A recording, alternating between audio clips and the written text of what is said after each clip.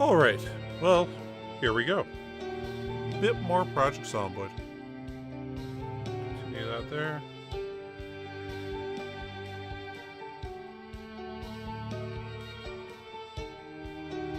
Alright, so last time we really moved in further this way. You know, we killed mostly zombies in here. I mean, we got 14,000, so that's a sizable chunk of these areas. We still have like these two that we've barely gotten into. We got a bit down here still. I'm thinking, hey, we killed 14,000 last time. If we do that like 2 or 3 more times, that's Louisville, right? So, yeah. Ooh, excited we're getting close. Close to being done here. So.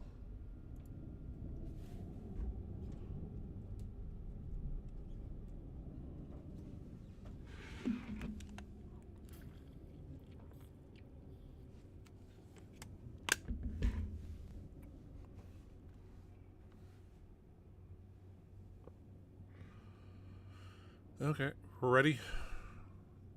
Ready to find out how we died. Jeez, it seems to take a bit longer each time. It's because it's got to load up all the corpses and stuff from the previous time.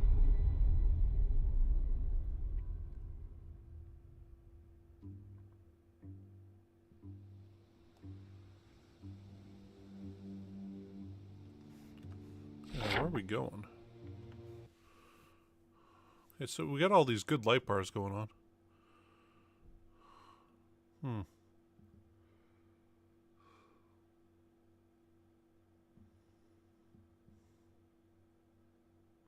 Well, I feel like, you know, we've just set these ones up in these areas here.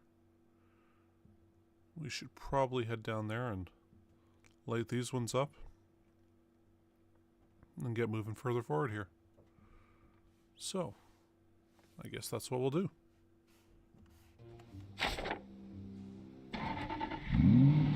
Jeez, it's early.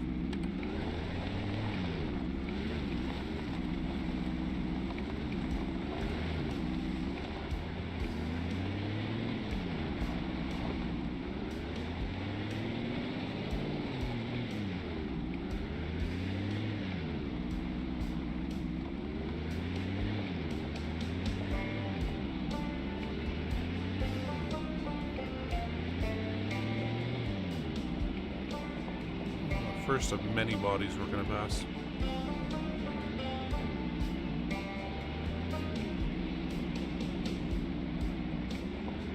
Go down to the next road. Ooh. Let's look at that frame rate. Oh, 22, 21.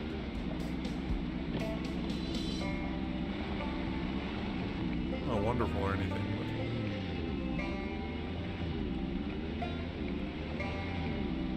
but absolutely terrible.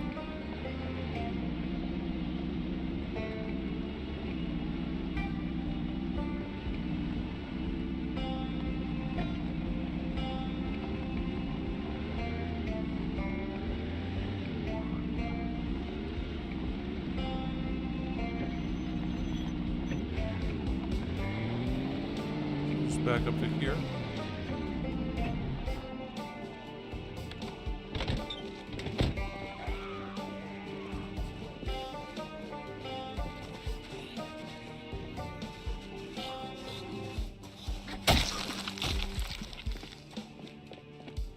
Sometimes this mouse just doesn't like to stay in a combat stance. Can't really feel that I'm clicking down on it. But, okay. Hold on 1 second. Ah, okay. Moving over a bit.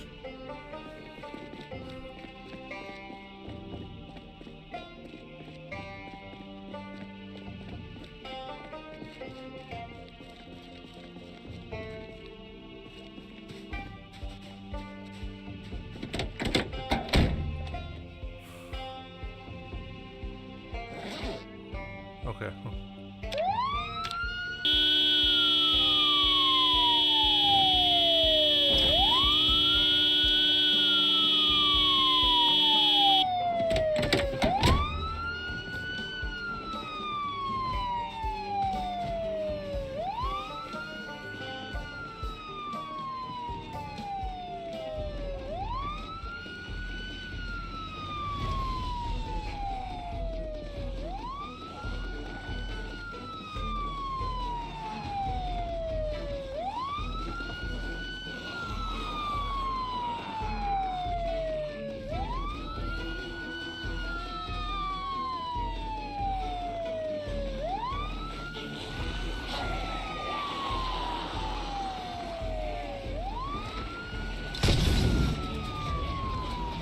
one piddly little flame. Okay, well, we got some zombies with it anyway.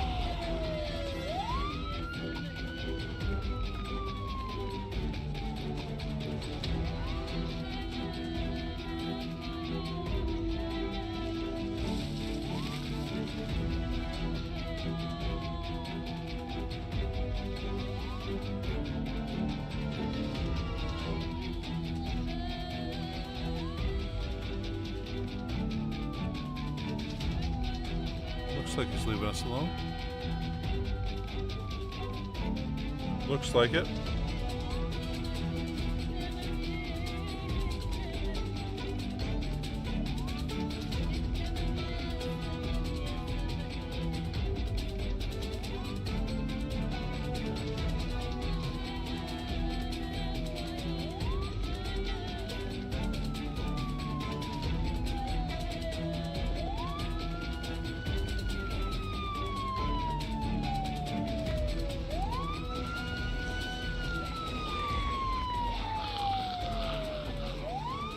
Now that fire's gonna spread around real good.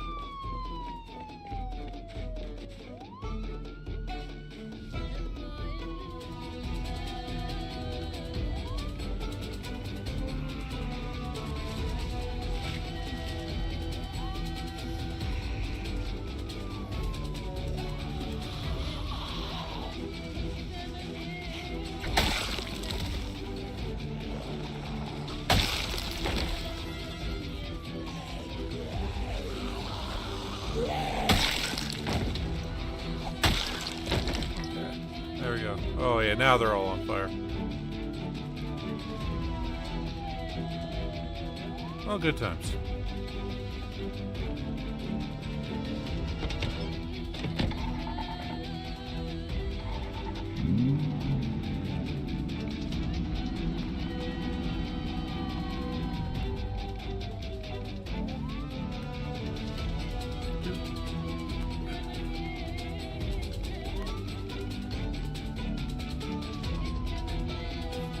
Okay, well, we need to smoke and we're kind of hungry, so...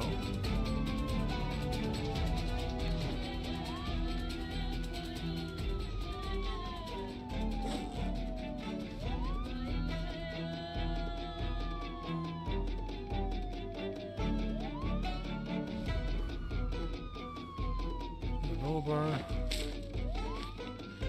83, so...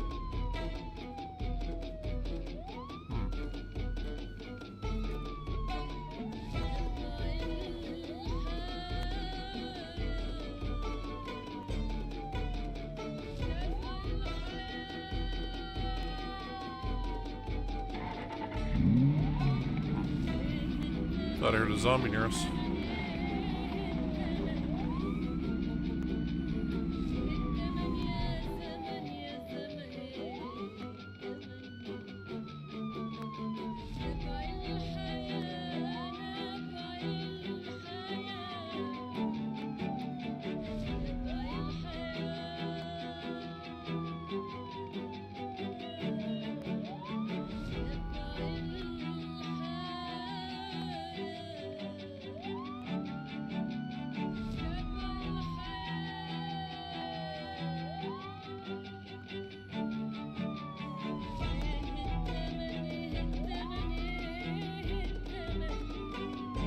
Alright, so we're toasting up quite a few.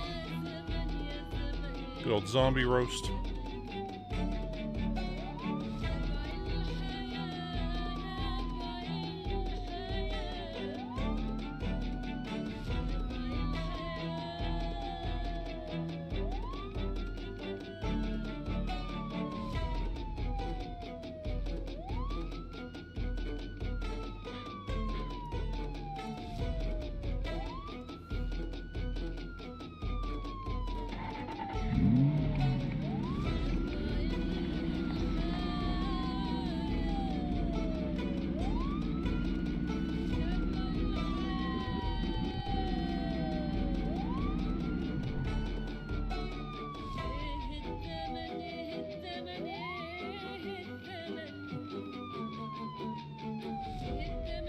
I don't wonder which building all these guys are coming from. So I mean, down to the south, there's what, that building there, and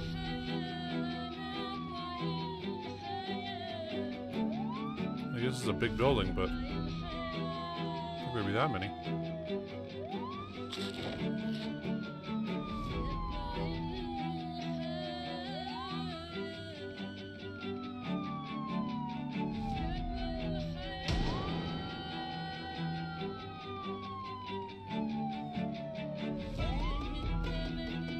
It's just been sitting here for like 6 hours watching these zombies burn.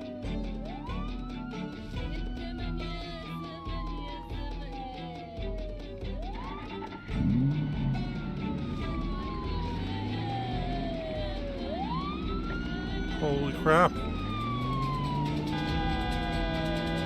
So that's where they all keep coming from, huh?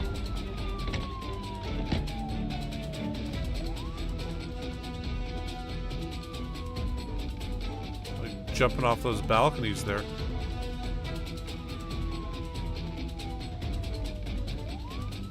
Well, it looks like there must have been like a couple hundred per floor.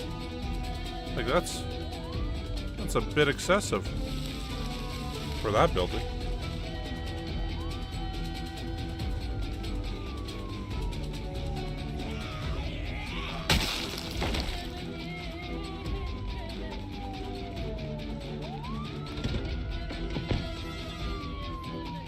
Hey, at least we figured out the mystery there.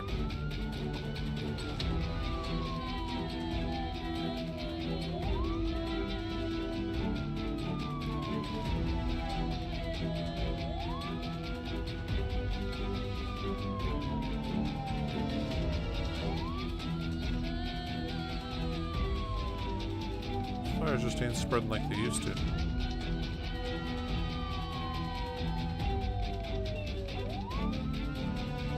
I guess they'll all get set on fire eventually.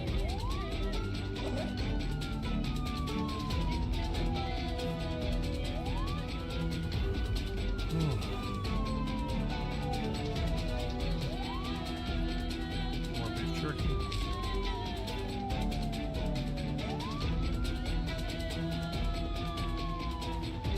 Yeah, thought we got away from him there.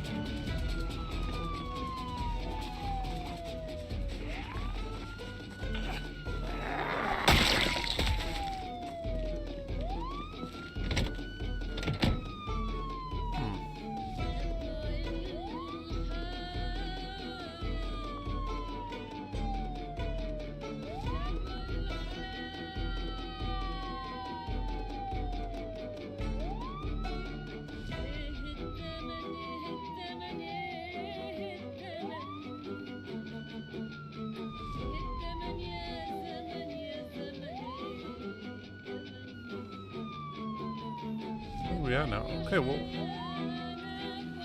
we have killed quite a few here. Seeing as all we have is this light bar, and we started at 405,713. So, I mean, we've killed a good 1,1600 here already. Or am I? No, my math's way off there. Yes, yeah, we're at 1,500-ish now.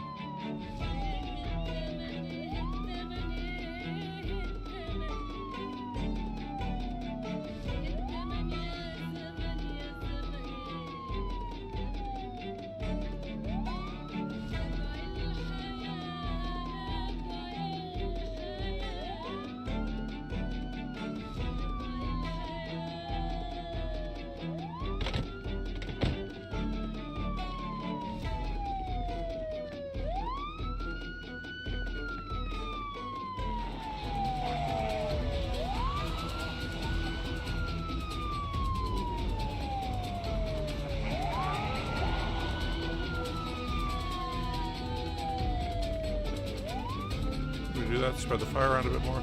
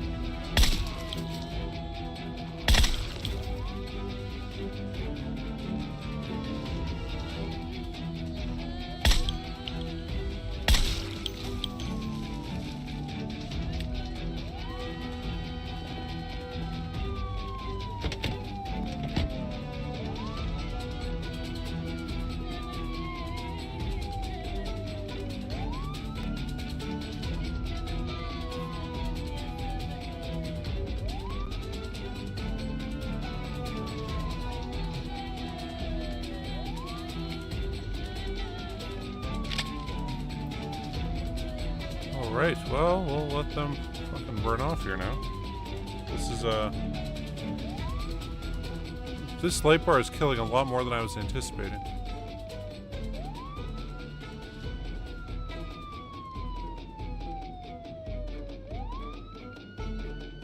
Should've brought a book with us to read.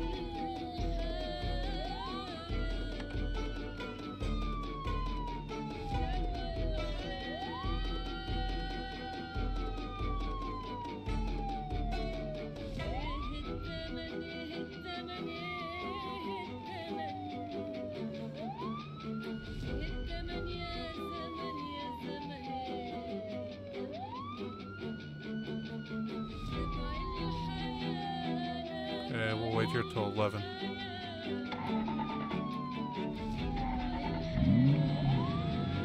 You know what? I guess we're done now.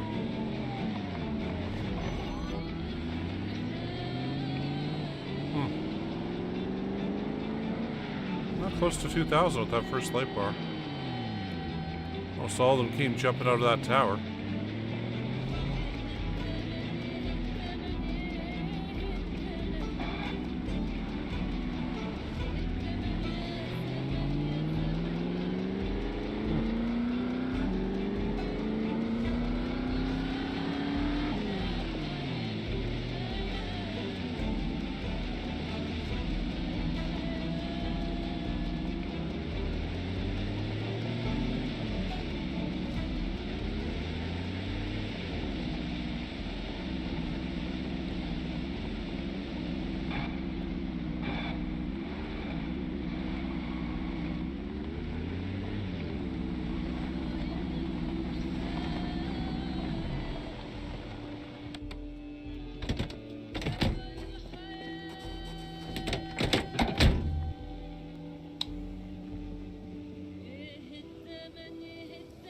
Down to 68 rounds left.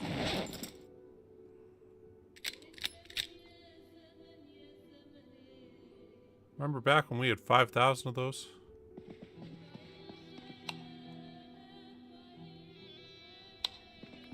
So we ate, what?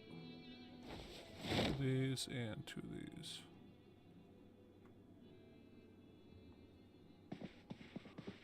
We're still kind of hungry, but we're positive calories, so if we just eat some gummy bears and gummy worms and jelly beans and stuff, that should be good for us.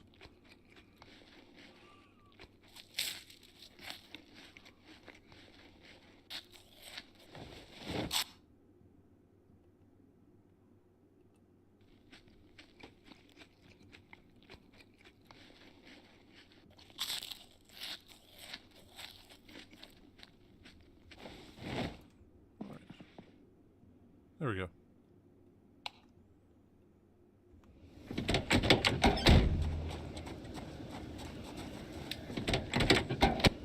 Doop-a-doop-a-doo. Have some cigarettes there.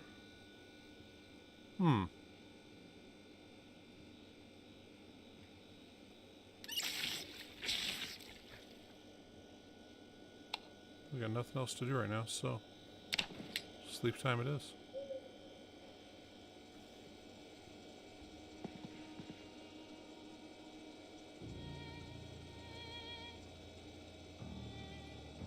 Juice box only does 2 hunger? Damn. Yeah, we'll drink a can of pop here. Okay.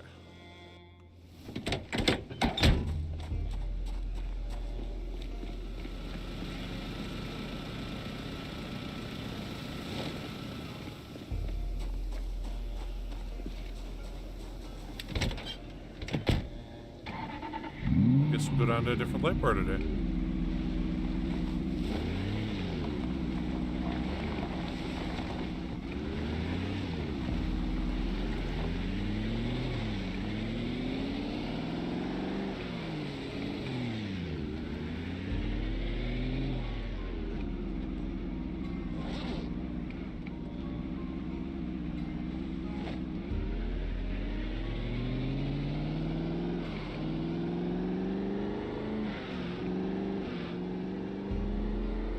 I feel like we can go to the next one, kind of down over this way.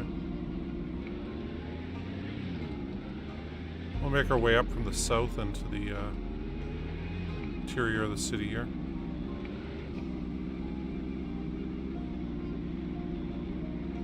Should have probably just turned back there. Oh well. We're going this way now. Ooh.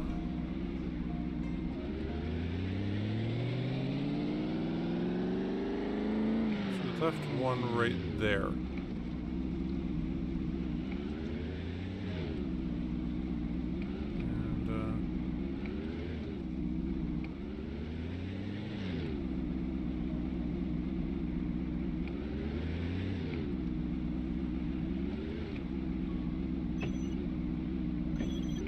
Better to go get it from the other angle there.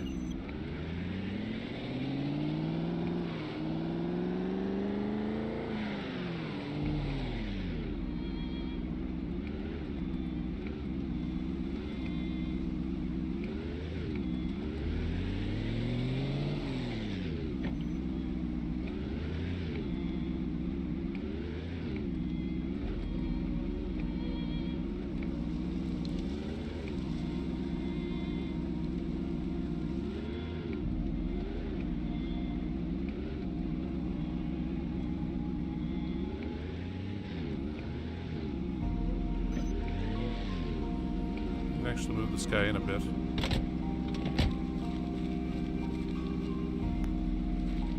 I like this design of condos. I don't usually make them like that for obvious reasons.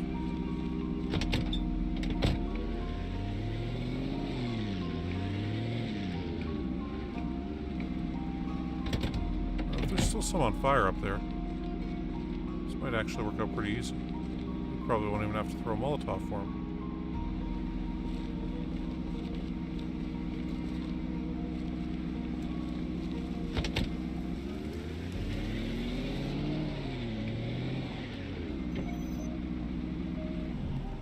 Down here, we'll hide behind there once this siren goes off.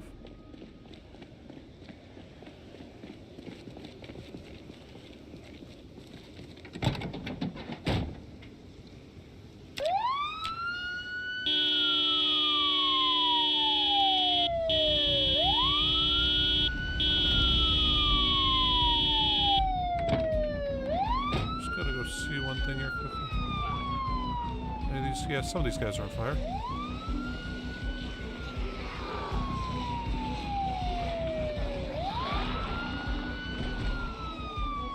Man.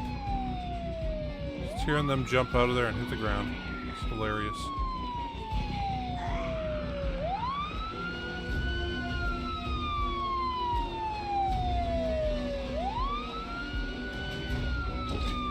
I don't have to do this, but I will.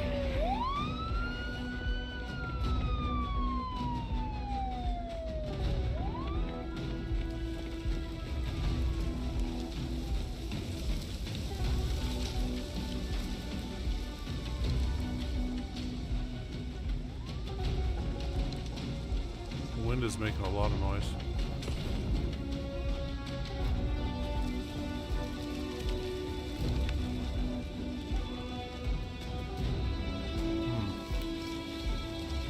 Okay. I think we're good. Yeah, there we are.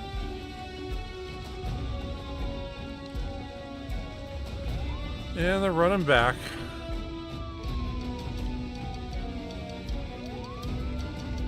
Experience more of the glory that is the zombie killing method of blare and burning with a light bar.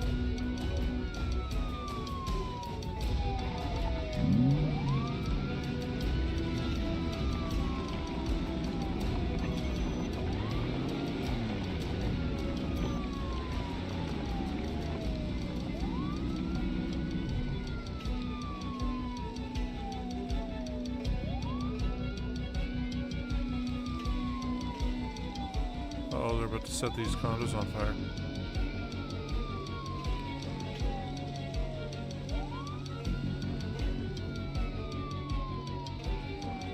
Oh well.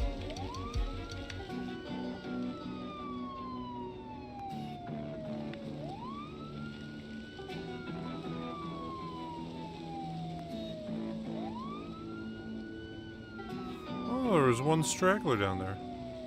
I would have thunk it.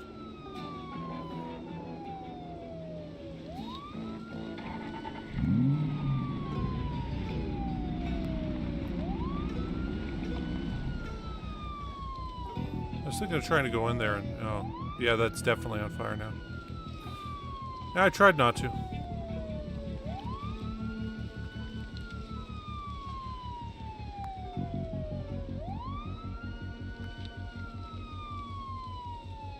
But hey, it's going the distance now.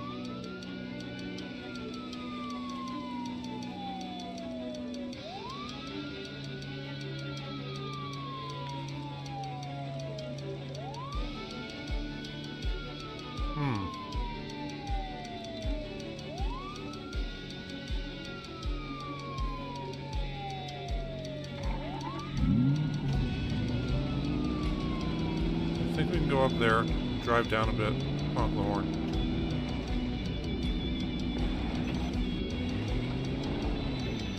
So I think we can. If we can't, we can always turn on this light bar here. And lure the horde over.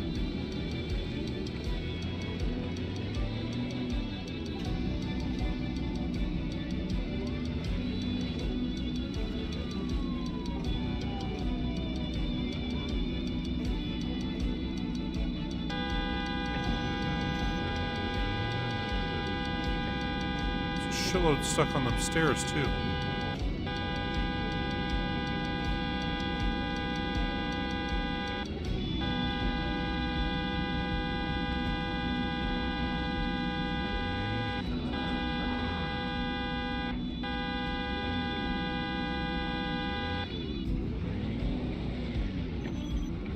Fucking how many zombies are in that place?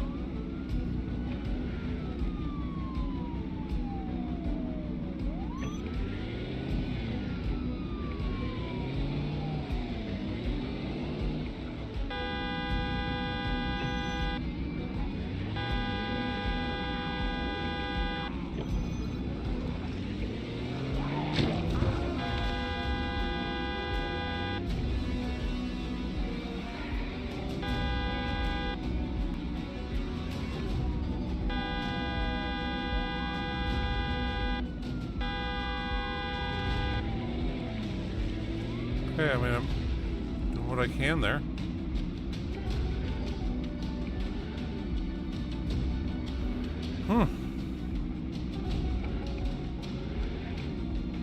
Maybe we should just set those buildings on fire and have that be that.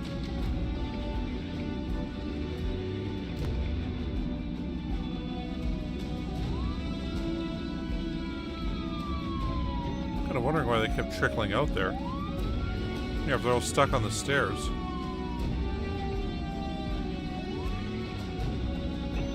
You know, back when I was in university, there always used to be like kind of an ongoing joke where from the bus terminal to like the arts tunnel, which is the area that led to the arts building for like social sciences and shit, you'd like come in this way and then there'd be some stairs off to your left that were like, you know, a bunch of, you know, like 3 different staircases.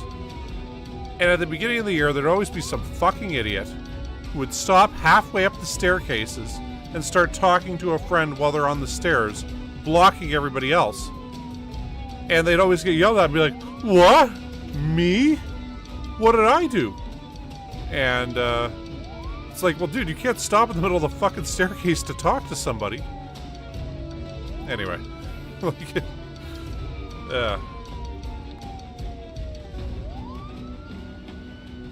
like, you know, I thought university people are supposed to be smarter. Like, why would you think that you can just do that? But, in this case, though, I would say it was stupidity, more so arrogance.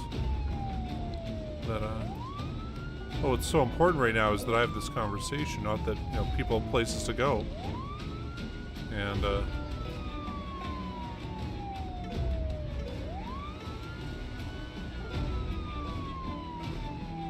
oh, it's made it to the 3rd one.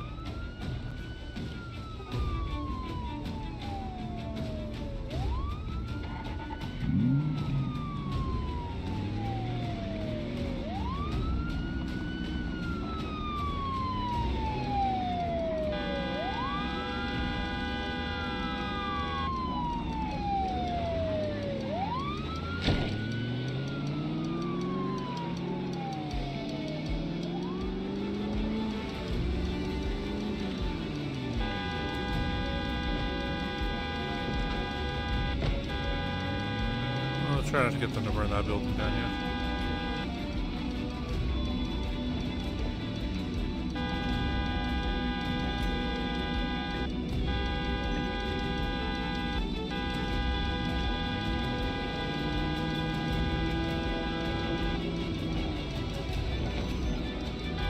Oh, it's going. It's going now. Well, let me be the first to say shucks about that one.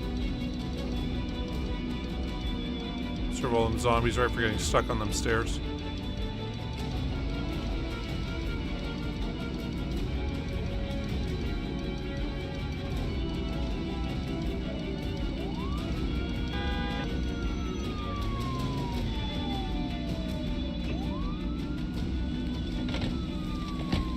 That one through. Go over here. Lose track of them.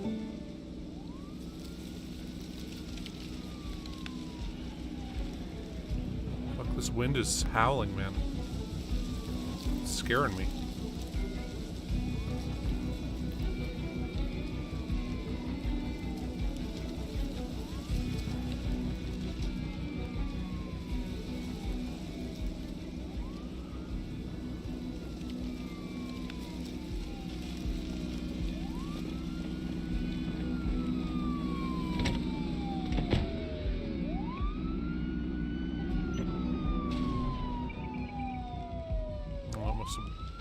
Destroyed that propane tank.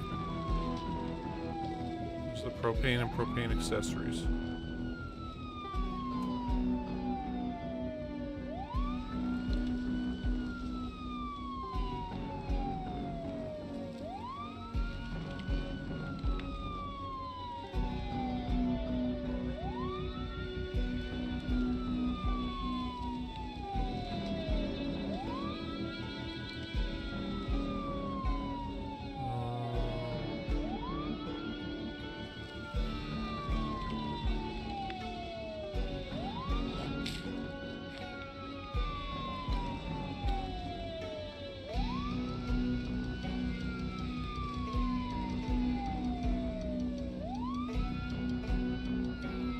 Killed a few hundred this time, but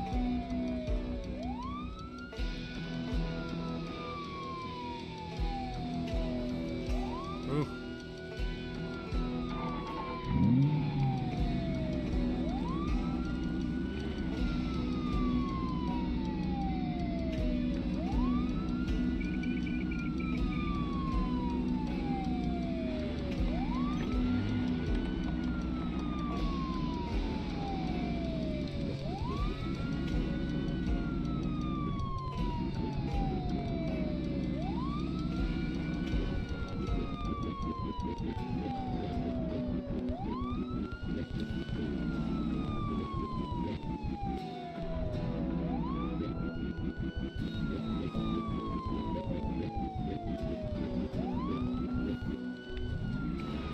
That's that for that. Let's head back now.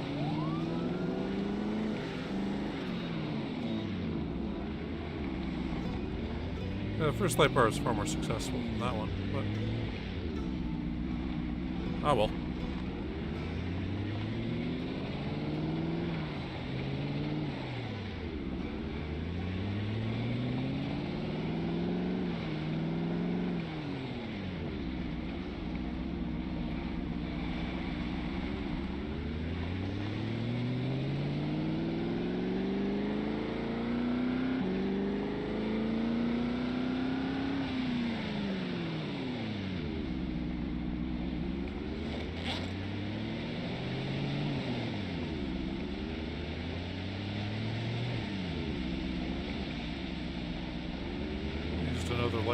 We used another Molotov. We didn't really have to, but you know, the amount of kills we're getting per, like, you know, Molotov and bullet used is pretty sweet. So for 2 Molotovs and like 4 or 5 bullets, we managed to kill 3,000 zombies. Don't need to go in there.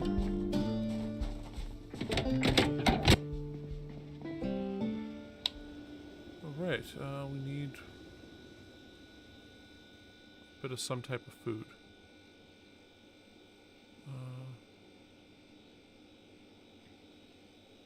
was just eat one mac and cheese. No, let's not.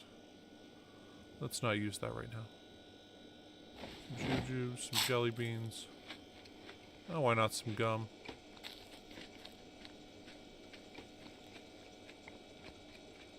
Let's eat some random licorice. Sunflower seeds. I'll eat more licorice, and then we'll eat some black licorice.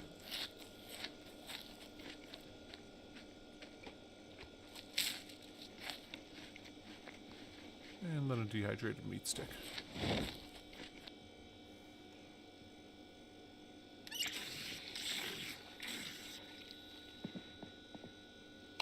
How are we not tired?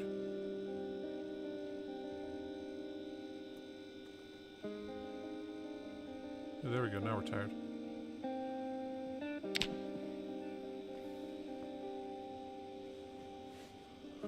Okay. On to the next blare and burn.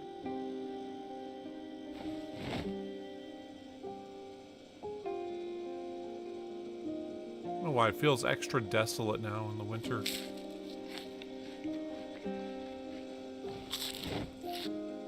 Once shuts a lively city full of zombies, and now it's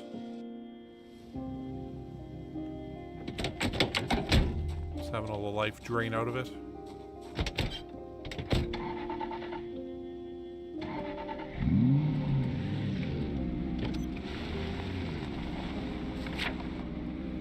Okay, so we just did both those light bars.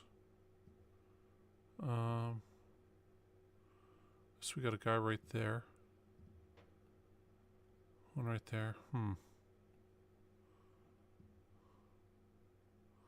We could always set that guy off next. It's kind of going around a bit of a different way. And it is a bit of a distance from where we are right now. So that does kind of suck also. Well, like with that done, I think we could push even further into here. I mean, want to clear out. Today I want to try to get below this road done, like south of here. And,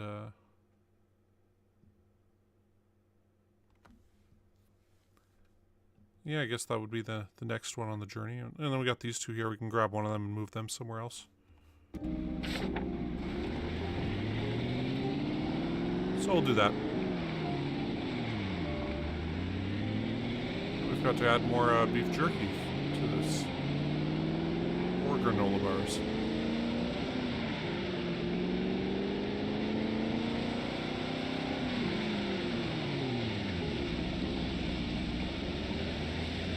You know, it would be one thing during the zombie apocalypse to have to... You know, once you got rid of all the zombies, what the hell do you do with yourself, right? That's when the real boredom would set in.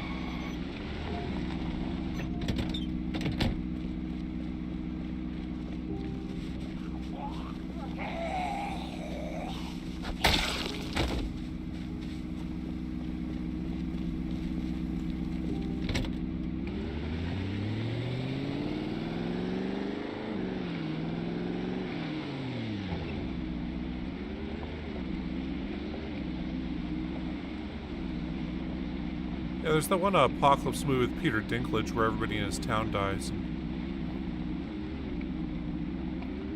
he's just going from house to house, getting the bodies out of there and burying them.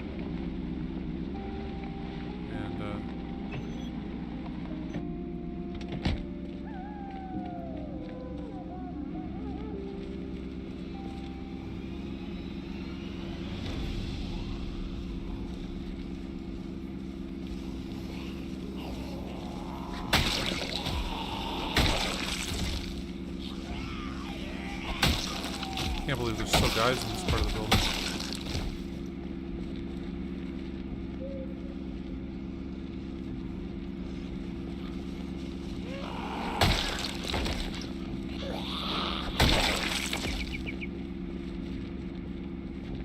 I kind of feel like we could pull this up this way.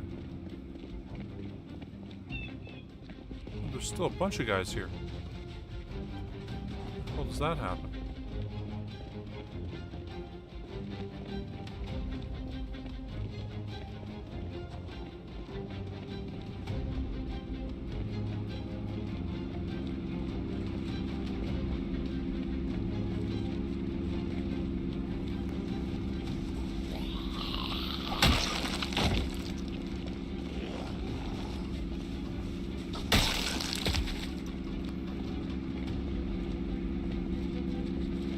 maybe we'll just...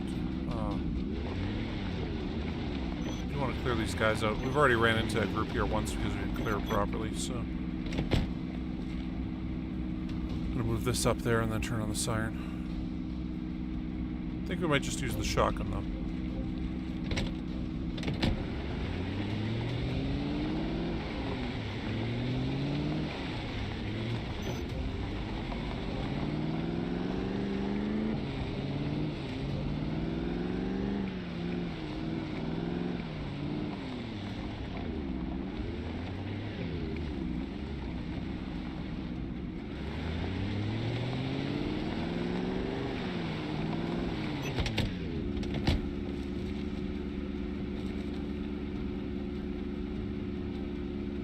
Now you can notice us, huh?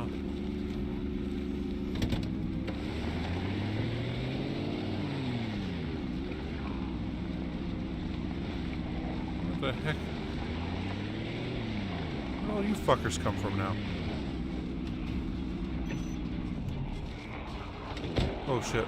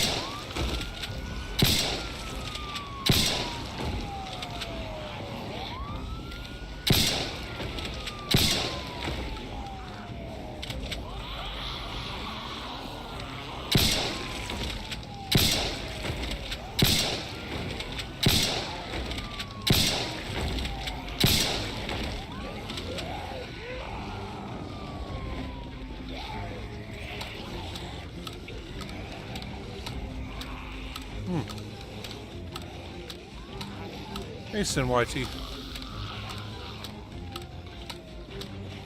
What's that sign?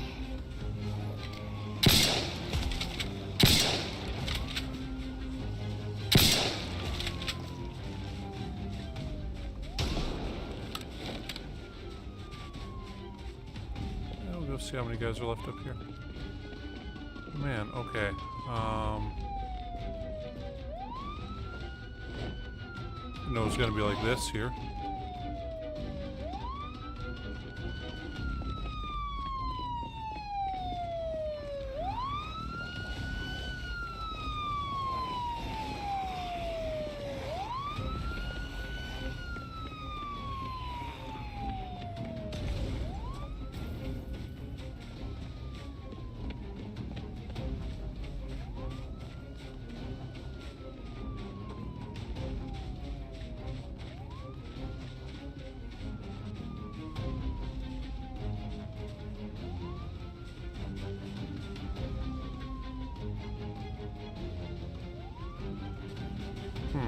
Itching.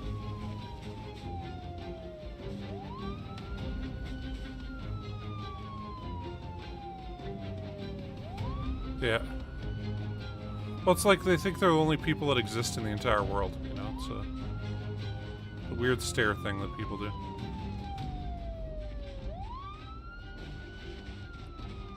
A friend of mine, Gerald, used to say it was like, we've got a, you know, a grocery store that's the co-op, so it's a cooperative where you have a co-op number, you get money back, blah blah.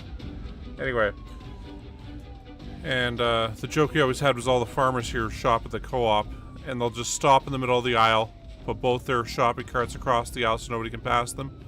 And the first question is, "Hey, how's the seeding going? You know, how's the harvest?" And yeah, it's one of those things where. Yeah.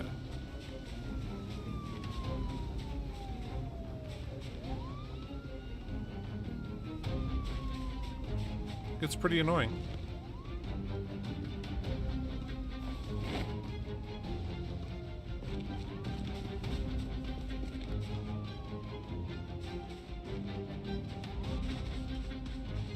But hey.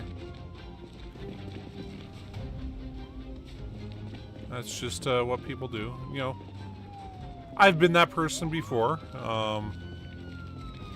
When I first moved to Vancouver, I would walk backwards all the time while talking to people.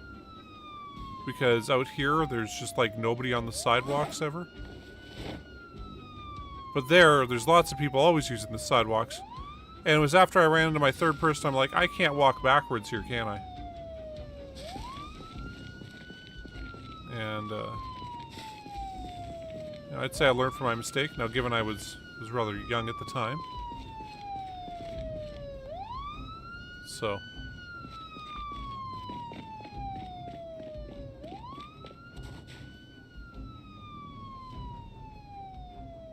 But yeah, it's weird social etiquette stuff that... Another example of that. Okay, so when I was in London, I was at Piccadilly Circus, which is their, like, Times Square or whatever. Like, it's a big shopping area. And, you know, it starts raining. So all these people get out their umbrellas. A lot of people had clearly never used an umbrella before. Because, you know, I'm 6'4" and I keep getting hit in the fucking face with people's umbrellas. Because they aren't watching where they're putting their fucking umbrella. Oh, man, it bugged me so much, man. Like, after the fourth time, like, man, I gotta get out of here. These people don't know how to use their goddamn umbrellas. And then when you complain to them about it, they'd act like it was your fault for almost getting hit by their umbrella when they're the ones holding their umbrella. And, yeah, it was just kind of painful to deal with. Let's see, are they still in here? God, they're still in here.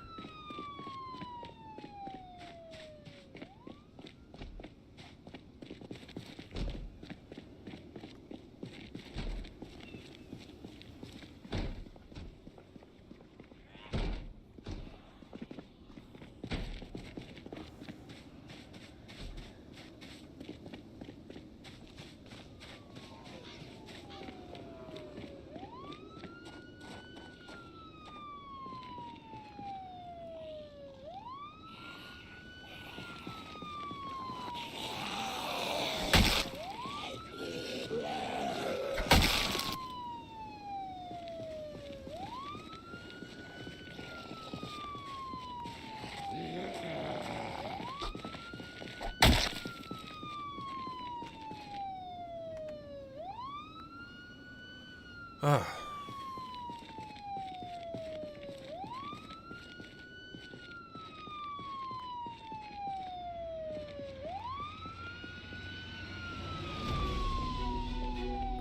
Well, we're gonna drive up there. We're gonna honk the horn a bit up north, see if we can lure anybody down.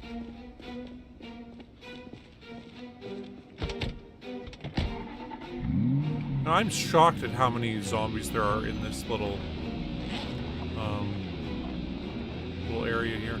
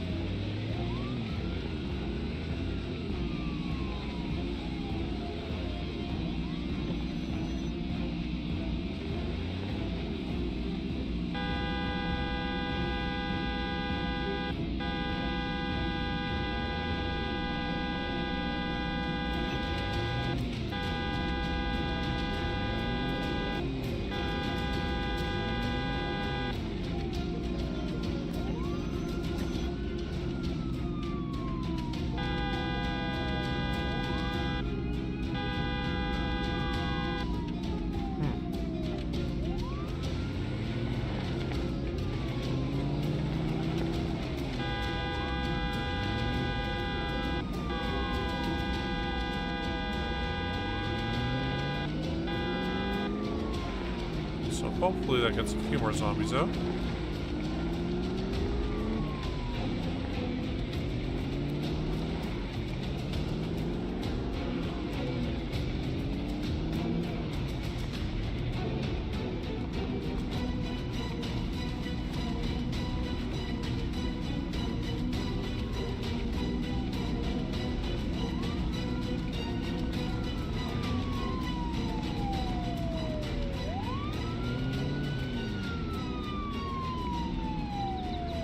Meander up here a bit.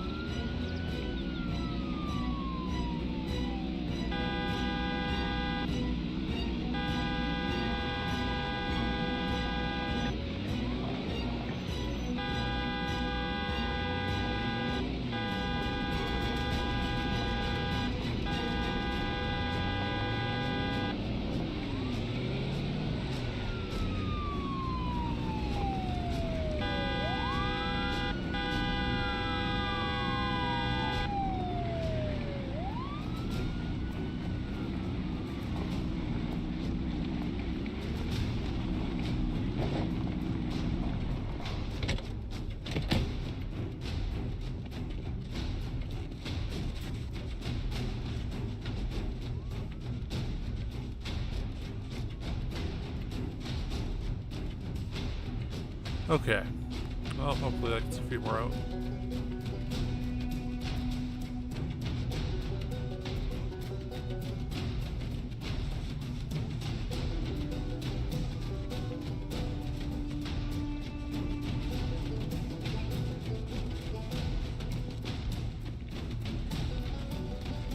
Okay, we're 409,000.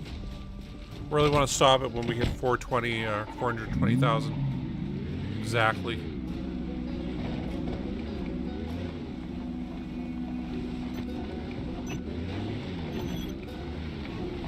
420,069 would be another one. Gotta stop there.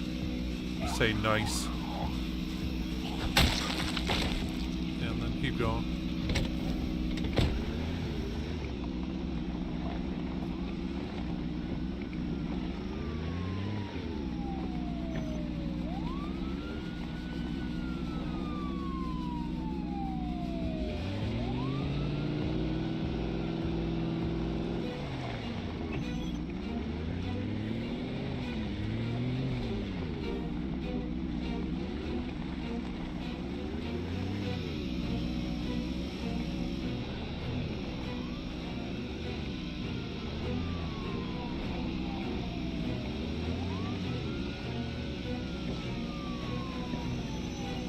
I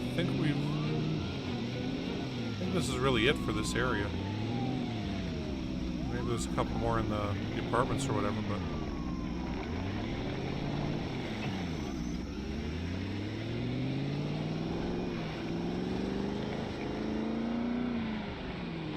probably go over and kill them with a machete. Maybe get another blare and burn off on the,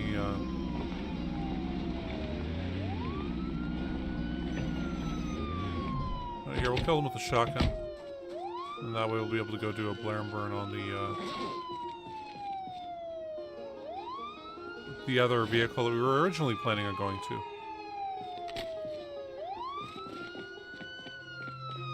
Where we got caught up with the, these apartments. Which have had a surprising, just a really surprising number of zombies in them.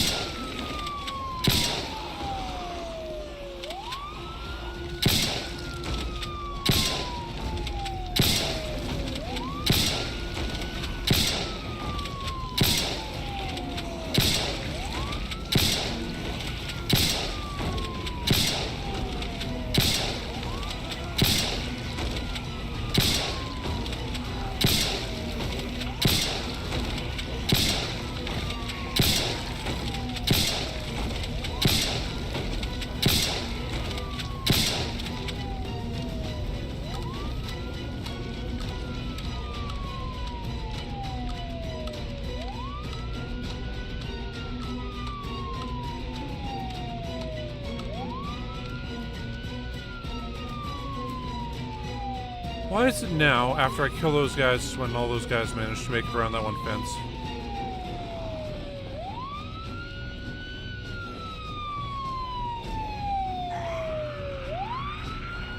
Just don't seem fair.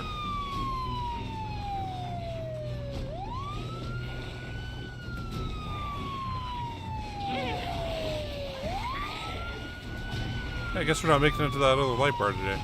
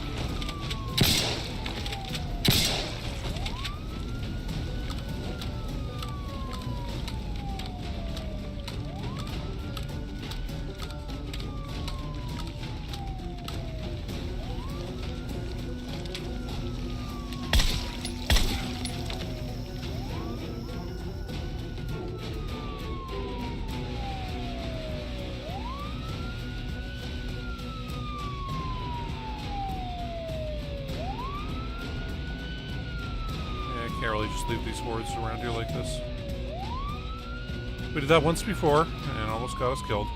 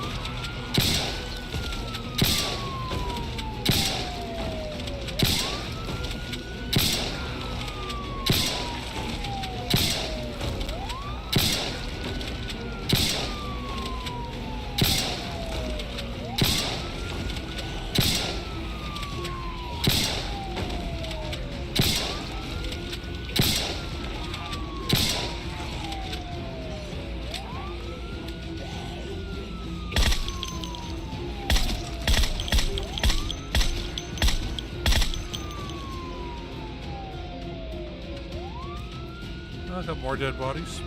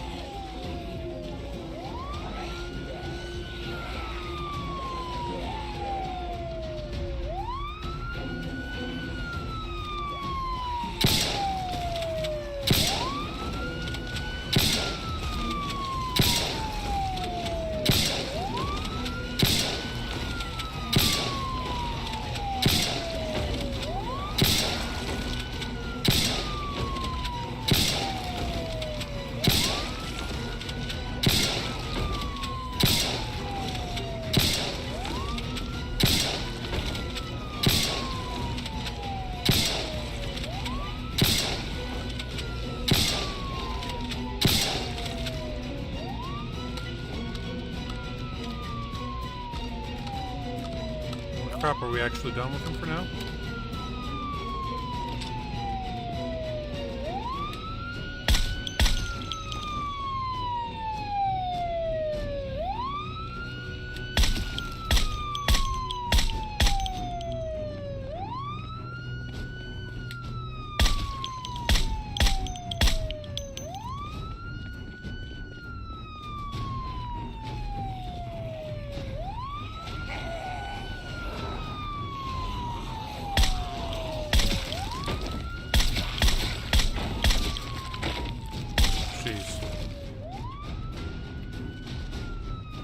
Crazy apartment building.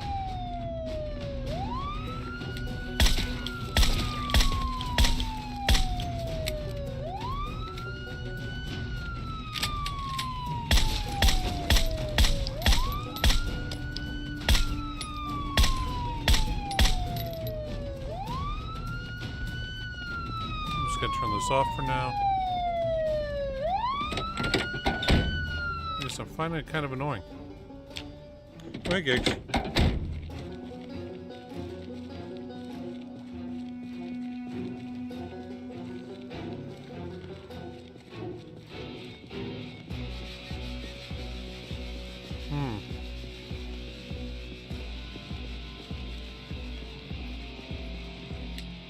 Yeah, by the way, if you didn't know this, because we didn't know this for the longest part of this run, hitting the comma button will make you switch the ammo types in some guns. So like with the China Lake, we couldn't put the incendiary rounds into it because we hadn't switched the ammo type, but you have to have the gun totally unloaded, and then you hit that, and you know, with this gun there's no alt ammo, as you can see.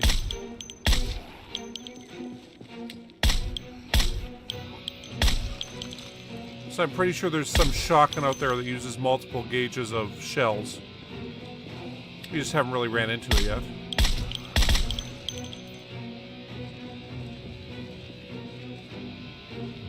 Let's see if this has an alternate ammo. Yeah, this one doesn't. But yeah, we're stuck with a bunch of different shotgun shells we'll probably never use.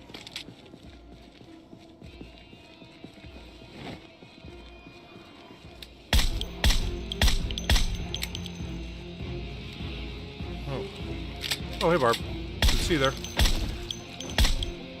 Hey, Chrysler.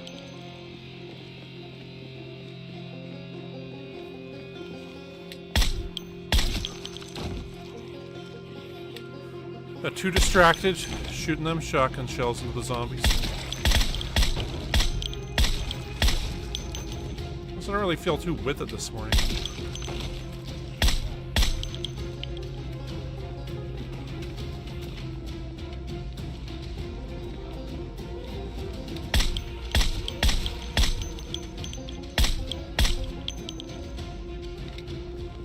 I don't know what it is, but...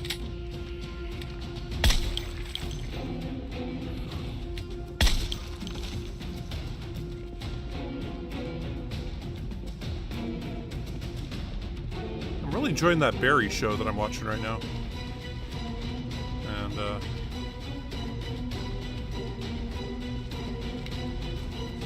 that's good stuff. Okay, well, looks like we got the guys out of there. Still have that light bar over there.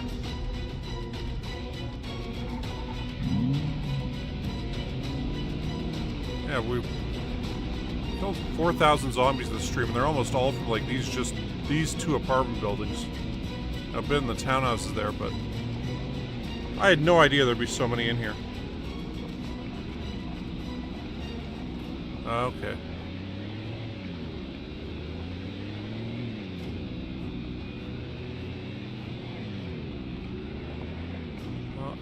You know, I think we're just going to go back early this evening because there's really nothing else we can do right now. Suppose we could move some of these cars around. Yeah, let's move some of these cars. So we have a, you know, light bar up here that we can move quickly. I don't know where to exactly, but we can move it, and we get to see this building more on fire.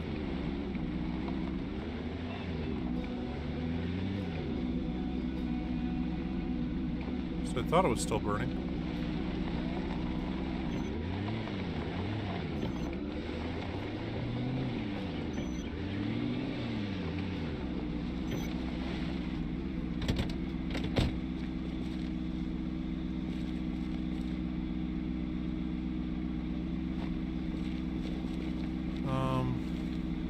I'm also trying to think of easy gun loot areas.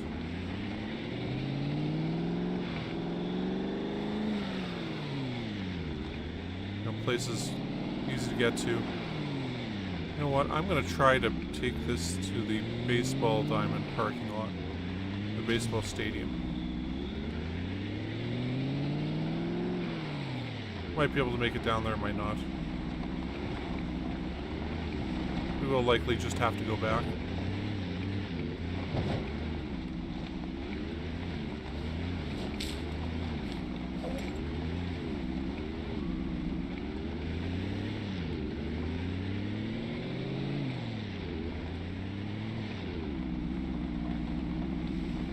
Oh, there's so much death and destruction. So much.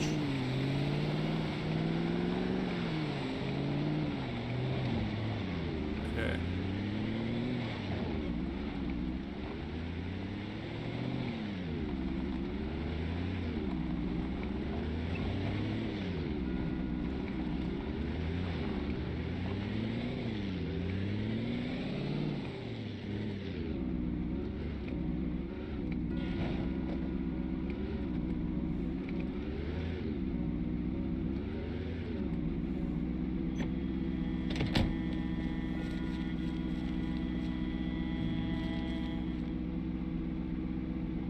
Kind of sparsely populated here.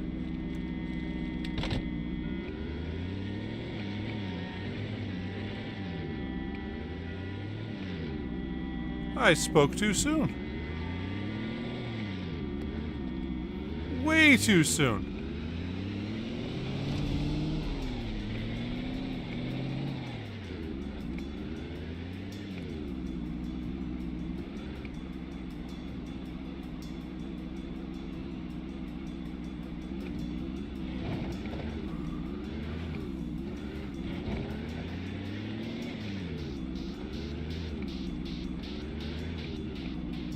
Yeah, let's just get back to where we came from.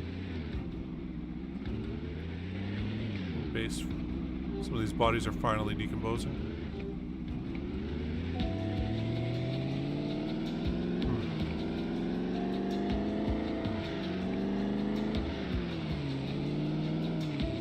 I mean, if you're playing with a lower population, you could always go up to the shooting range.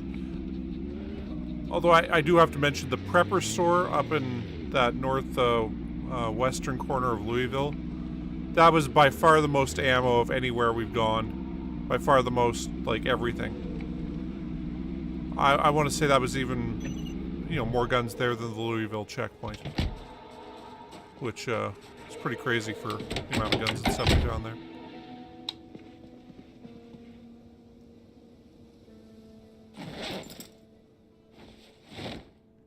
Alright.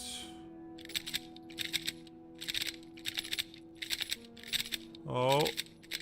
And there we go. We're out of them bullets.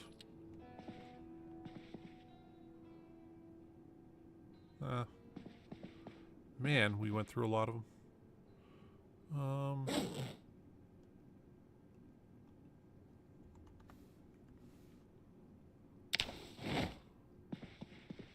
Oh. My bad. Forgot about that.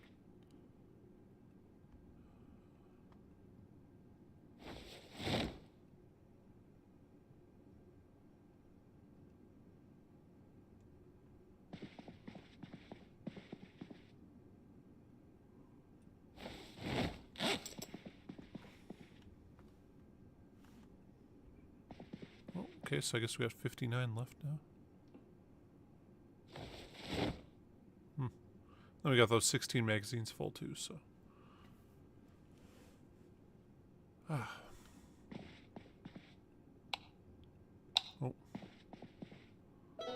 Grab both those. Those. Half of those. We'll put those on our car when we get back in there tomorrow. For now though, we'll hop in our trailer.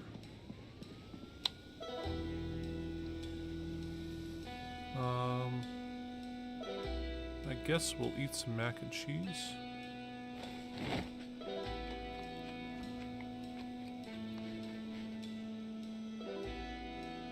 Still down 900 or so calories.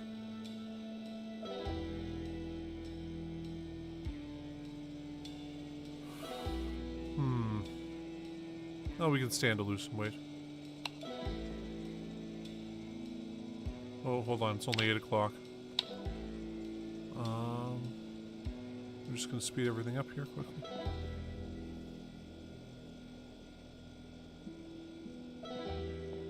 Put on some video, I guess. Ball cooling? Okay. Sounds good to me.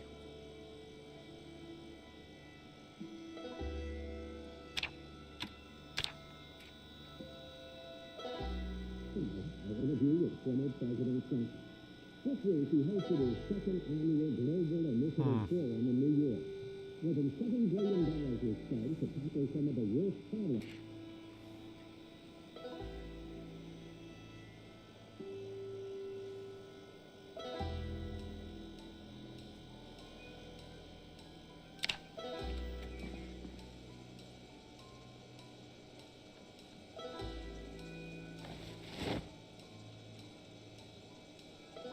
Guess you made note of all the annotated maps.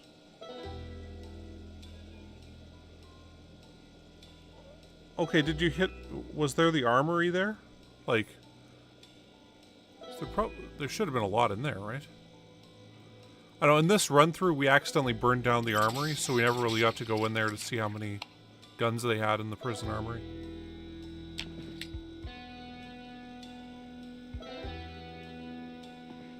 You know what, before you do anything else, real quickly, let's go over this. Okay, so, yeah, there's the prepper store up there. There's a gun store right there. There's another gun store we ran into that was right there. I think, yeah, there's another gun store over here.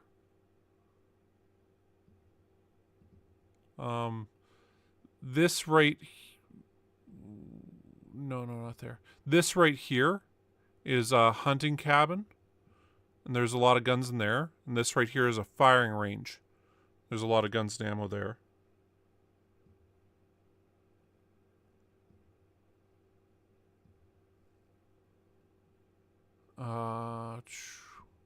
West Point, yeah, you have the gun store up here in West Point. Just, you know, it's kind of far away from stuff, so could always hit that up. That's the police station in West Point, so you can get guns there.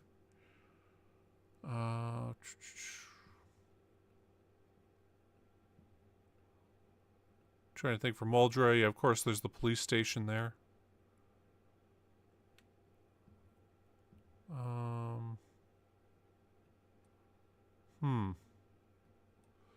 I guess this is Ekron or whatever. There's a farm store here that's got a few guns in it. It's not many. It's like, you know, it's, I want to say a dozen shelves or so. We didn't really get much out of it, but hey, it's there. You need a sledgehammer to get to it. For guns otherwise, yeah, I mean, up in Riverside, you got the little police station here. The advantage of Riverside is like these big houses, if they're, you know, survivor houses, they'll tend to have a lot of stuff. So, yeah, you can check that out. Yeah, guns in the hospital. So you have the U.S. Army supply store there. Otherwise, for Rosewood... In March Ridge, there was a lot of guns, but it was like on people instead of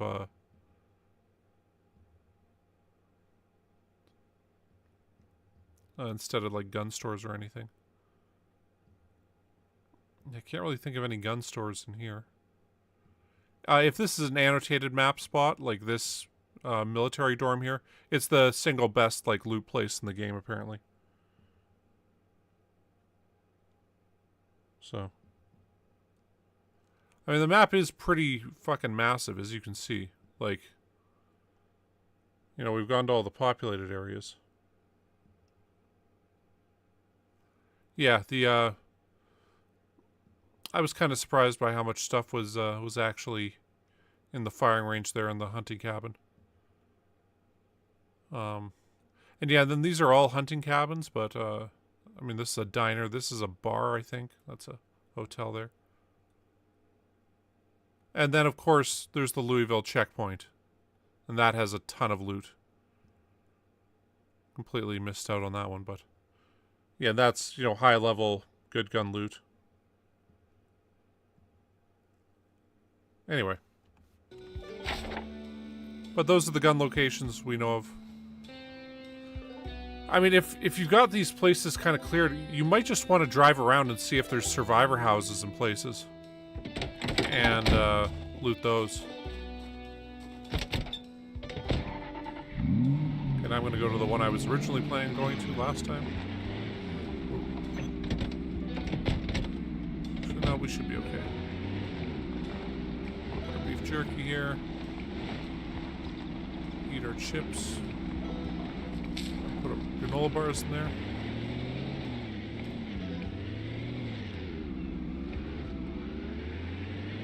I guess we have to keep them on us.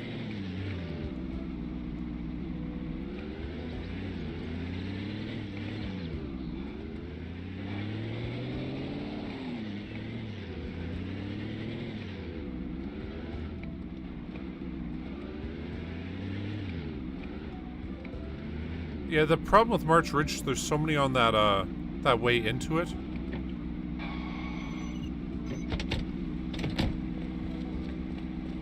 Like that one, the one road that leads into it. Like that took us a while to clear. And back when we were March Ridge, we used like only melee. We were all about the spears. And yeah. Oh, hey, Samet.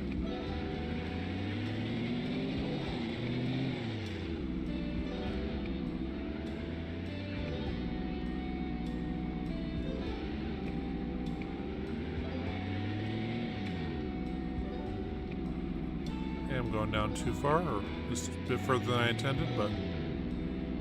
oh, no, wait, no. This is where we wanted to go. So we're going to go all the way around to that edge there.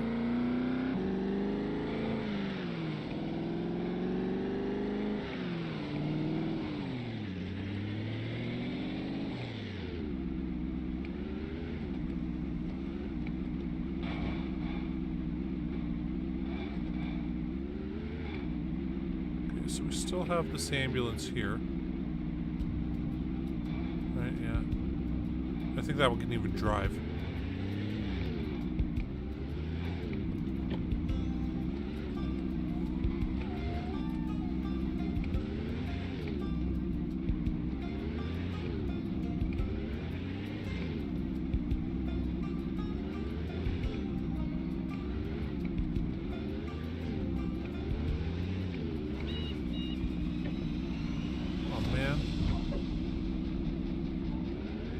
Supposed to... this guy out of here. He's in the middle of the road. Oh man, how many guys are around here? Yeah, I think we're gonna have to fight our way to him. Oh well.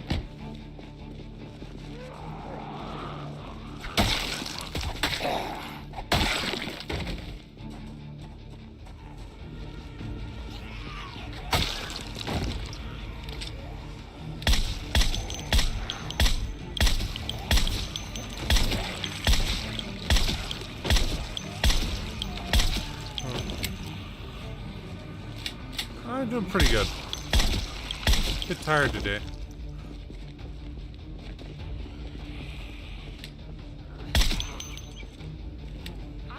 But hey, we'll kill a bunch of zombies. That'll wake us right up. Maybe watch Dog Goblin.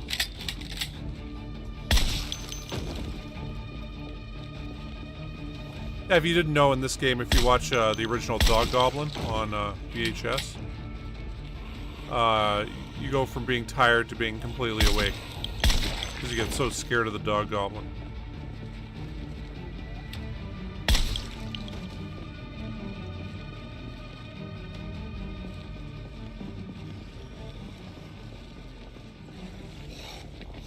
We're gonna have to just use the machete on these guys.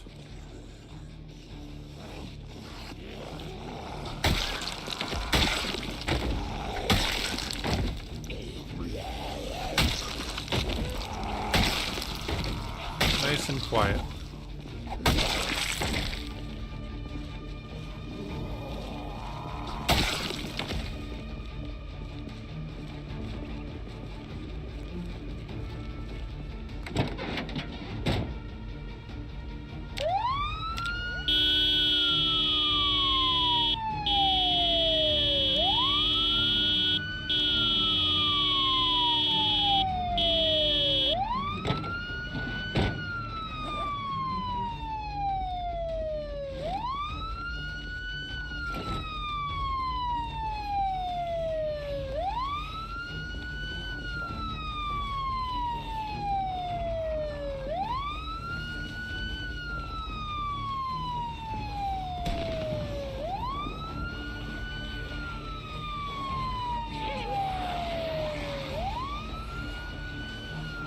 Come on.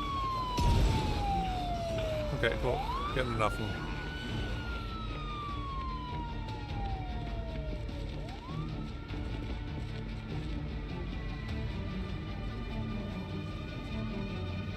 Oh, shit.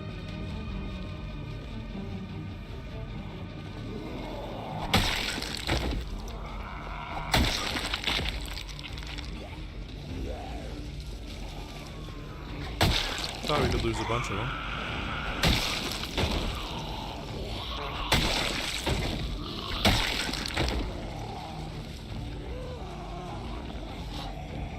We did lose a bunch of them, just not all of them. Okay.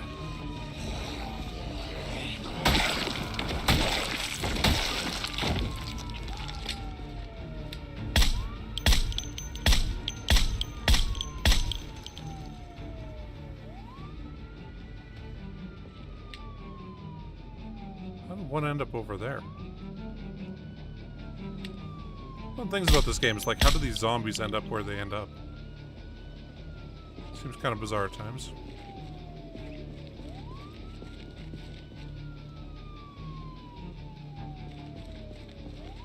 Oh well.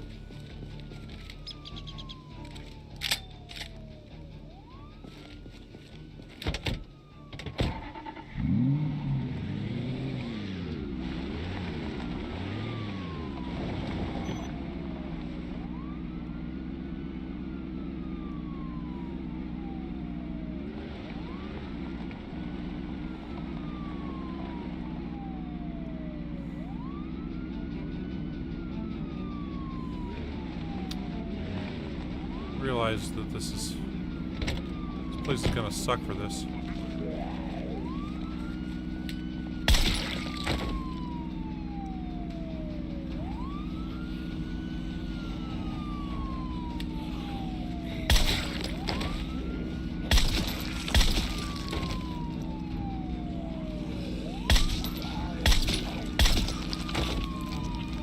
I'll let that guy stand up and get over on this side of the street.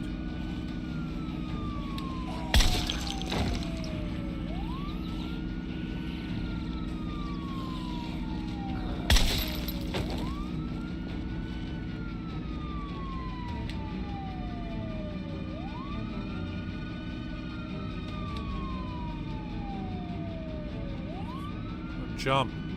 Jump. Jump. No, they're not jumping.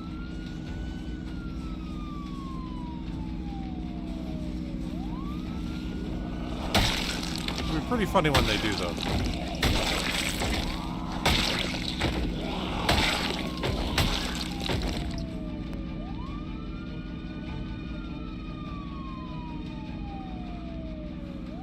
Damn.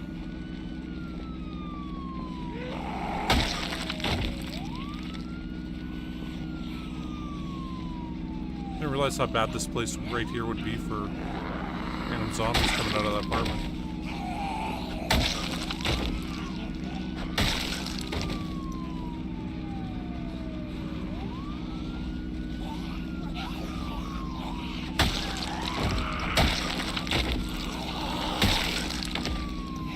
Like we're gonna have to go back up that car a bit.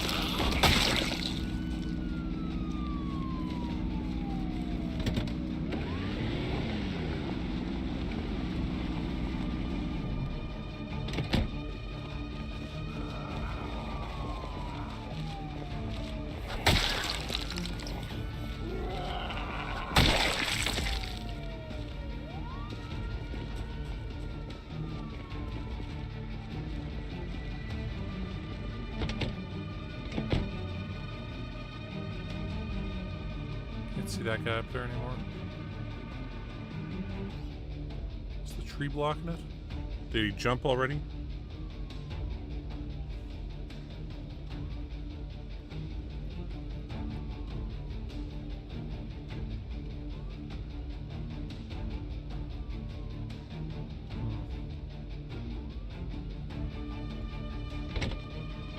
Like there's got to be a way to speed this up a bit.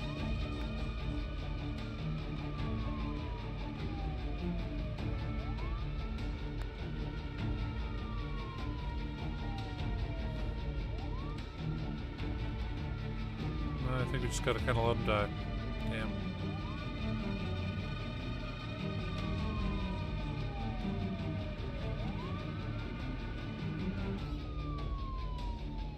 I want to see one of those guys jump. Or I guess stagger over.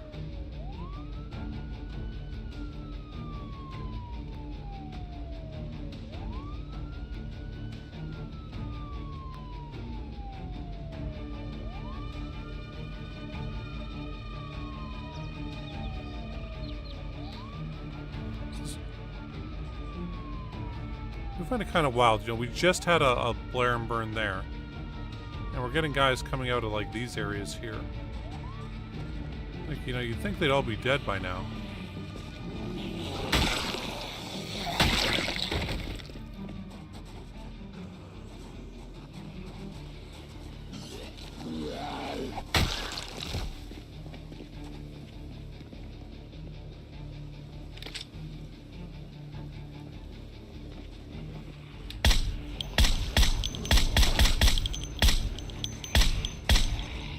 I'm trying not to...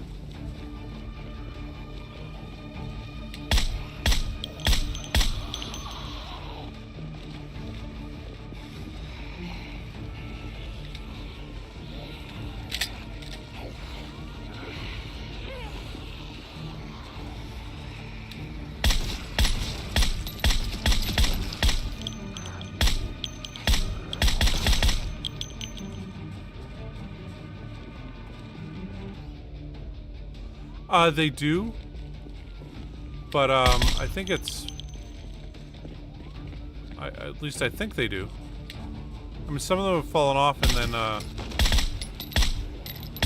been like stuck as crawlers afterwards.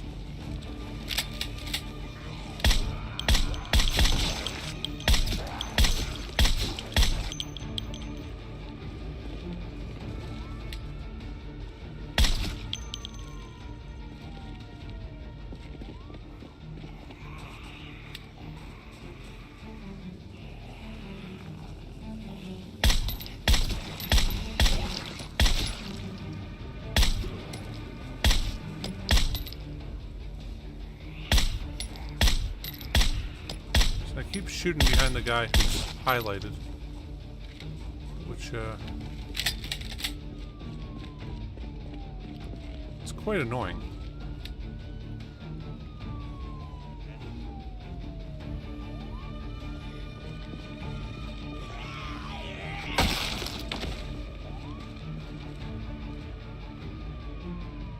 Oh, hey, Jackerbox.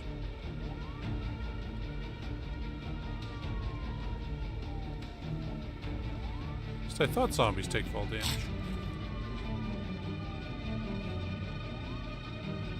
It's one of those things, I'm gonna look that up later.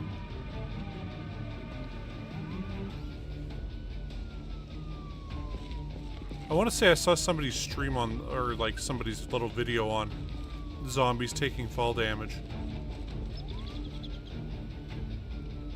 They also did one on how much damage you take when you fall. And you take more damage when you're overloaded and fall than normal. So.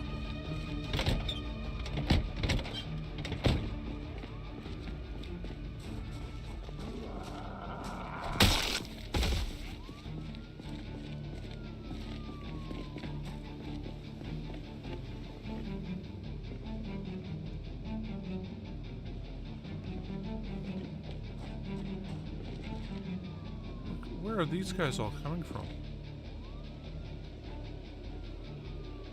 They're probably stuck on the stairs like in that other apartment.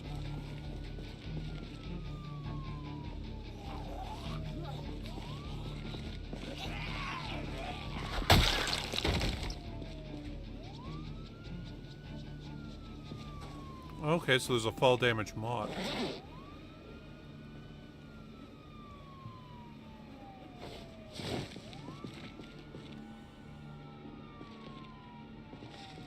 You know what, if they don't take fall damage, there was even less of a reason for that zombie that was up on that corner to not jump off.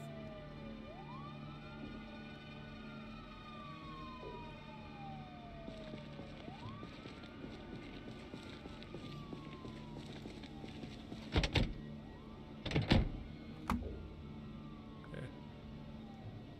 The door closed and everything.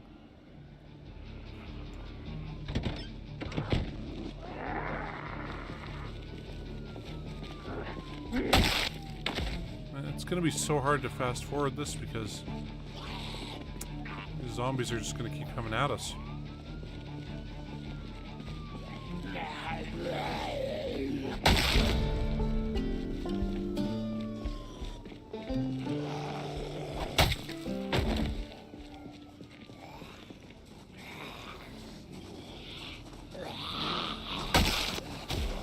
There's this thing that happens sometimes where you find spots are just terrible for killing zombies. This way.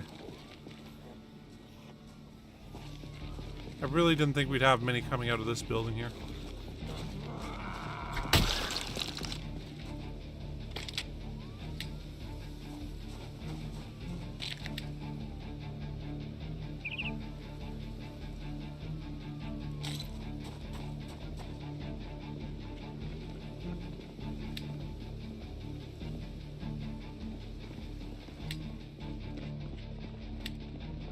We got some cookies here. Cinnamon roll, yeah. Shortbread cookies and sugar cookies. Oh, we'll grab all those. We got some rotten donuts.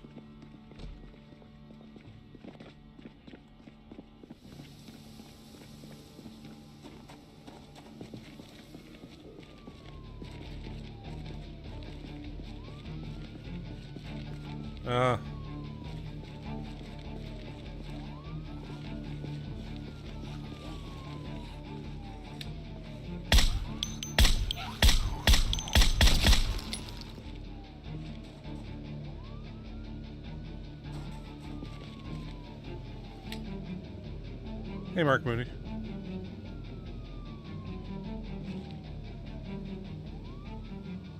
Jeez.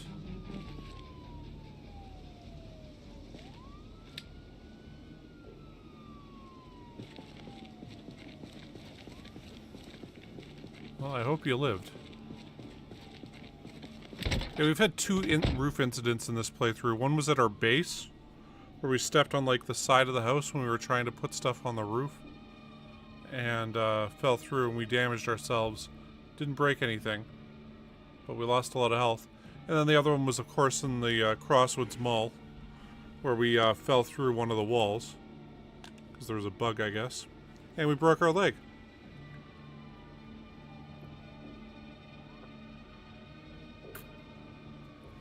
That eventually led to our death.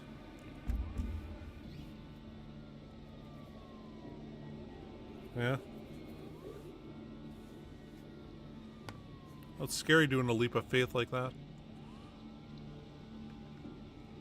Yeah, sometimes you got it.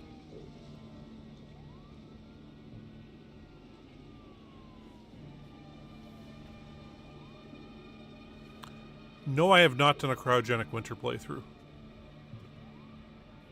With this game, we did like the first one that was all like noobed up. And we spawned with a backpack with some food.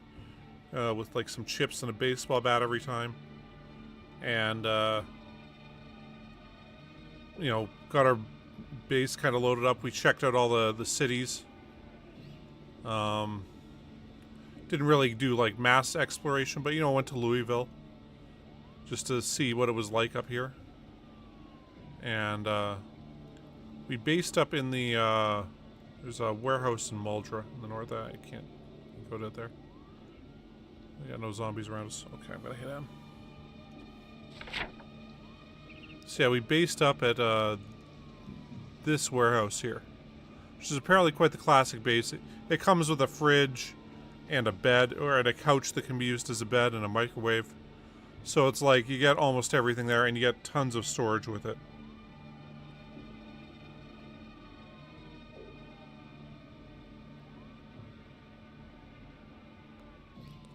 Okay. So that was our first playthrough. Our second playthrough, we did the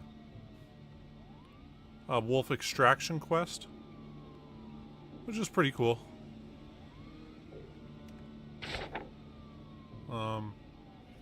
If you haven't played the wolf extraction quest, what you got to do there is you got to find a military tactical walkie-talkie, which we went to the Louisville checkpoint and found. And after that, you can make contact with a helicopter and it'll tell you where it's going to land. The first one said it was going to land on the roof of, I want to say, like, the art gallery, or maybe it was this building. Anyway, we tried to get there, but we just kept getting overwhelmed repeatedly. And we eventually died. But the advantage of this is when you die, you can then go on the walkie-talkie again and it tells you to go somewhere else. So then we had to go to Rosewood Prison, to the courtyard. I want to say, like, there's like a little courtyard here in the middle of it. Anyway, and you had to go there, and once you get there, you select, you know, contact the helicopter, and then they send a helicopter to pick you up. And you have to survive a helicopter event for like 5 minutes staying in the same rough location. It's pretty sketchy. We were just running around in circles with this huge zombie horde following us. And yeah, that really that was something. Okay, I think these guys are all dead. No, there's more coming out there.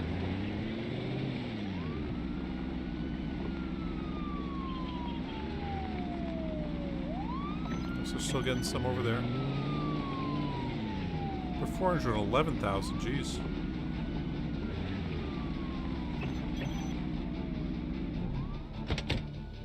Anyway, so then after the wolf extraction quest, we attempted one of the runs of this. We had multiple helicopter events and migration on, and we started in Muldra. We did like 9 episodes before I was just totally overwhelmed, and I felt really bad about it because I'm like, okay, I'll start a run of this, kill a bunch of zombies, all that stuff. Nuh-uh, not happening. And I just kind of had to accept my skills in this game were not there at the time. I feel like if we played that again now, we'd be okay. But at the time, yeah, there's just too many zombies everywhere. We couldn't get our way through it. And our base had been overwhelmed twice. So we ended up having to ditch that. And then we started some other run right before we started this run. But that other run only lasted like 2 hours, so, whatever. And then, since then, all Project Zomboid I've played is this run.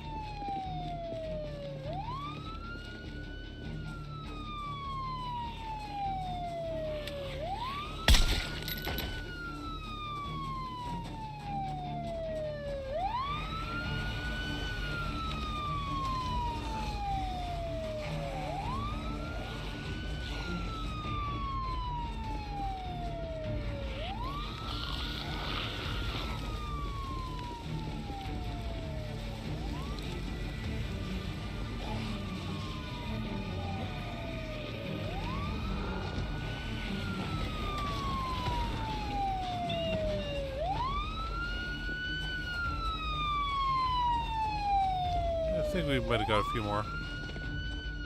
Going over this way. Go hide behind a tree now.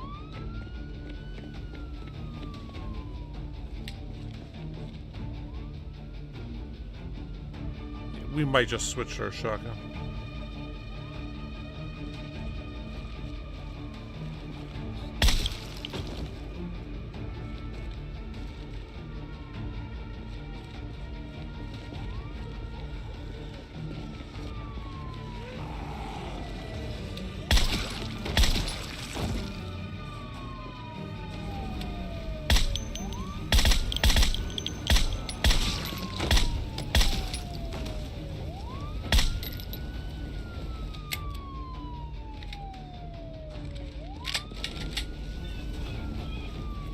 Let's switch it up to our shotgun and go clear these guys out of there.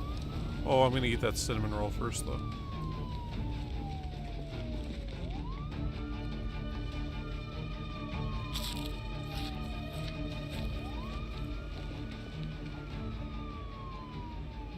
Let's eat all the cookies.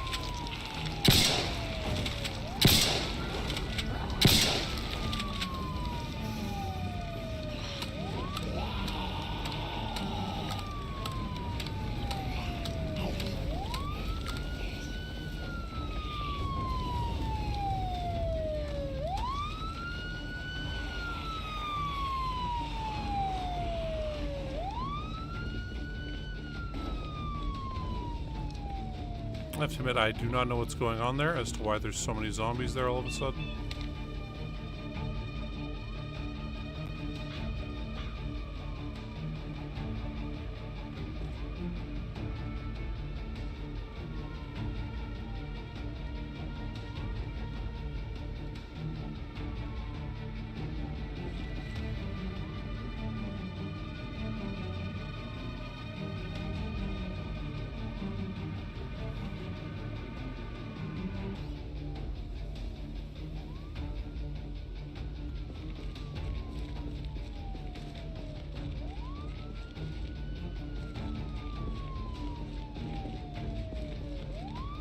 Yeah, I do like having some kind of like, I mean, even if it's just kind of giving yourself something to do, but a kind of a win condition.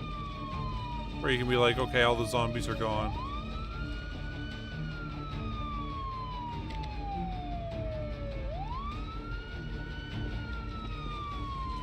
Still a bunch here.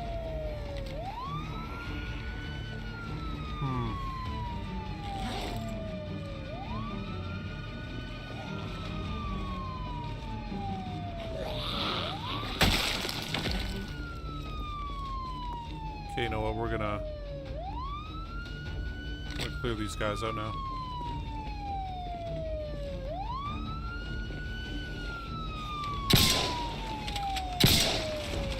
Just looks like there's a few hundred there now.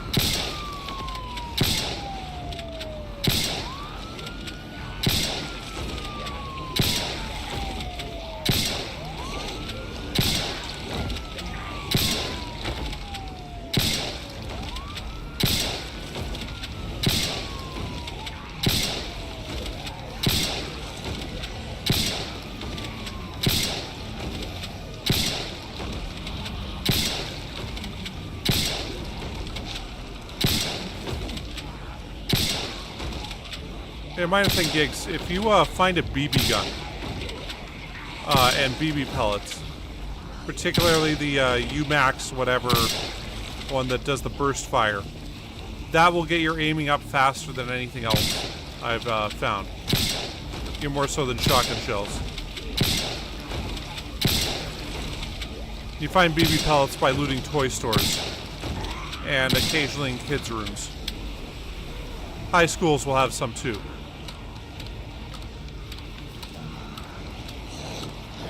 They do very little damage to zombies, but each one that hits gets you a bunch of experience and like does a rapid fire.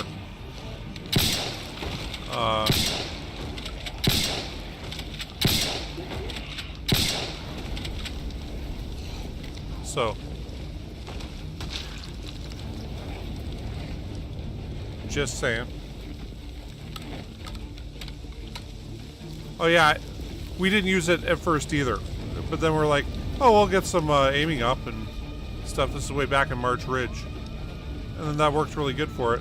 And I completely forgot about it till we wanted to get our aiming up here. Oh, man.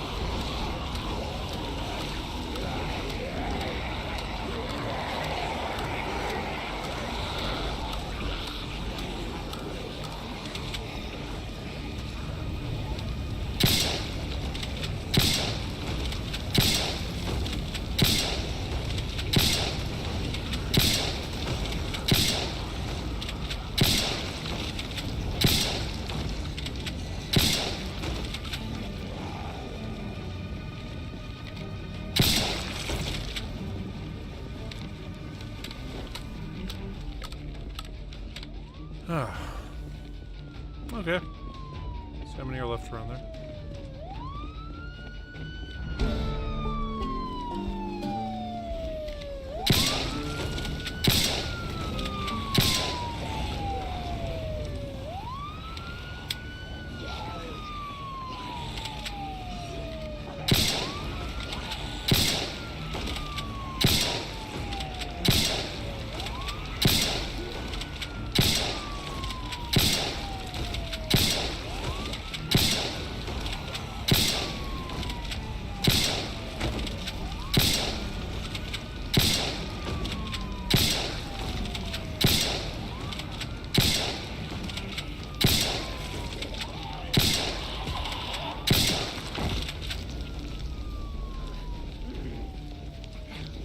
Left.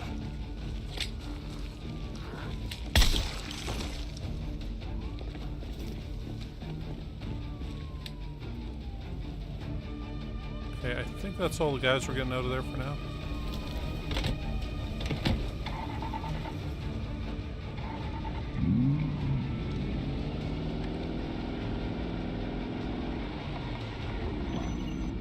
Oh, this way.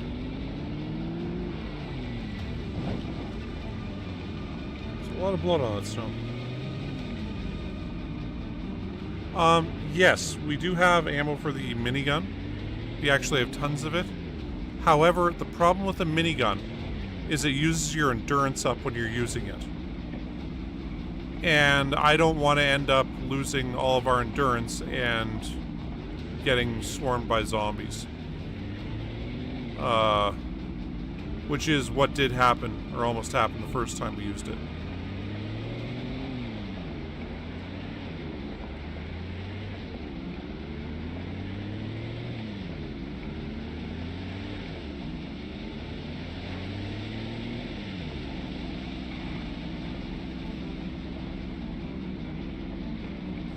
As much as I feel like, hey, that minigun should be the best gun in the game, it's like they put that in as a way to make it not the greatest thing ever.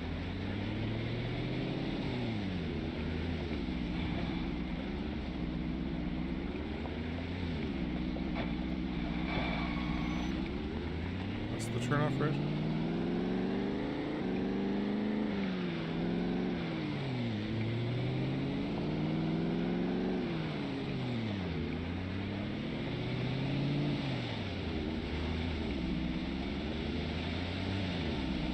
Oh, if we had ginseng or whatever.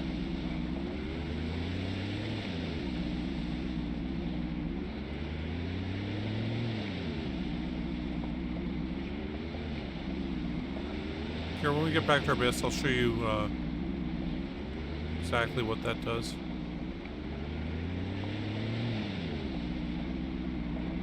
We do still have the M249, but we only have 2 clips for it.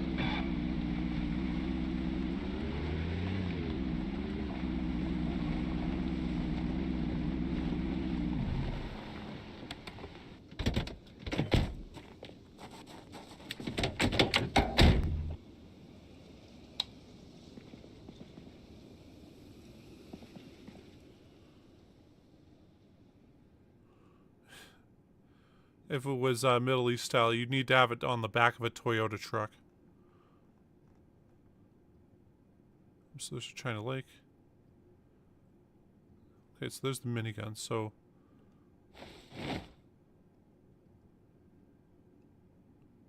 I'll put that back there for now. Okay.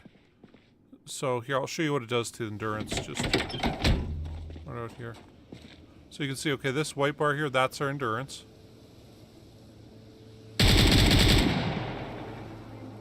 So we fired off what, like... Which this probably isn't a good idea because we might attract some zombies to us. But like that right there, that was firing off, what, 4 bullets? And it took our endurance down that far already. Like 10% of the way. So... It's like, I feel like it's unusable that way. Because, yeah. I mean, it's... Oh yeah, sorry, Toyota Hilux, yes. My bad, did not see that.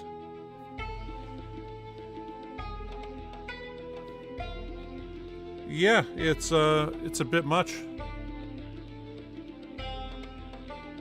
Well, when we got it, we started using it thinking, oh, okay, well, this won't be too bad, but no, it was just devastating.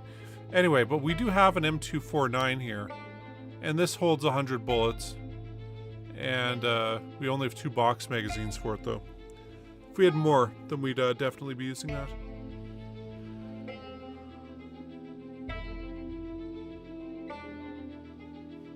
Anyway, I was going to repair our shotgun.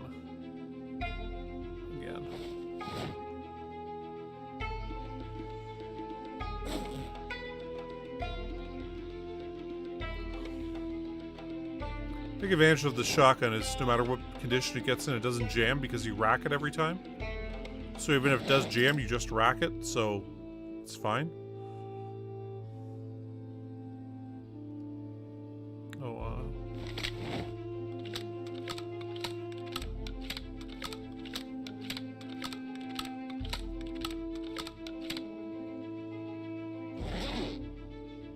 okay, we need to grab 84.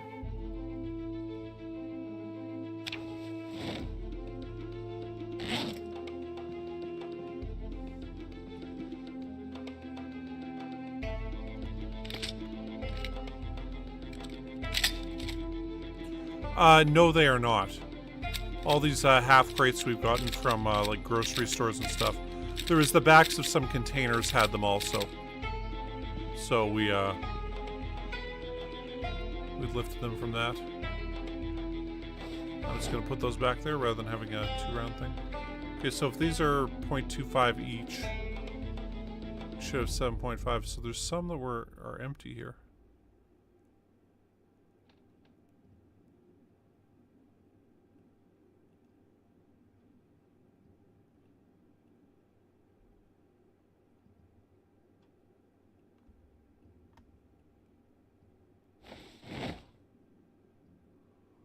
Wow, we're really getting down to it.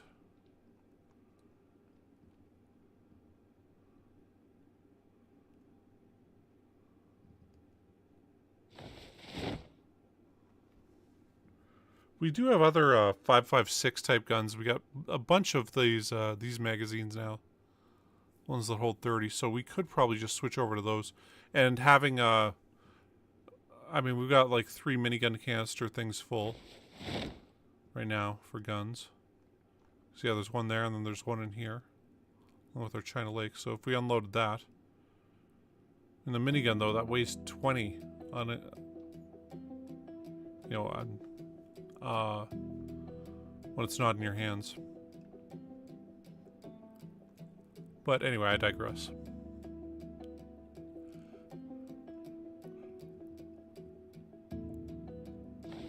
Guess we're putting that back there.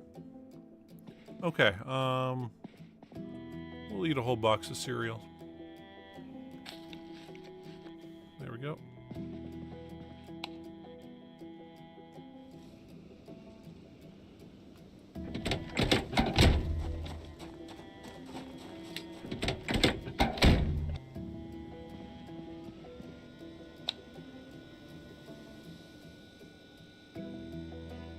And I was pretty excited with that minigun when we first found it, but yeah, realizing, hey, if we use this, we'll just... The problem is using it, if you use it too much, you're just a sitting duck. Like, you can't even walk faster than the zombies at that point. And,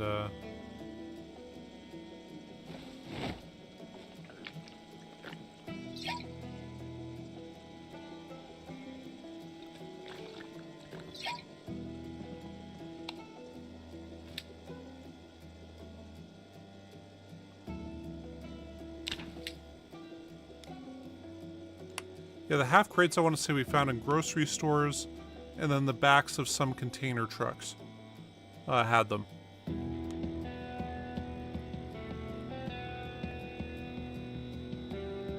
And yeah, they hold 25. I like them because, like with this, okay, the reason we have 2 stacked up here is because with 3 you start blocking the views of stuff. So that's why we never stack this 3 high. And, you know, same thing in the in Apocalypto there, where we got 3 high on the one side, because we can actually see all of them. But when it gets 2 high on the other side, you can't even see your character or anything. And yeah.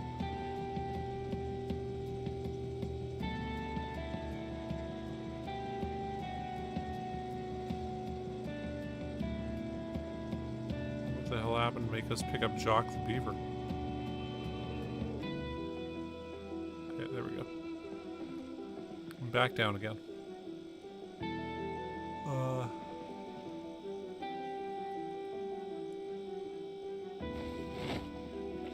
Drink that orange soda.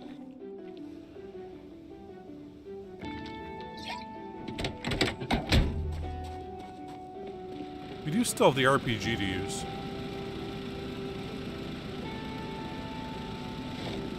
That was beautiful.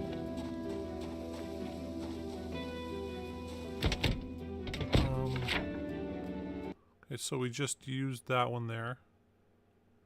This one we moved up ever so slightly to here. I guess, oh, we set one down over here, didn't we? Oh, yeah, let's go use that. Figure we might as well try to go up and down this road right now. It's actually that one there we got rid of. Maybe we'll try to move that one forward to here. We'll use this guy first, but that will try to go up to here, and then, you know, maybe if we can move that up to like here. And Blair, you know, we'll have most of the residential area there cleared out. Anyway.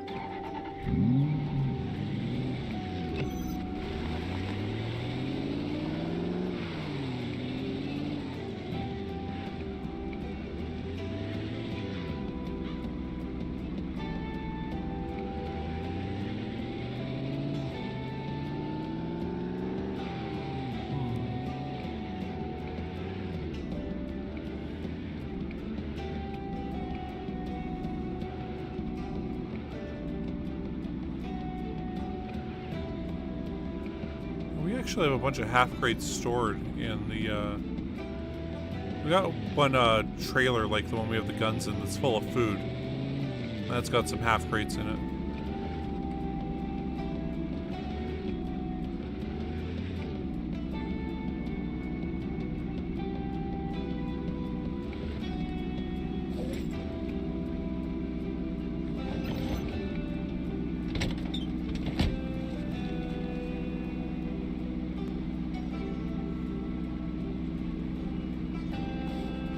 make sure we got those on us.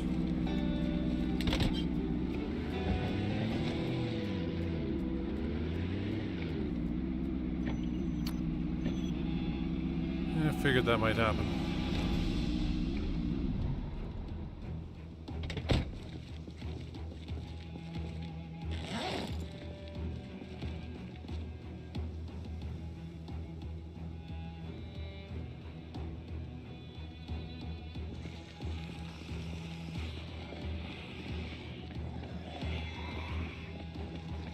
Can we make it?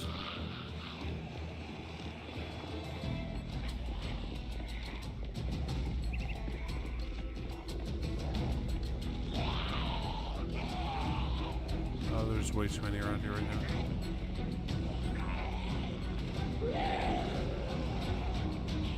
Dang.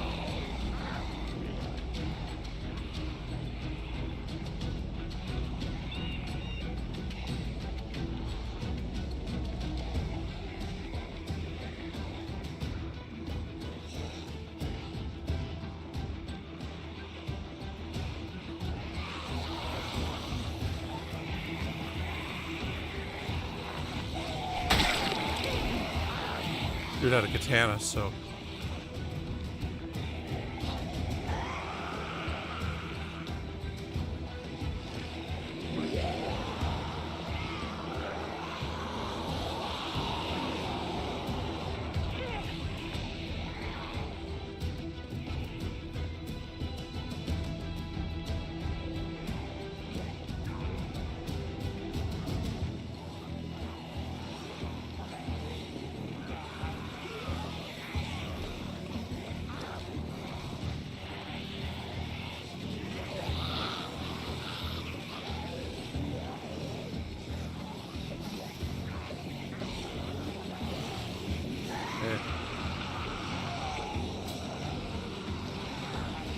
Might be able to get enough from over here.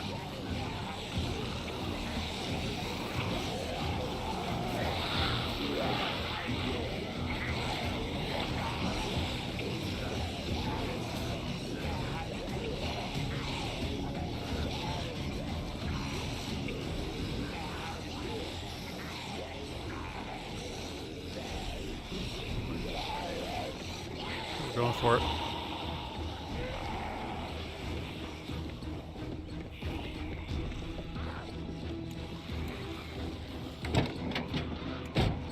Make it. Damn you. So you and the other one.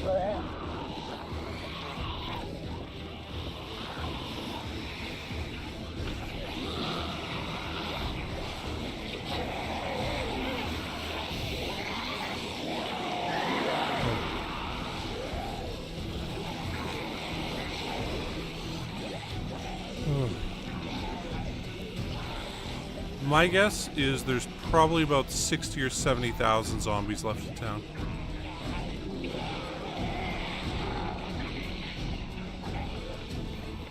Okay, we can do it this time.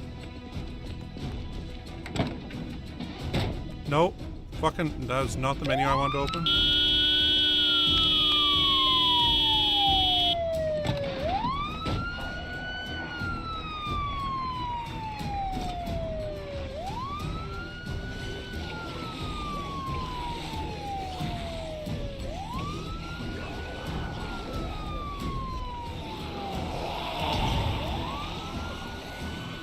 Got some.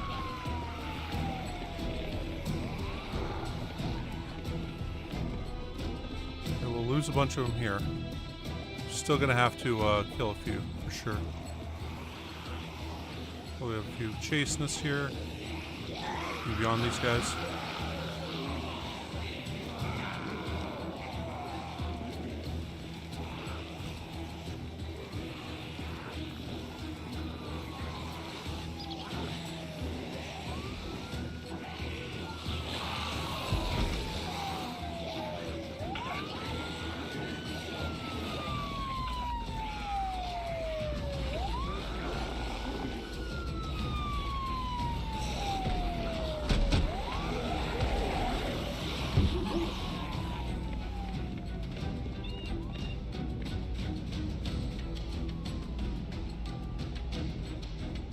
Okay, we'll lose some of them here again. Might have to kill a few, but I'm sure we'll lose most of these guys.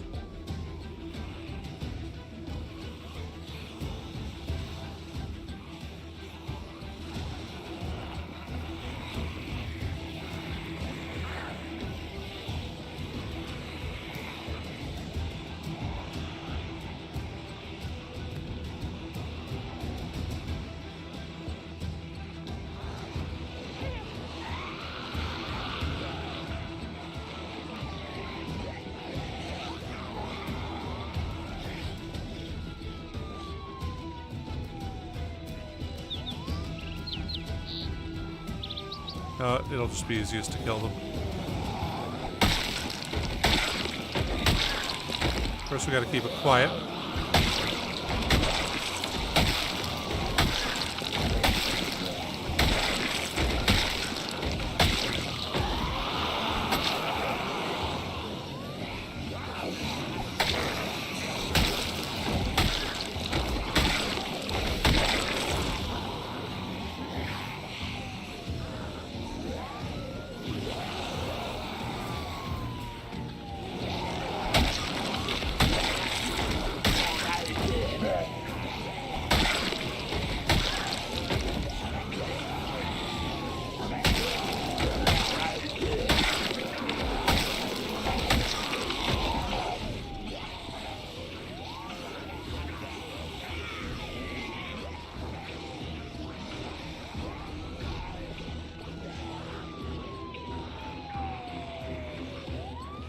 Holy shit, 4 frames per second? 4 frames? What you're giving me, game, is 4 frames?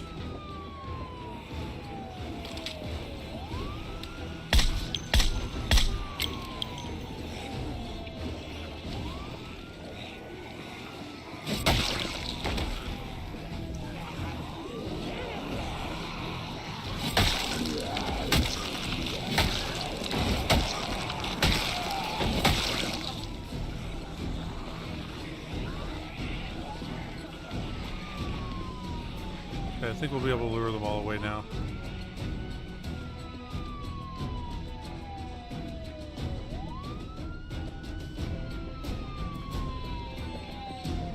God, I want to get a screenshot of this for the next thumbnail. We got these guys chasing us, so we can't do it. It's just not fair.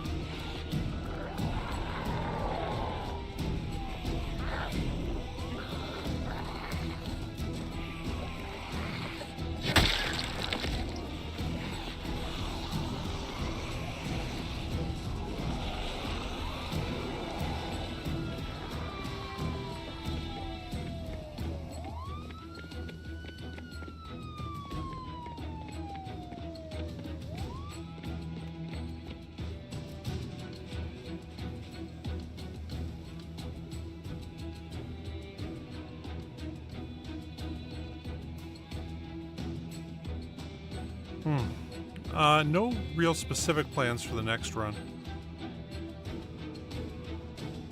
Actually, as much as I like this game, I think I gotta step away from it for a bit. Because it's just this whole, hey, we're gonna keep playing until we're done all of Louisville thing. I mean, it isn't that it's soured my taste for the game, because I still think it's one of the greatest games ever made. But it's a bit much of the same game. And, okay.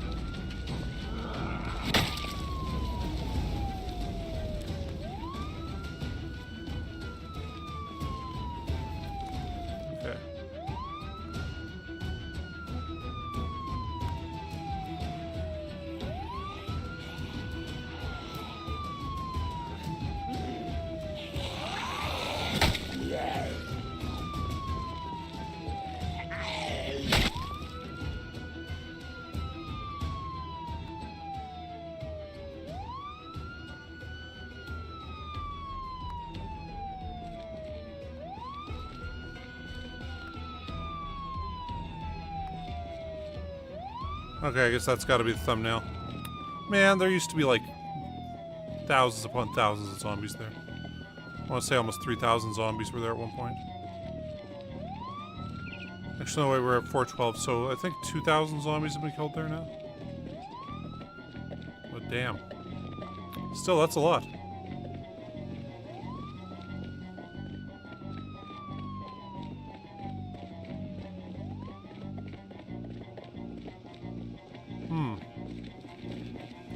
I do get recommended 7 Days to Die quite a bit.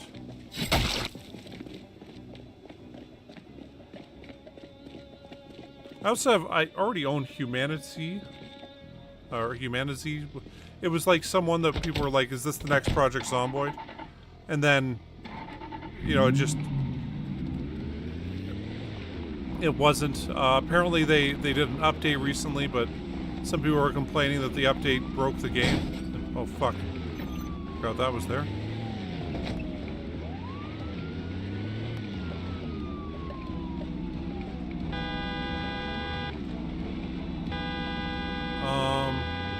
We have XCOM Chimera Squad. Or Chimera Squad. Which I've been meaning to play. Some of the reviews called it woke. And I'm like, what? How the fuck is a game like this woke? Like, does this just become a catch-all buzzword for I don't like it?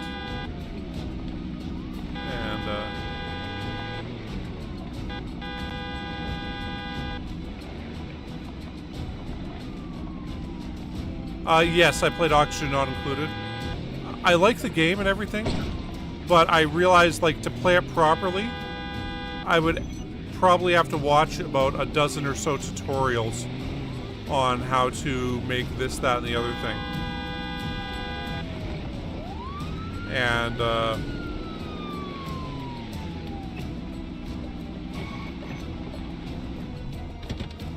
yeah, it's one of those games where every time I'd start a run, I'd be like, man, I should restart this and start a better run. Like, every time.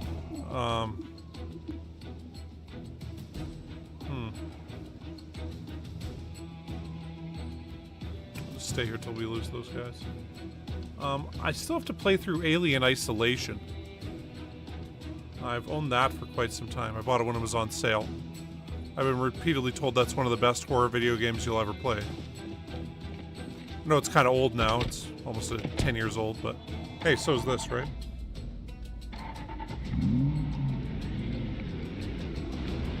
Yeah. I was thinking of, like, doing a lesser loot thing. And the other thing is, like, any run you start, Build 42 is, I mean, hopefully right around the corner. City Skylines 2, they've done some updates in. So I've been tempted to go back to that and see if they've fixed all those game-breaking bugs they had. Oh, Empires of the Undergrowth, that's one I wanted to get into, because they've done a full release of it now.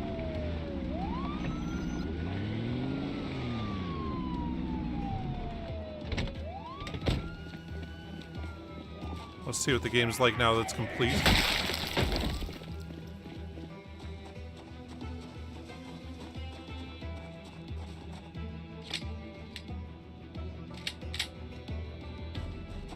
Can't shoot him here? Oh, it's the wrong angle for the fence. Oh well.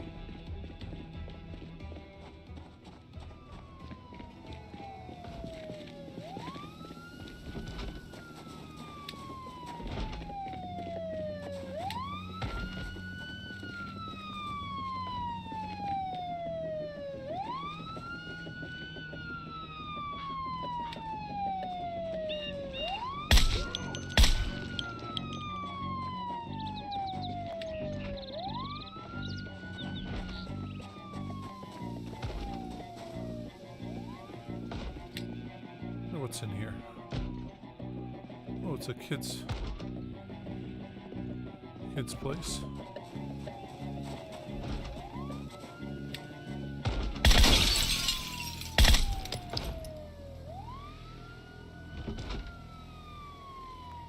All right, kid's toy store.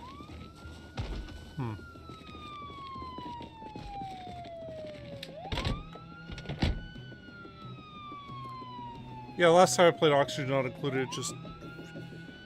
Yeah, I kind of walked away from it because I'm like, oh god, I gotta do this, and then I gotta do this, and then gotta do this. And I find it gets kind of painstaking. I also have End Zone A World Apart. Haven't actually played through that yet. I bought both Octopath Travelers before I realized how bad JRPGs are to play on stream. I do like JRPGs, but for streaming it just doesn't quite work. Timberborn's done some updates since I last played that.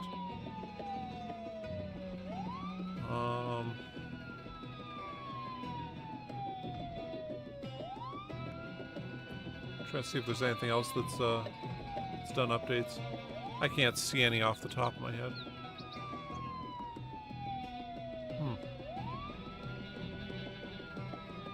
I think Against the Storm has done some stuff.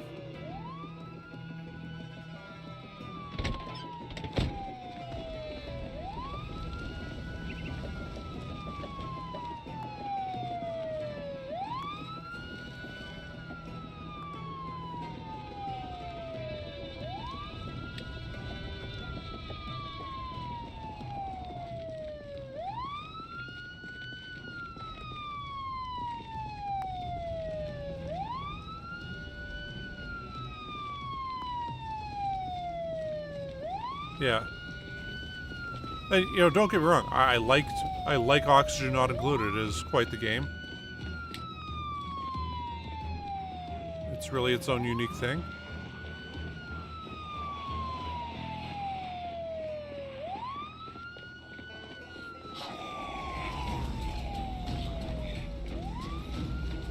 Haven't ran into base builders quite like that before.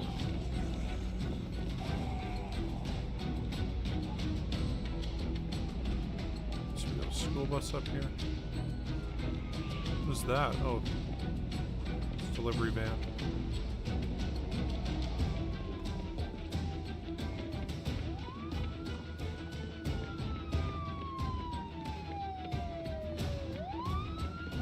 I feel like we should go do another honk.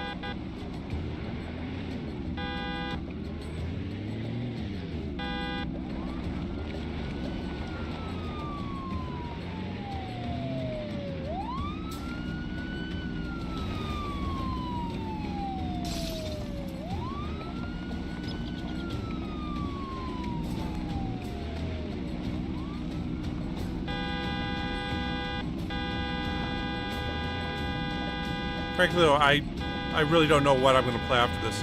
My original thought was that Frostpunk 2 would be out in July, but I think they delayed that till September. I did miss the beta thing they did for that, where they had a week where you could play the game so you could find bugs in it. But,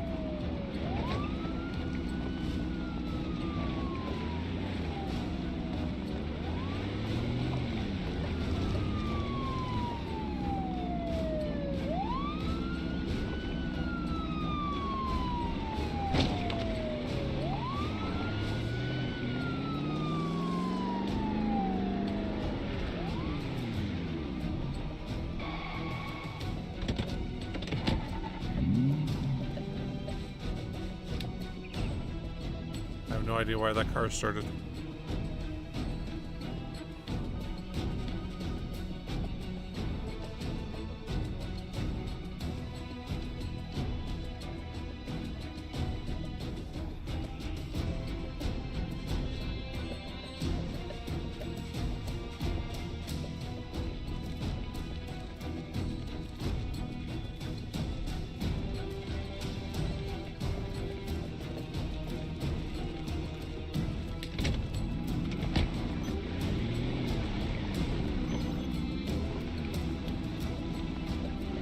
Yeah, Timberborn is game is pretty cool.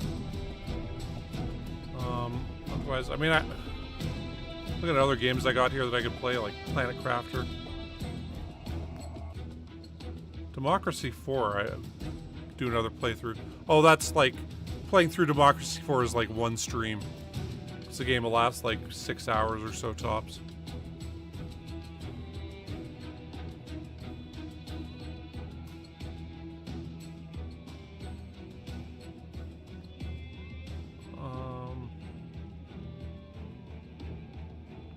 I also have The Last Haven.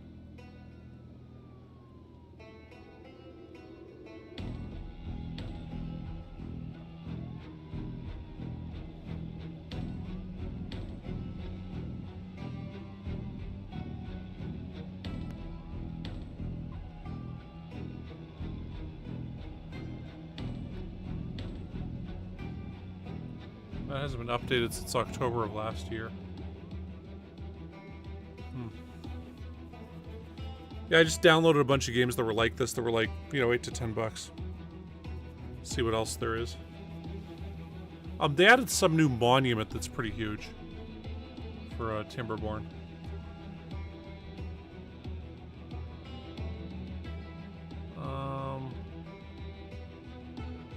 What others?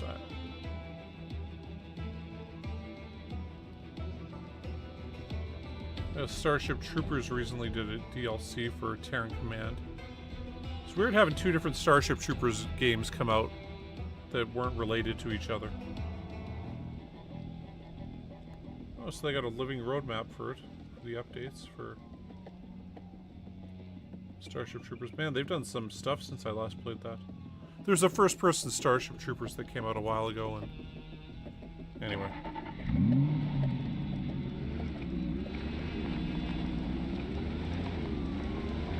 Yeah, I played it way back in the early beta, and they've added a bunch of stuff since I last played it.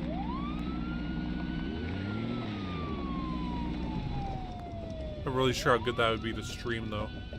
It's like, hey, do you want to see me pick up some materials and some other materials and make those materials into this? Pretty cool, huh? And,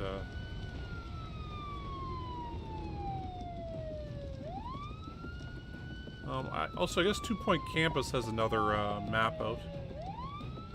Or community challenge or whatever.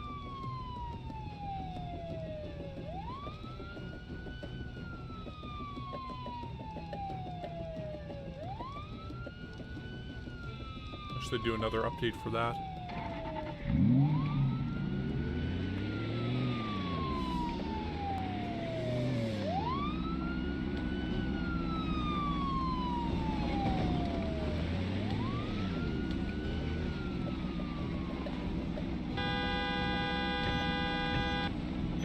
There's any other zombies that are going to be coming in from this area. It's not currently.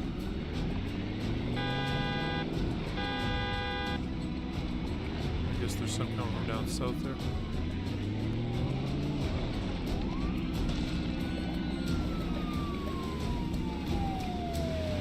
There we go.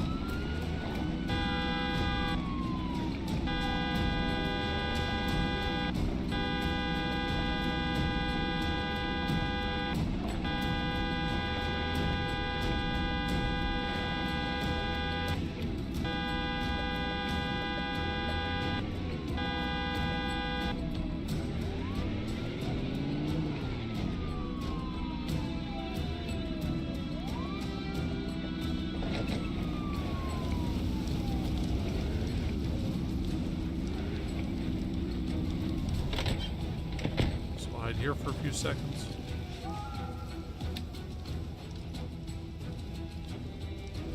Yeah, true gigs.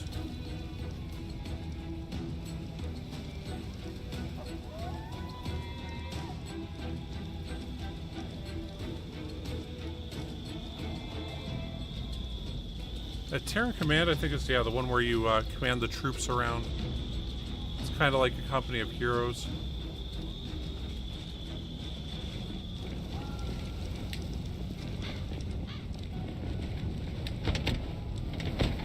And yes, Gigs, you are watching Watching zombies burn.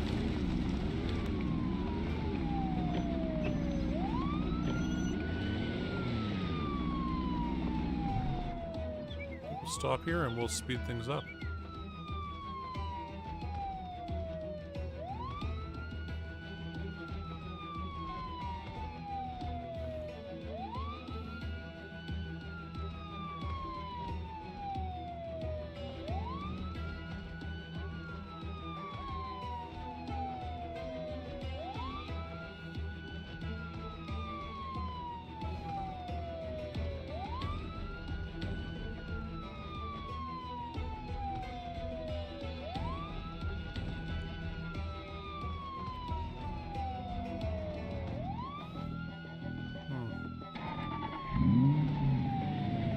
Too many more showing up here. So I think we should just take off. I'll hang out in the parking lot on fire.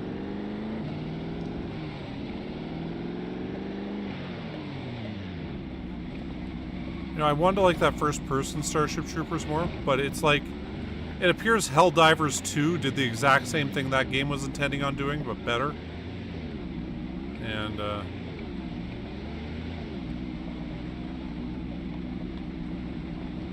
I was watching this game developers conference thing once, and this guy was explaining, like, you know, so I've been working on this game for like a year, and then the Half-Life demo came out, and I played that, and wow, this demo is bigger and more in-depth than our entire game, with better graphics. Well, we're screwed. And kind of makes me think of, you know, the Starship Troopers game that was like, yeah, I want to play this, PvE, you know, lots of people. But hey, it wasn't quite there yet when I was playing it. I'm sure it's gotten better since then, but...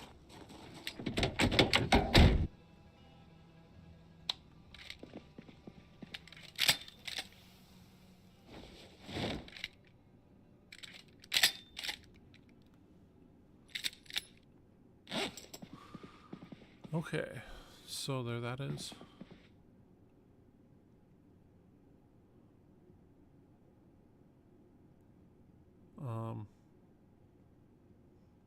Actually, really interesting stuff. If you ever check out game developers, I think it's GDC is what it goes by, you know, Game Developers Conference.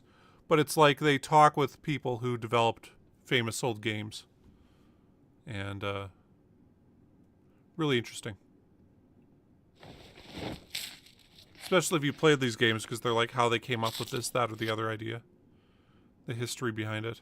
Like, there's one they did about Paperboy, and how they came up with this idea for it, and then when it came out, they got sued by 2 kids who claimed they'd sent a letter in a year earlier about this game, and that they'd stolen their idea for the time it was an arcade game.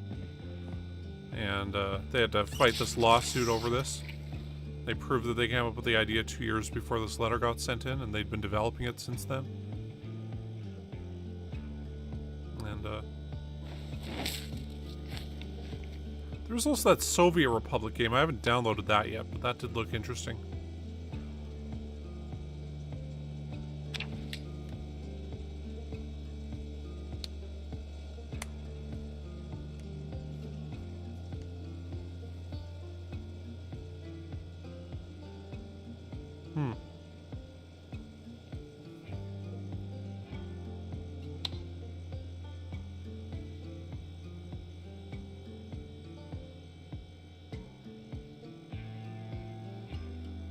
Okay, I think we're good for now. Well, 2 of the games they talk about, one was Lemmings, which is, of course, Rockstar Games' original beast before they did the whole Grand Theft Auto thing.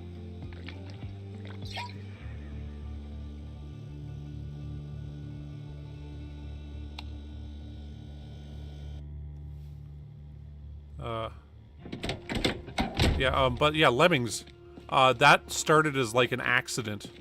Because they're like, okay, you know, we can click and make these guys move over there, and then they just kept moving. And they started falling off this cliff, and this guy's like, yeah, that's pretty funny. You should make the game about that. And that's how Lemmings came to be Lemmings. So he was like, no, no, no, this is just the start of what they're going to be able to do. It's like, no, no, no, that's way cooler.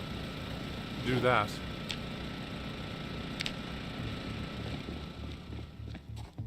And Populous is another one that developed by accident. That at one point, I think they were saying at one point it was 50% of Electronic Arts' entire revenue was Populous. Like,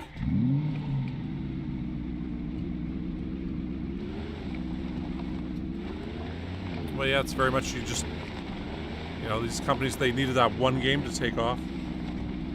And I mean, I thought the most interesting one was when they talked about Ultima Online and how that came to be.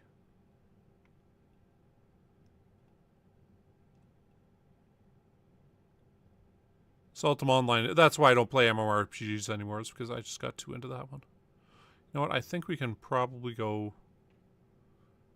I don't think we ever... Did we use this one? Yeah, we did. You know, maybe we could just go over here for a bit. Let some of these corpses die off. I suppose we could also move this guy forward. Or hell, maybe we move this guy up to here. I'm gonna leapfrog, keep going down that road.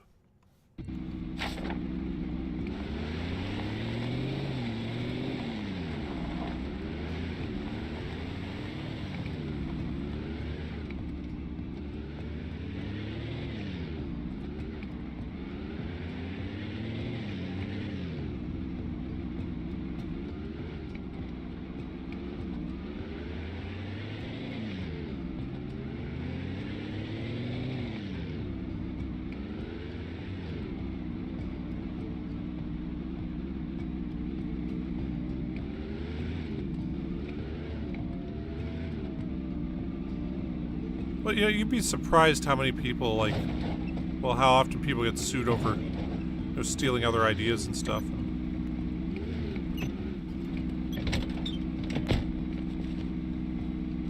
Like, the lawsuit over Stranger Things was interesting, because some other Netflix creator claimed that the Duffer Brothers stole the whole idea from him. And then the Duffer Brothers managed to prove that they were working on the idea a year before they ever met this guy. And after that, he withdrew the lawsuit.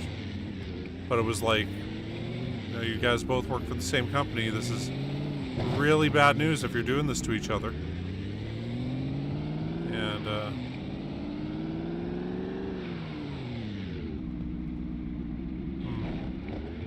we're not going to be able to get down there, but we can probably get up north with this one. Oh, fuck me. How did I forget that Jeep was there?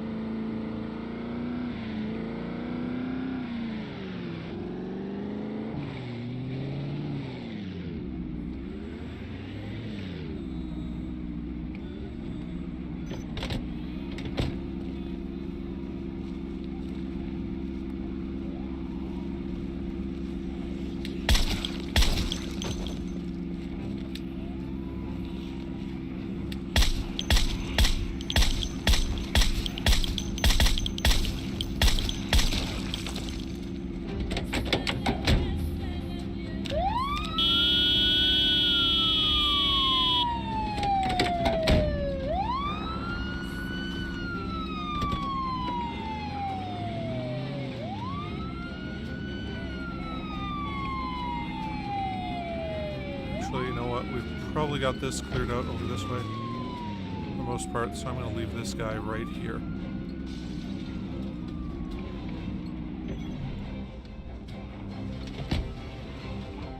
Switch over to this. Equip that primary.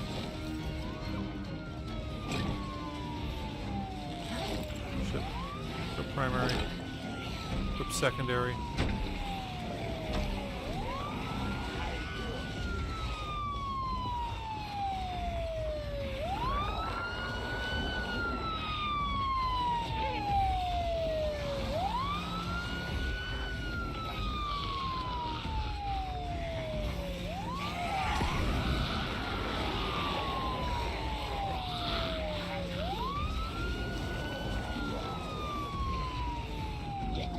diving out them windows.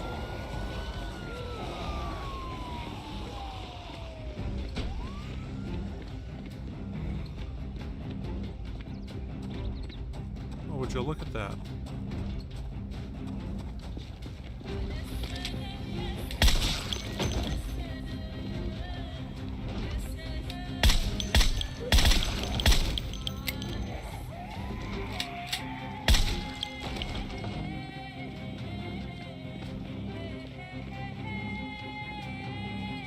That's still going off? Yes, it is.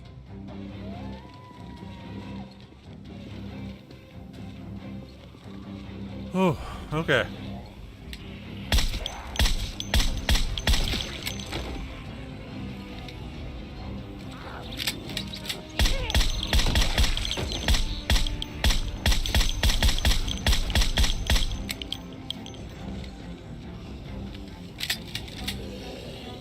This is some kind of gun attached to it.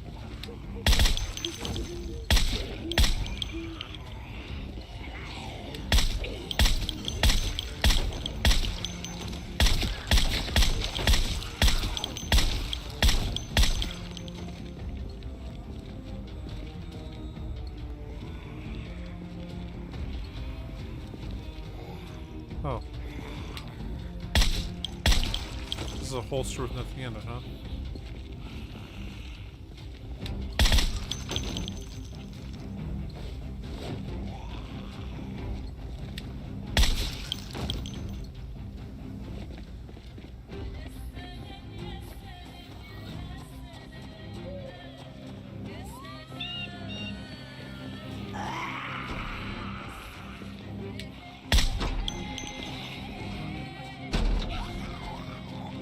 Guess we'll go around this way again.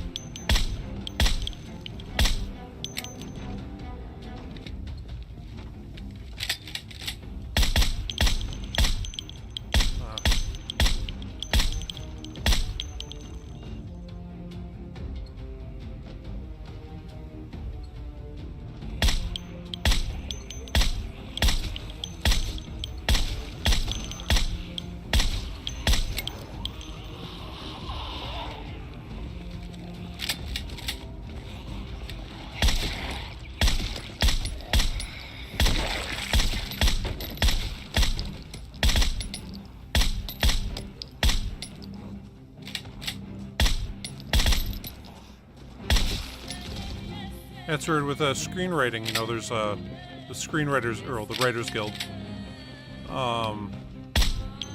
Goes on strike occasionally over issues.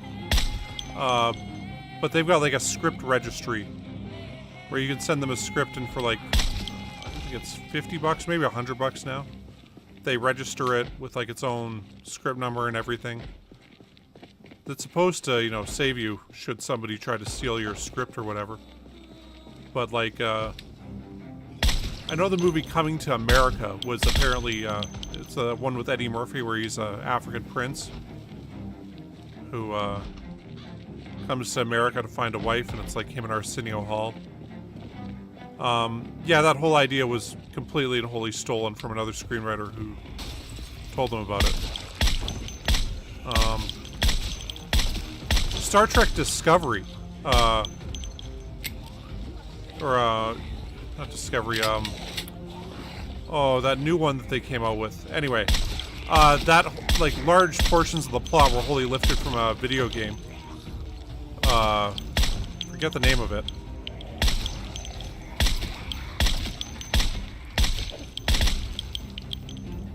So he tried to sue CBS for stealing his story.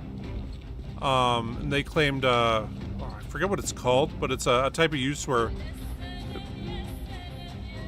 essentially it's like common use that this other stories have used this idea. Sort of like if you've got a Western that's got a shootout in it, you can't say, well, all westerns that have shootouts in it have stolen my idea for a shootout.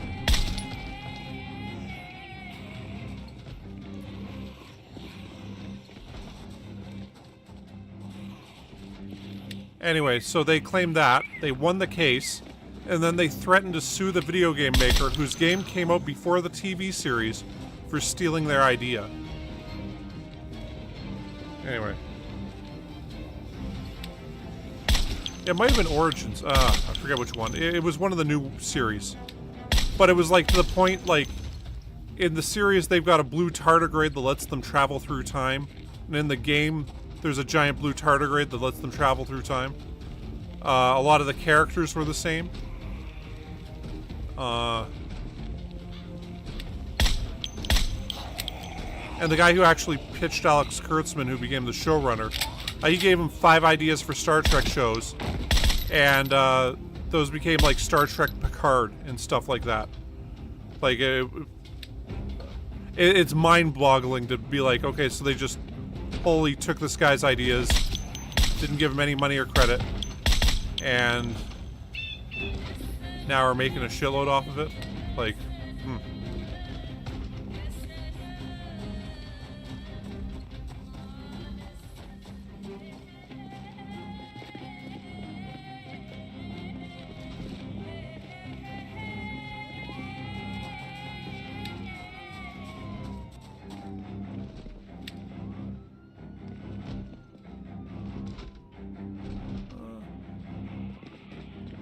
yeah, we can't stay in there.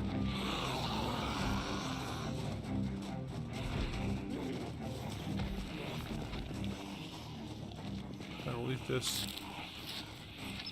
We'll flip that primary.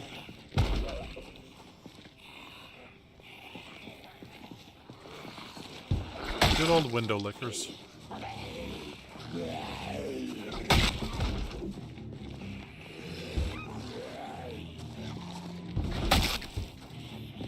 I gotta say, if you guys have never seen The Social Network, definitely check that out. It's kind of roughly about the same stuff, but...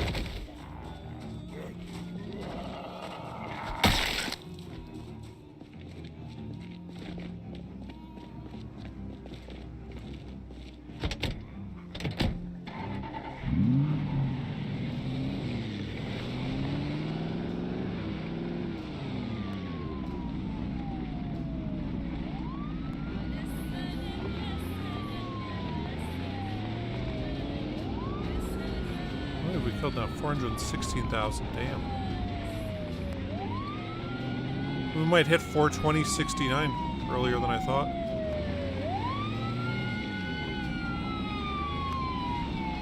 It's my big goal, so I could just say "Nice" and yeah, be all immature about it.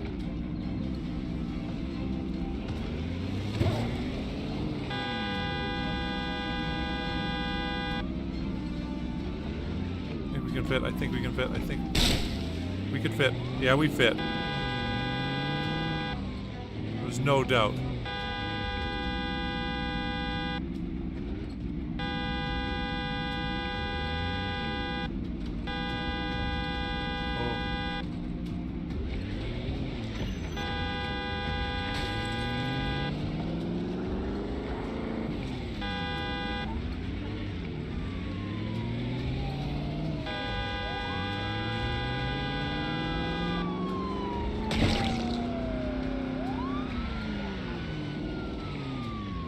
Almost made it out of there without having to run over some zombies. Dude, we're just gonna go over here and hide for a bit. If you want to join us, feel free. Ooh, you kind of scared me.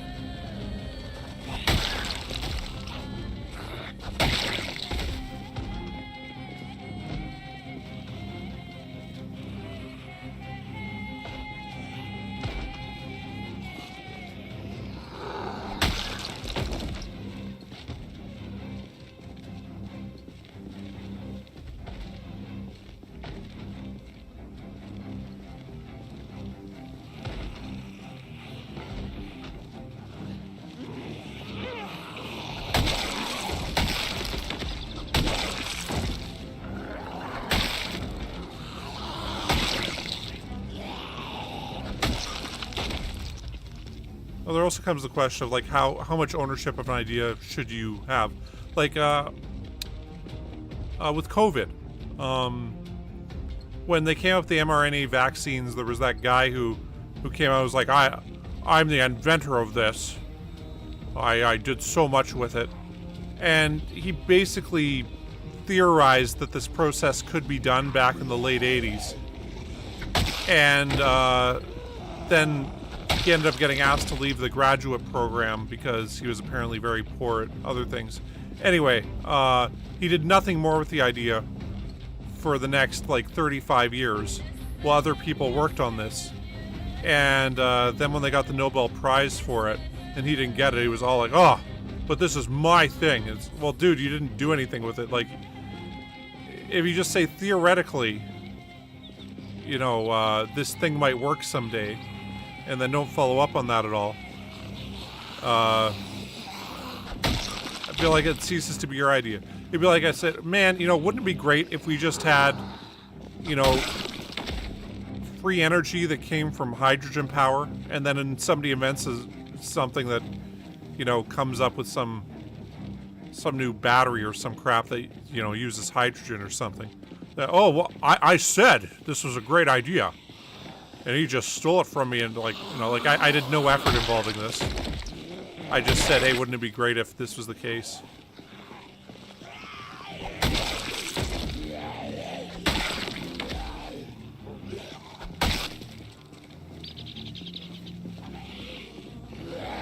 And saw a hilarious, I think it was a Reddit thing once that this guy put up that was like some emails back and forth between this guy and him. And this guy's like, hey man, I've got a great idea for a social network. It's gonna let you keep in touch with your friends and all this stuff. He's like, oh, so you're saying you've got Facebook as an idea? That's pretty wonderful.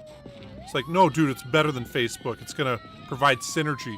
I just need you to you know, program it for me. It's like, well, you didn't pay for the last time I programmed something for you, so why would I program this idea that's not going to work? Are you going to pay me now? So, well, no, man, I'll pay you when it's successful. And then he like started coming up with like pie charts for like, odds I'll work on this idea. Green will, you know, orange won't, and it's like a big pie chart that's all orange. And he starts coming up with all these charts to explain how he's never going to work on this idea for this guy. And anyway, it was quite hilarious. But, yeah. You know, like, I gotta say, when I have this weird verbal tick where I say, I gotta say, and I keep trying to, like, back away from it. And I guess, like, the way that every stream starts is that, alright, well, here we go. That started as a verbal tick. I'm just like, hey, I've been saying that at the start of every stream. I'll just say that intentionally at the start of every stream now. And, yeah. Yeah, you see those hydrogen cars in Norway? I deserve a finder's fee for that because of what I said on this Project Zomboid stream here. History books will look back at that and be like, that's the moment. That's the moment when they said hydrogen would be successful for powering automobiles. Fiddlin' Benz was burning a bunch of zombies in a baseball stadium parking lot while hacking some to death with machete. Said that hydrogen stuff might be a good idea. And that's how I know I saved the world, you know. What can I say? But anyway, yeah. Yeah, so like after going to film school and stuff, the number of people like, oh, I've got a great idea for a story or for a movie. I'm like, okay. It's gotten to the point now where I'm like, okay, I get to steal it from you though. And then people are like, what? Like, well, if it's a good idea, I get to take it and use it however I see fit. And they're like, well, that's not fair. I'm like, I don't really want to hear it. You know, there's that Ernest Hemingway line of like, you tell me your idea and it's terrible, I'm going to be upset that you told me in the first place. You tell me your idea and it's great, I'm going to be pissed off at myself for not coming up with it. So please don't tell me your idea. And, yeah, the number of people, though, that had, like, some kind of half-assed thought-out idea that was pretty vague, with something involving this, that, or the other thing. it's truly astounding. I've also mentioned I was one of those people for quite some time. Hey, I still am in many cases and regards. Case in point, look at my hydrogen idea. Oh, you're coming after us, huh?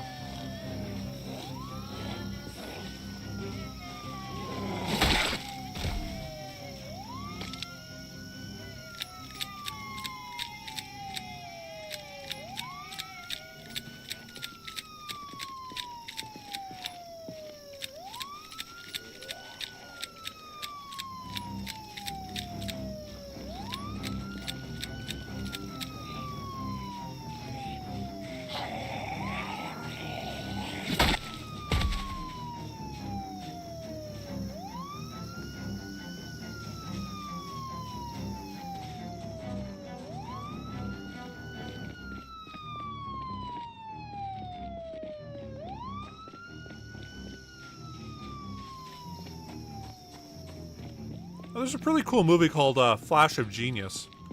It's not a great movie by any means, but it's pretty cool. It's about the guy who came up with the windshield wiper. And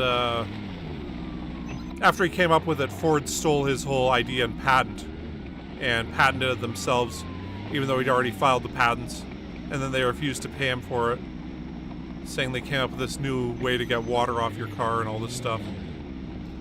And the guy eventually went insane fighting for it, and then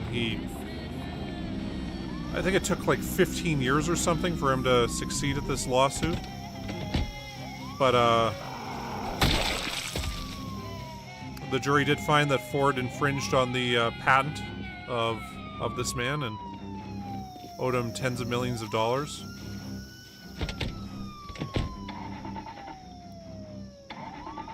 But in that, they go through all the different inventors over history who had their ideas stolen from them.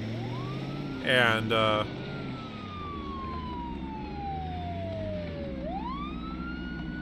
yeah.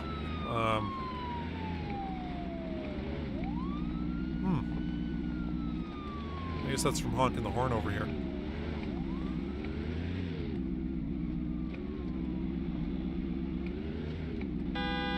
See if we can get a few more over this way. Yeah, it starred Greg Kinnear. It was it's pretty cool. Spoiler alert, I'm going to ruin the end bit of it for you, because there's a great bit in the trial where he's trying to explain how he invented something new, and the Ford Motor Company has this guy saying, well, he didn't actually do anything new, it was just putting these...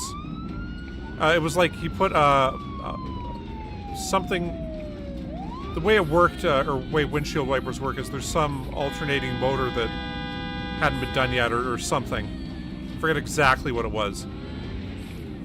But he came up with a windshield wiper that would go back and forth, and yeah, like one that would actually work to clean rain off the front of your car. Because they came up with these before, and they hadn't worked worth a damn. And, it's explaining where the flash of genius came from for him, and it was that he was driving in the rain. He's like, I wish these could just clean themselves off like an eyelid does, and that's kind of what he based his design on. And yeah, when the Ford Motors is claiming, he didn't do anything new here, he got up and explained, like, okay, I got this book here, A Tale of Two Cities. Have you read it? And he's like, oh, yeah. He's like, okay. So I'd like to read the first sentence here. It's the best of times, it was the worst of times. And then goes, okay, to your knowledge, did Charles Dickens ever invent the word it?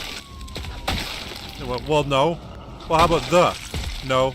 Best? No. Of? No. Times? No. How about worst? And, it goes through the whole sentence, and it's like, well, so he didn't invent any of those words, so, I mean, really, he doesn't deserve any credit for writing this line. Or it was that he put these words in a way that had never really been heard before, that managed to, create a new work that's unique in itself, and... Anyway, it was this interesting way to kind of look at, putting you know, technical things together in some way that had never been put that way before. Is that it's like constructing a sentence that hadn't been said before. And yeah.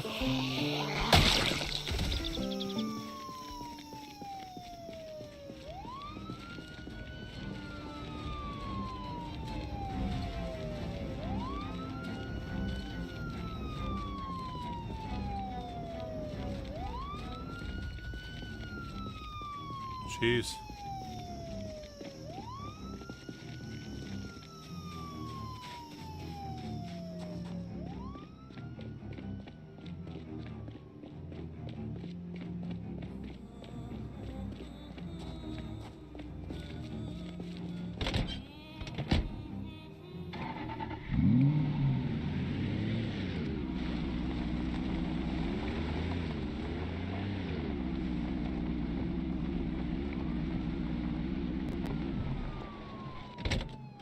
There's a movie on Apple TV Plus about Tetris and the fight around that. There's also a YouTube documentary about it, which is less kind of dramatized than that. But,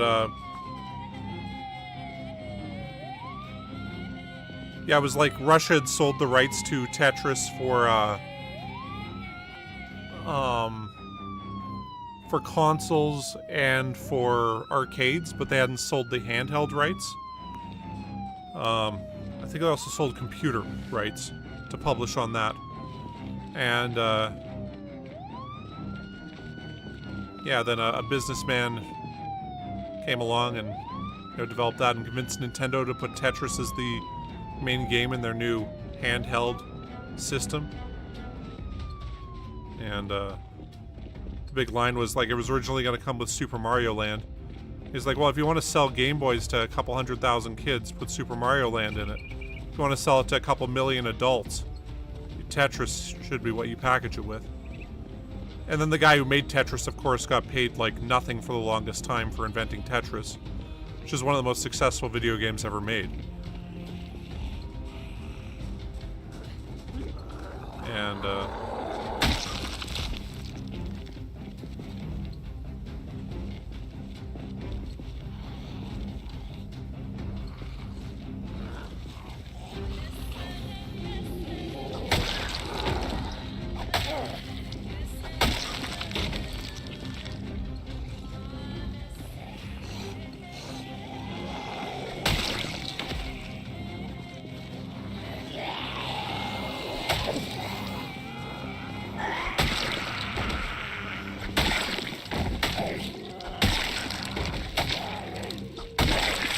how tired we were.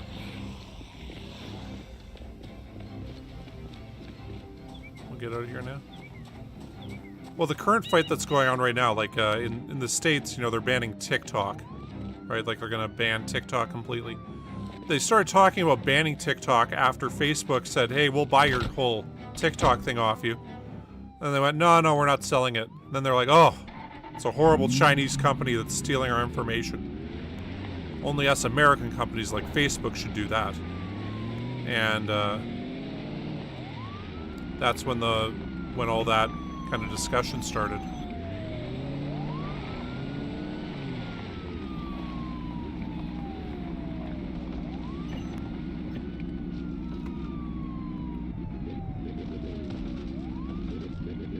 Yeah, finding that out was kind of funny.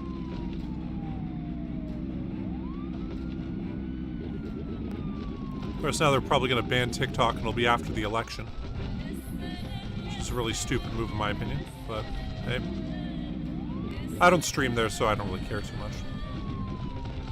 But,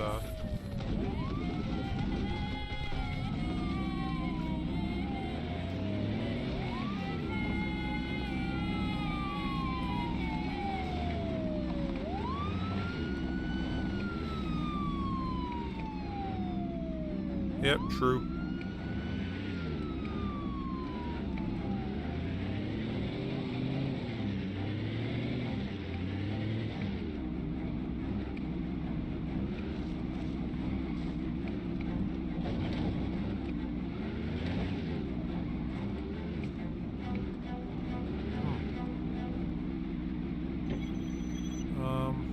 yeah, let's stop and kill these guys with pistols.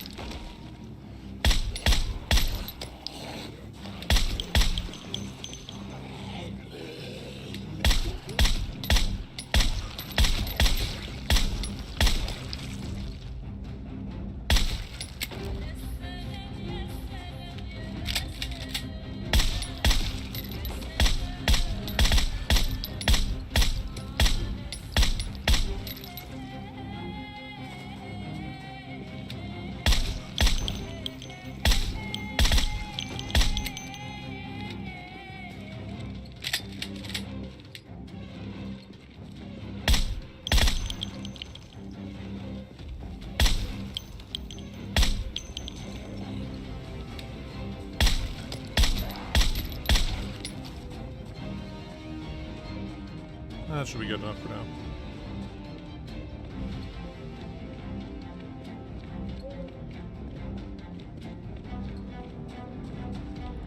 Yeah, a lot of the kind of stuff I watch for kind of news on China, which are frankly, you know, kind of propagandistic things from the West. But still, like, pointing out, like, right now China is in very dire financial straits. And, which is, you know, it's surprising because you don't hear too much about that here except from these guys. And,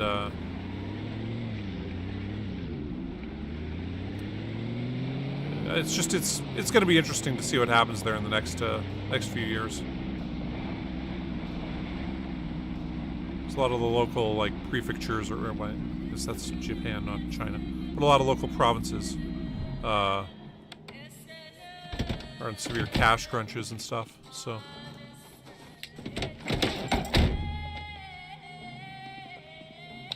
I guess we are kind of in that same problem with the West also, but.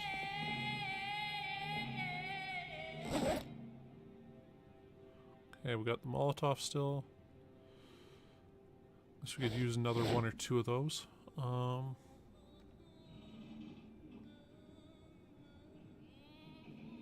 some of these are empty now.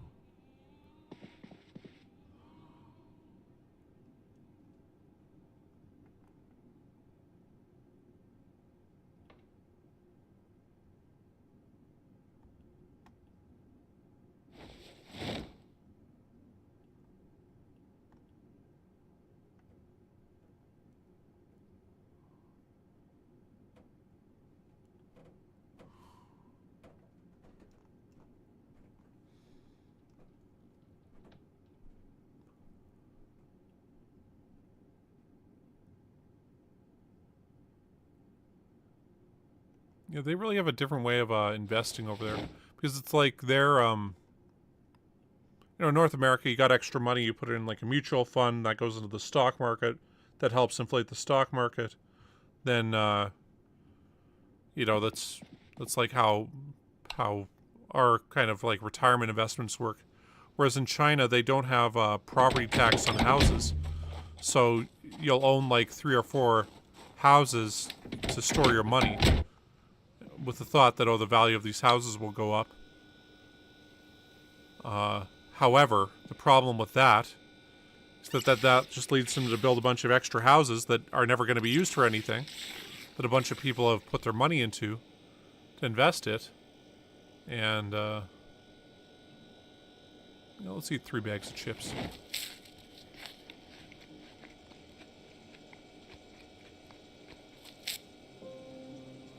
There we go. We filled our water. Let's drink some orange soda.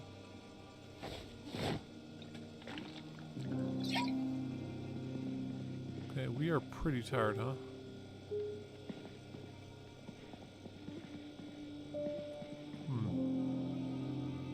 Guess we do have some white wine. We'll drink one of those.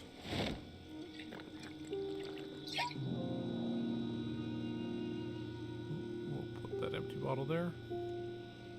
throw this other one out in just a bit. Now let's sleep. Yeah, so yeah, they've got those cities that are made for 1 million people that have like 50,000 in them. And,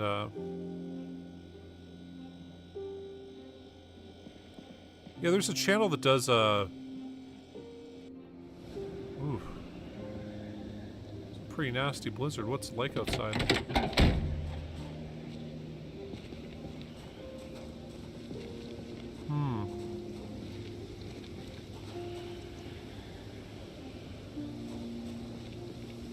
Now I'm kind of wondering what we can do today, because I really don't like fighting in this kind of weather.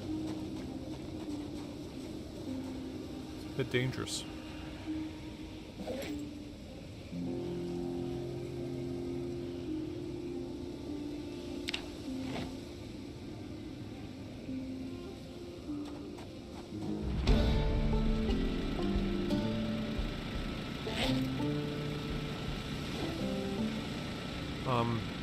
Yeah, so like channels do like kind of, you know, mega projects from around the world. Now there's a lot on Saudi Arabia's The Line that's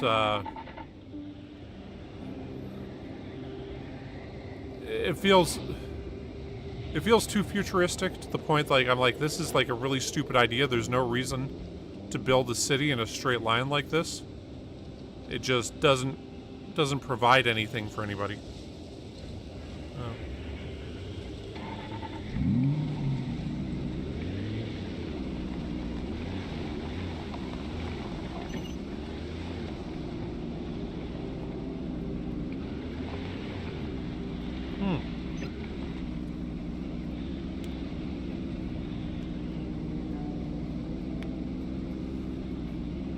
That would be cool, and I mean, they would freeze, right? Like, they, you know, flesh freezes at that temperature, and I don't see how they could have their own kind of internal heat source.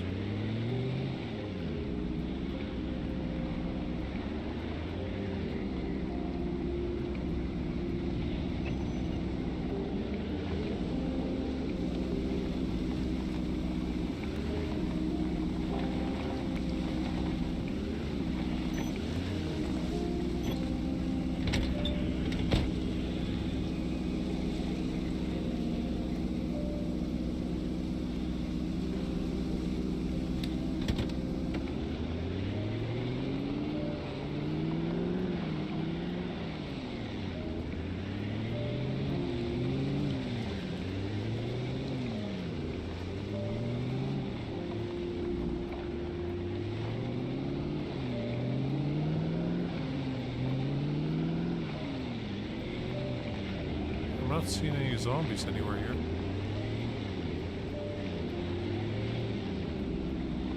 Now I'm seeing a lot of zombies right there.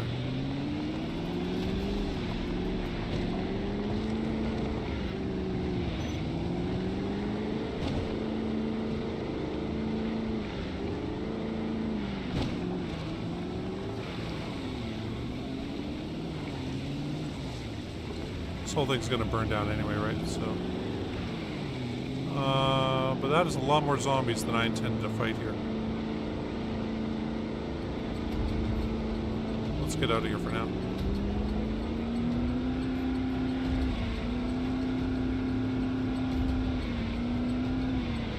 I almost feel like we should just go back to our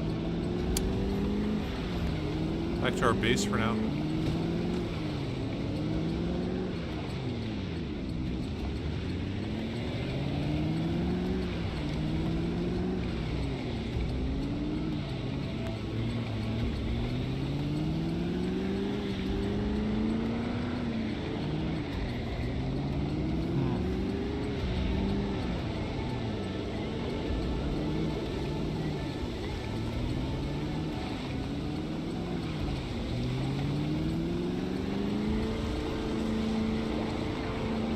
Yeah, we're going back to our base.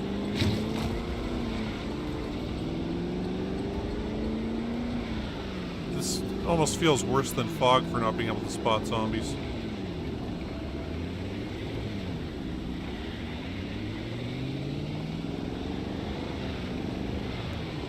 I'm just gonna leave this here for now.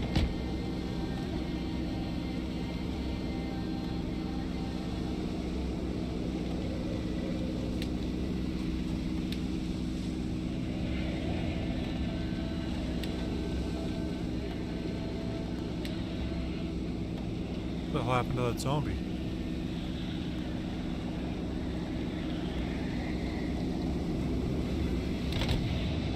The hell if I know.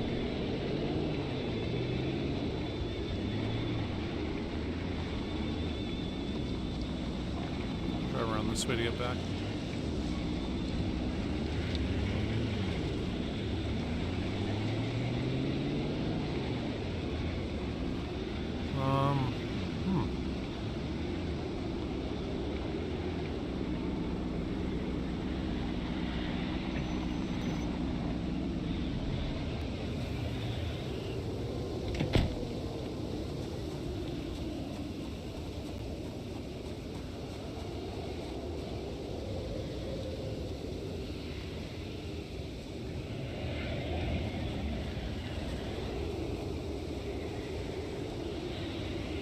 Jeez, yeah, we just threw all this in here, didn't we?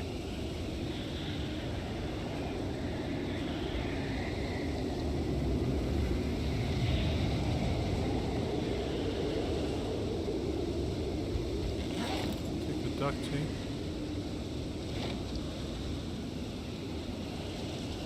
Cleaning kits we could use.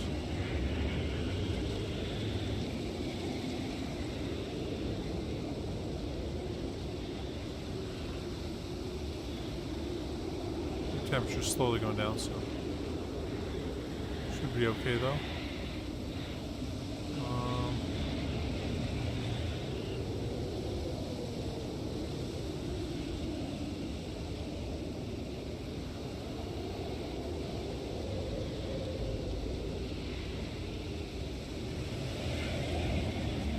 God, this is really scaring me.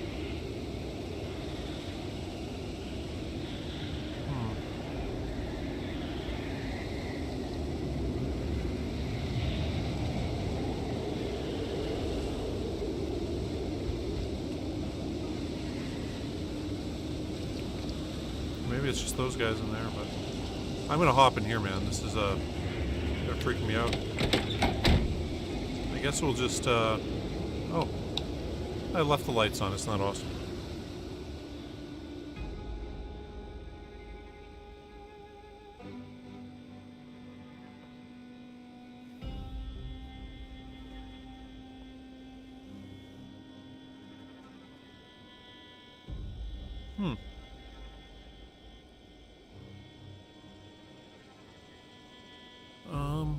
Well, what should we do? I think I'll just fast forward time. Oh, actually, here's what we'll do. We'll get drunk on red wine.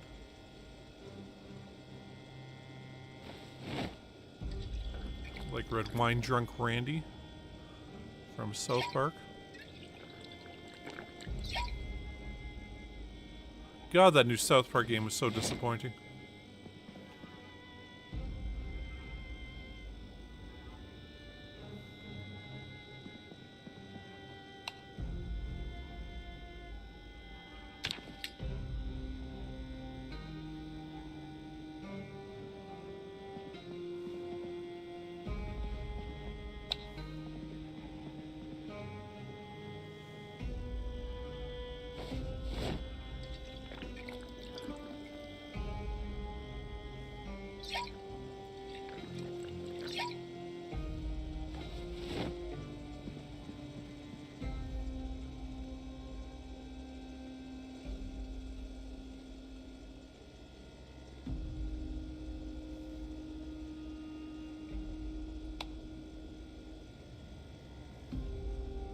Wait a bit longer.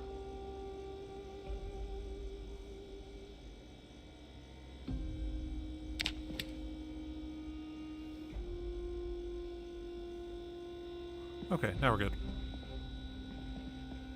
Well, that was a bit strange.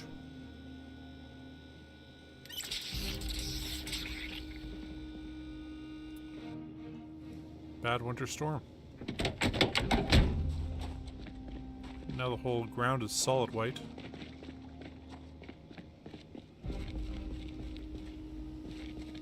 Well,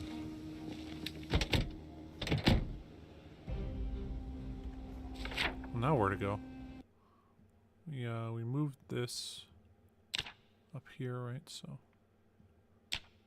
Move that mark there. Feel like we need to kind of pull these guys in now. Probably move one of these up there and kill a bunch. And move one of these. Did move one up here already, didn't we? Yeah. It's this one right here. So we'll move one of these up to here, I guess. And blur that one. I was planning on clearing this out today, but oh, there'd be a lot of bodies all around there.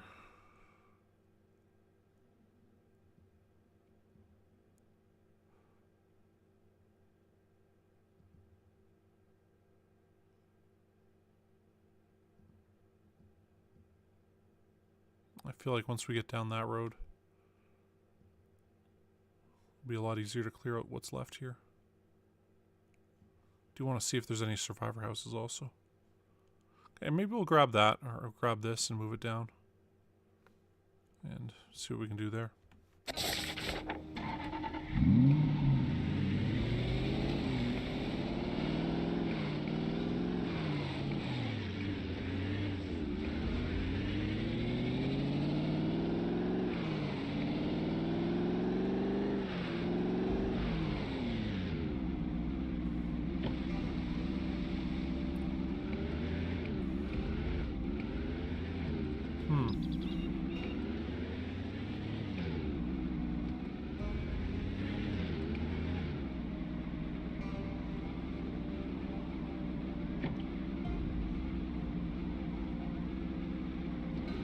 Oh yes, this is where we turn right.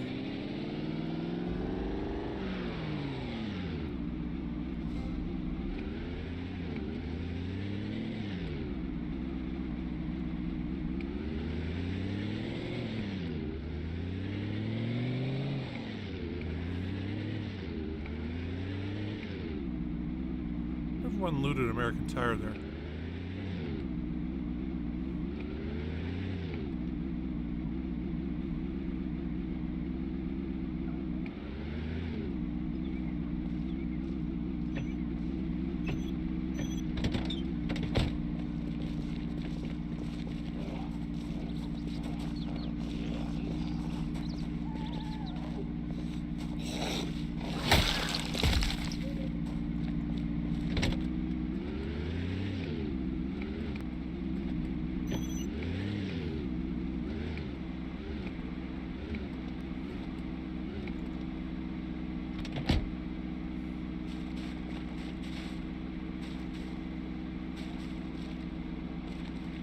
She jump.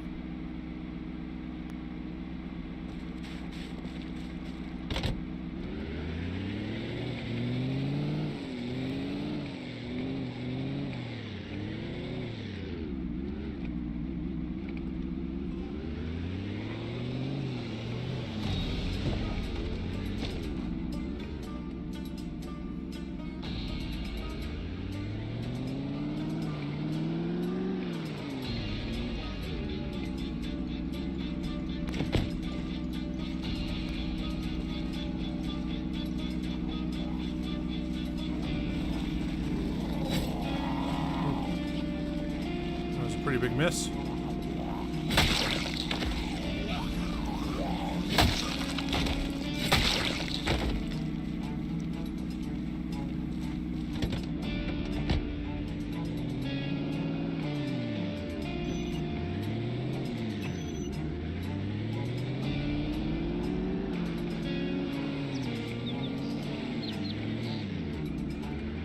And I can't see the road at all now.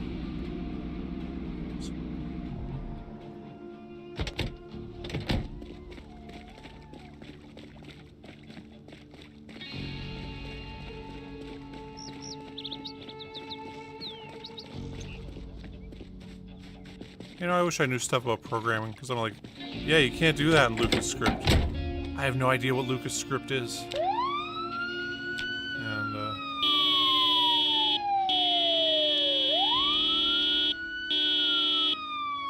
got no idea how to do any of this stuff. And we didn't dump off the gun cleaning kit.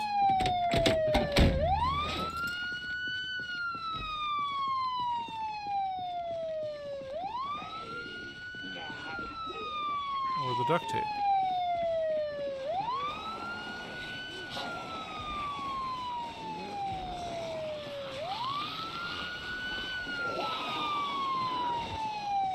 Oh shit.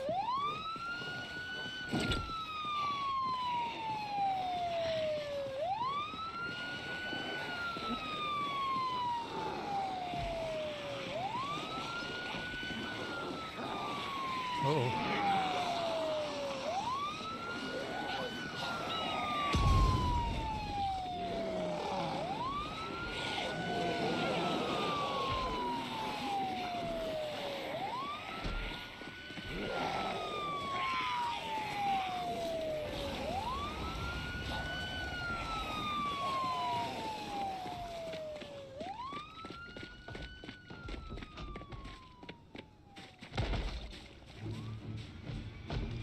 Ah.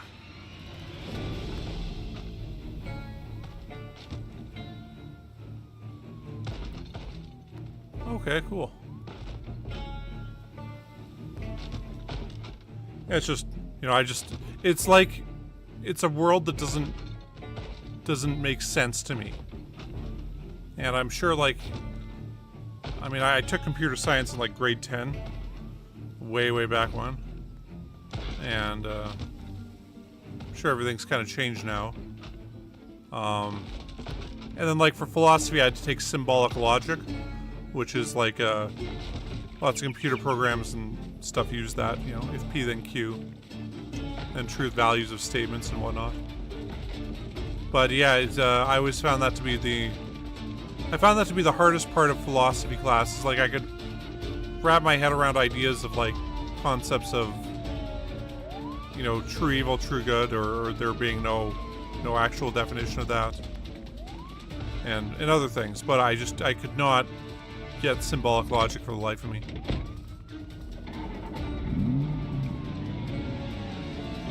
It's weird, because I was, you know, good at math at one point back in high school, but come college, it just didn't make any sense.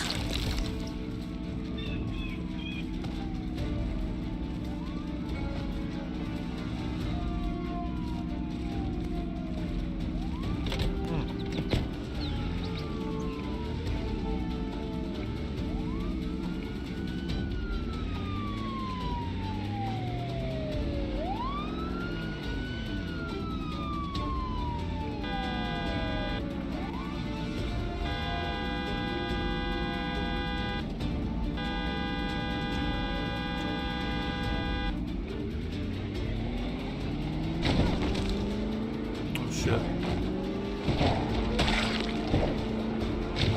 This could be a bit squirrely here. It's kind of nuts. Aha, I made it. I was scared, but found my bravery.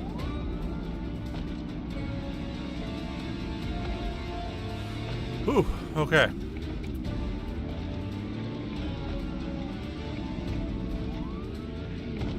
Can't be getting impatient like that.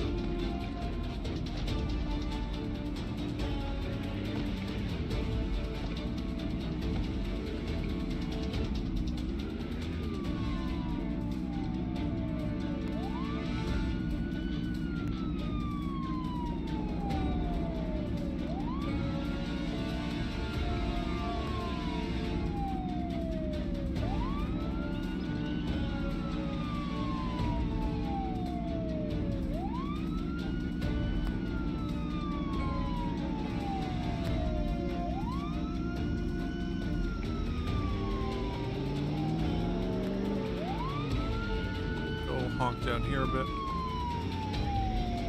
all the guys out of here.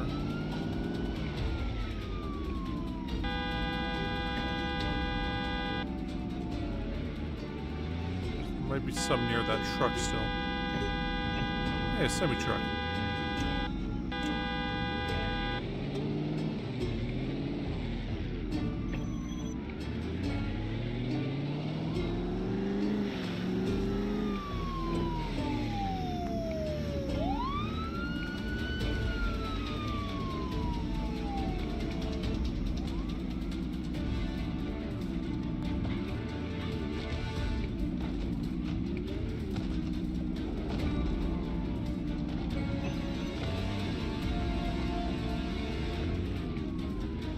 So I don't think we're going to kill as many with this blare and burn as we did with other ones, but...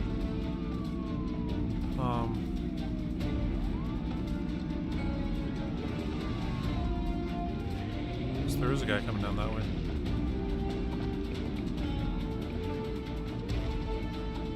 What we could do here is this.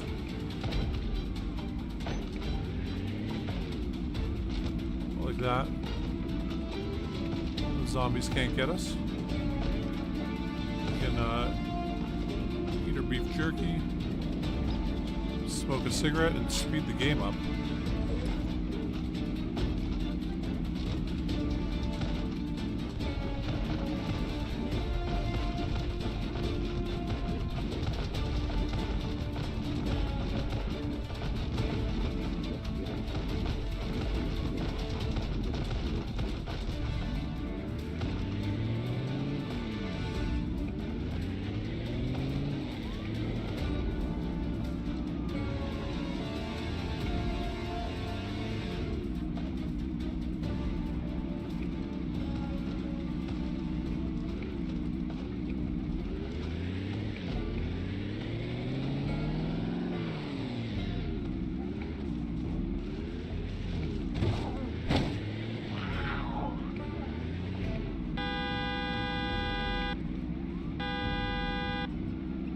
I don't really see how we can get any more guys here for this.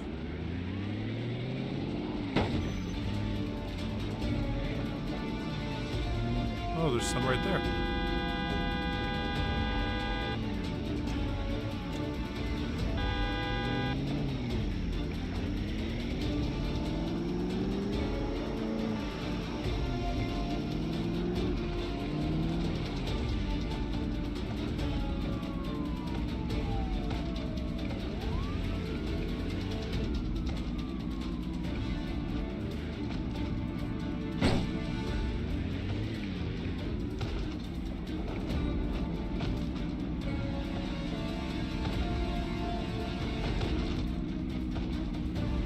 What am I doing?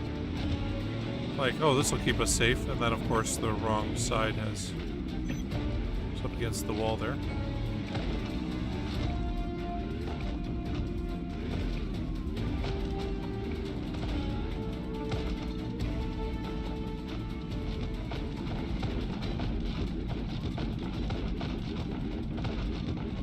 Just let them all die. Bad enough forgetting where the fuel tank is, which side that's on.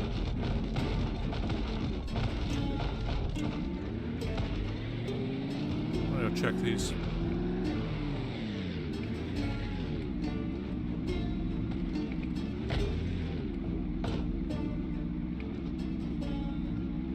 Pretty sure we've gone too far away from the pipe bar now.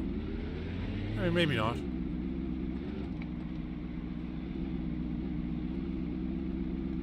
Still in there, but yeah, I'm not seeing any survivor houses.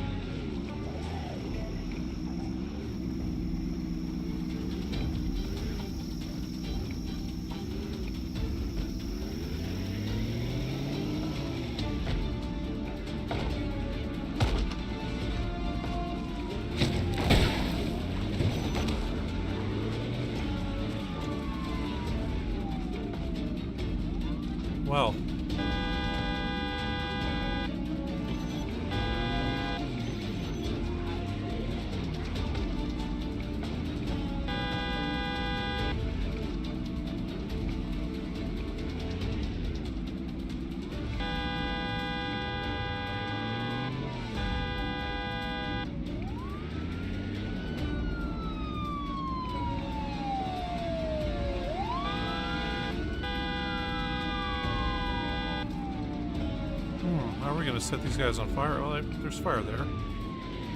Suppose we could do it here. Just keep luring them over this way.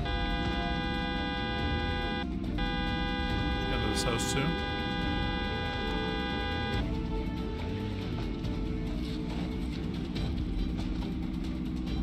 That's a great question. We're at 419,657 kills with this character. Grand total, I think we're at 820,000 between all characters now. Oh, I do kind of want to stop it when we're at 420,000. Take a picture.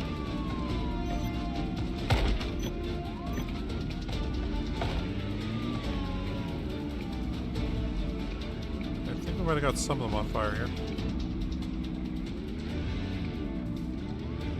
Oh yeah, we do.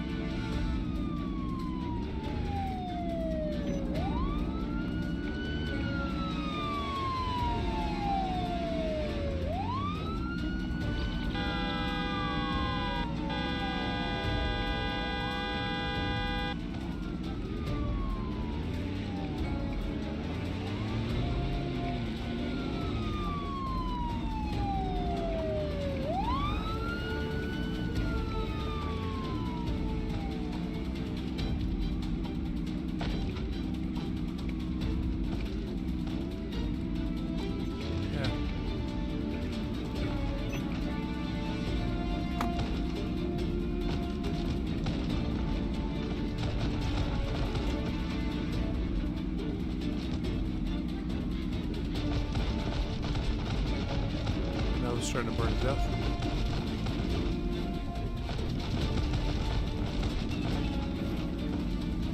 I have to leave once that fire starts close here.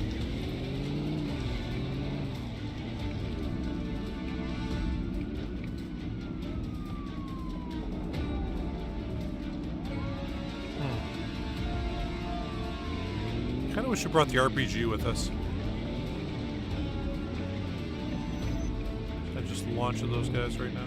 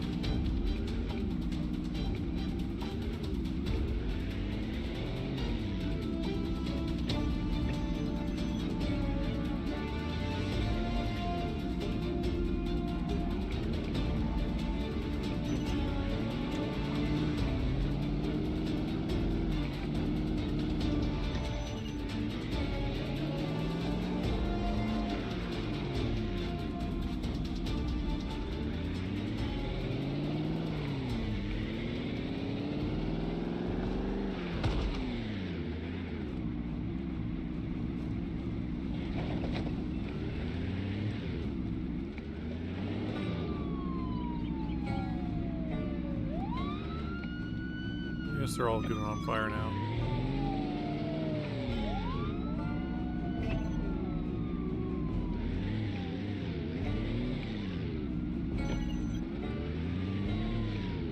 I've got some sight on them here, I think.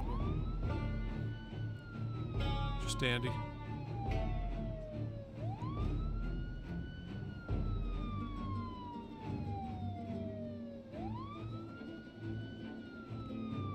Are we at 420?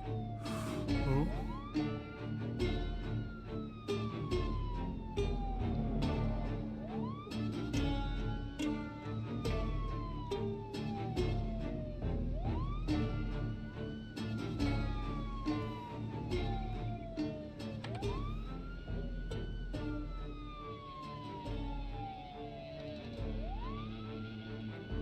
Ooh, 100 away from the...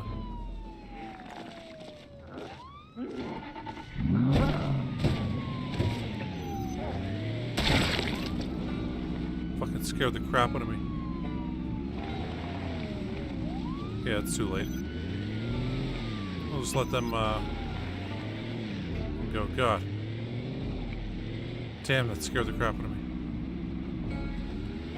So last time it was that late and a zombie stuck up on us like that, we accidentally got out of the car. And then would have got bit had we not dodged and Lost our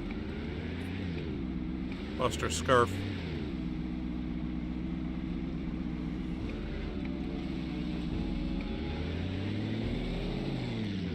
It's so close to 42069 also.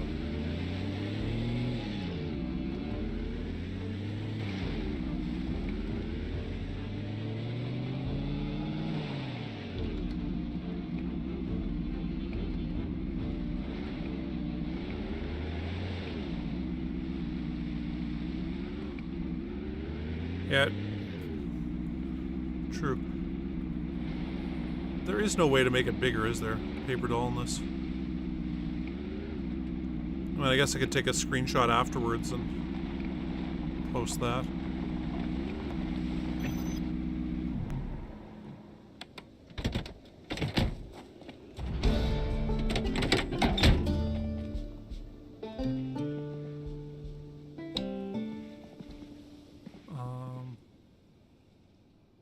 Did we use any pistol rounds today? I think we did. No, we didn't.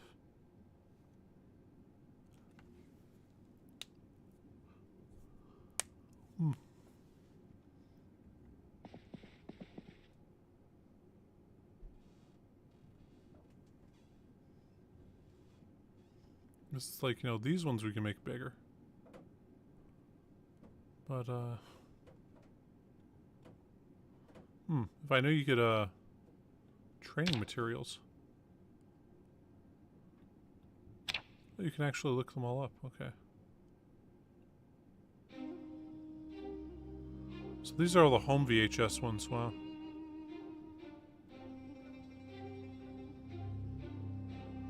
VHS, what are we missing? Are these just the ones we've watched? I think these are just the ones we've watched.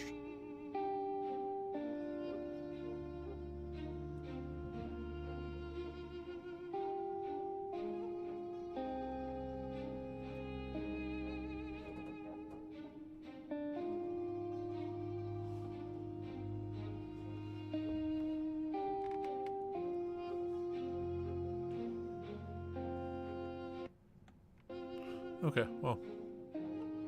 I'd never actually clicked on that for quite some time.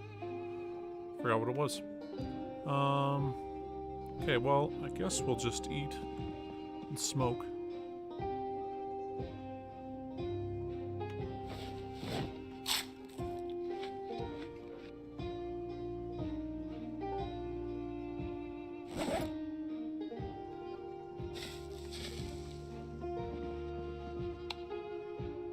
Right.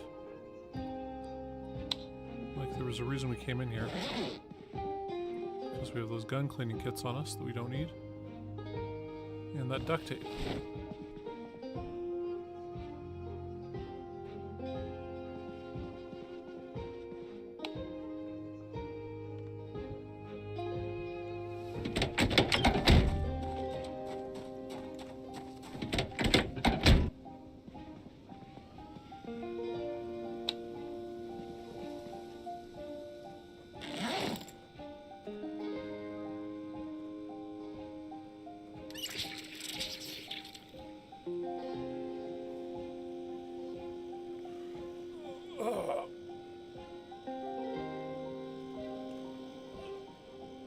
Sorry, just stretching out here. Okay.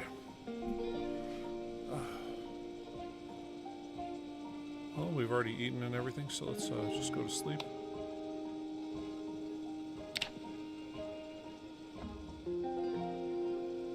Alright, now let's drink an orange soda.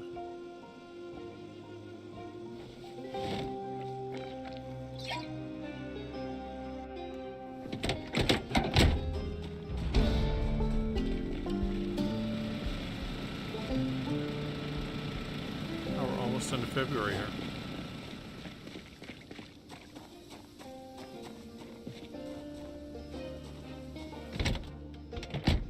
So I'm gonna kill some down this road and see if we can get that truck into a better spot.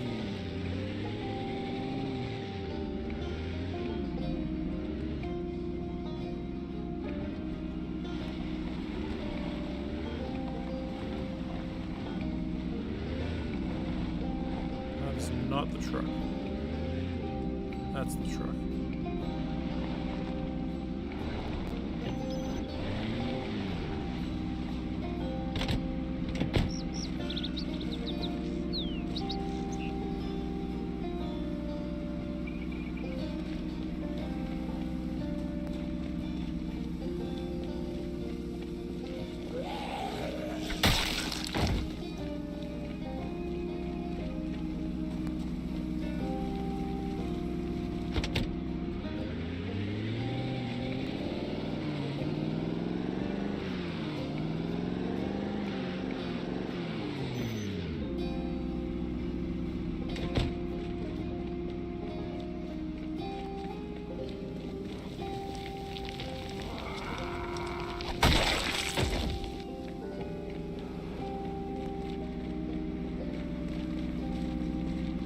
So we have to kill 82 more zombies.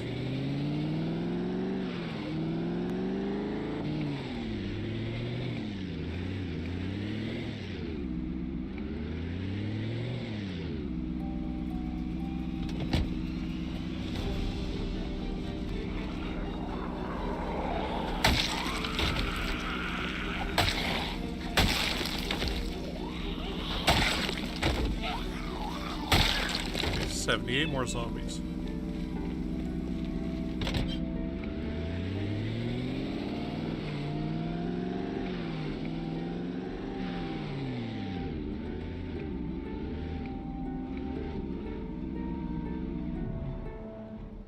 We'll clear these guys out by hand and then we'll move the truck into about here.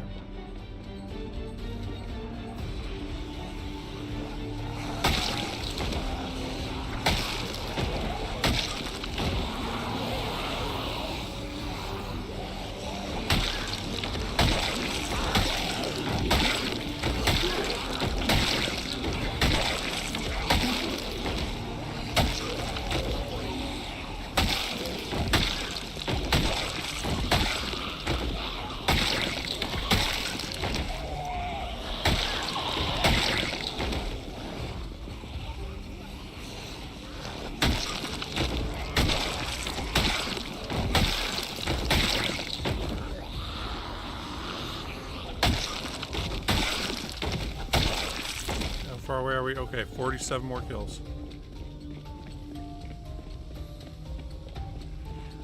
We gotta take a picture of it. Before I become a legendary pot smoker. Get that great 420,000.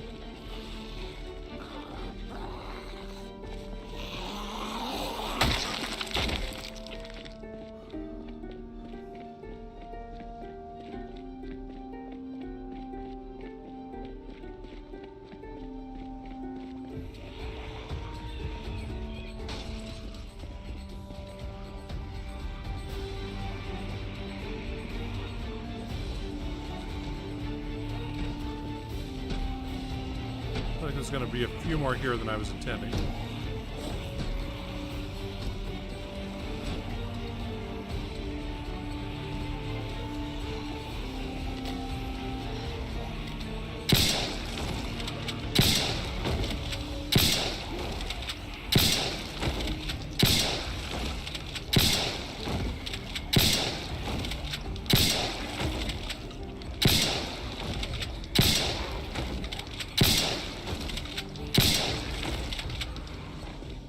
More.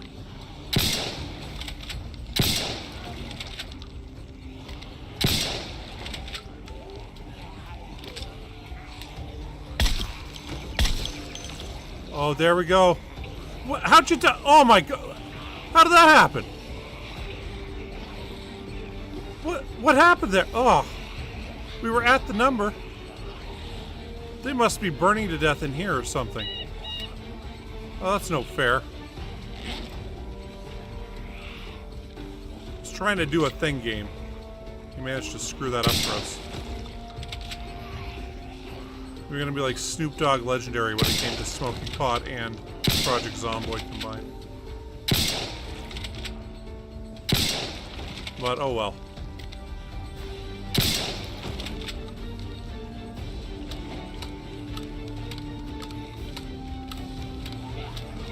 Guess that's just not happening.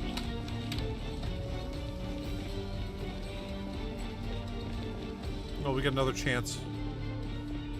Can hit the number 69.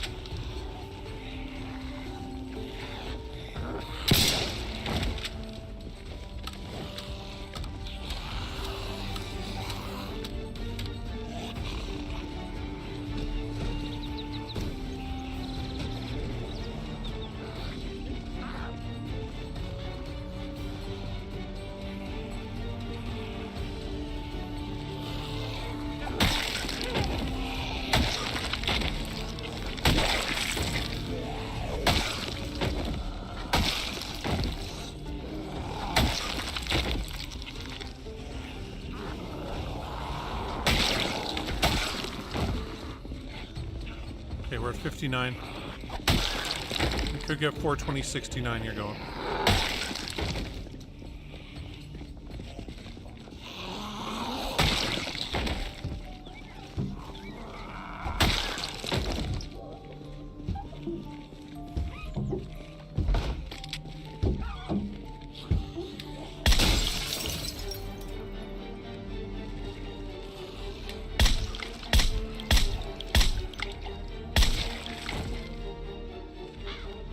Okay, we gotta kill 2 more.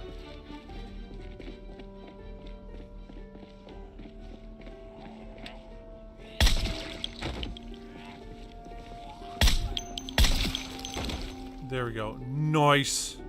Nice. No. Get that in there. Nice. I'm not killing another zombie, guys. Staying at this. The immature numbers. 420-69. 420-069. Okay, I think I'm done with that now.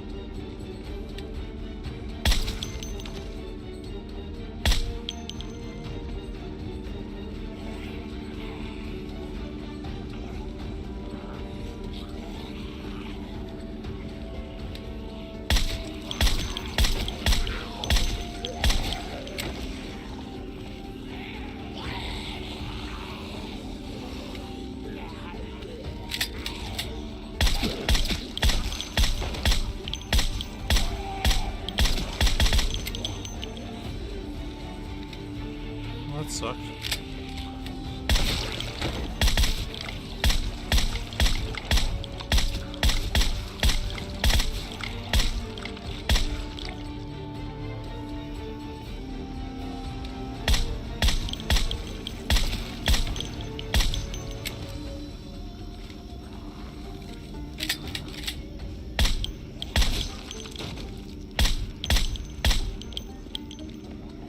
Okay.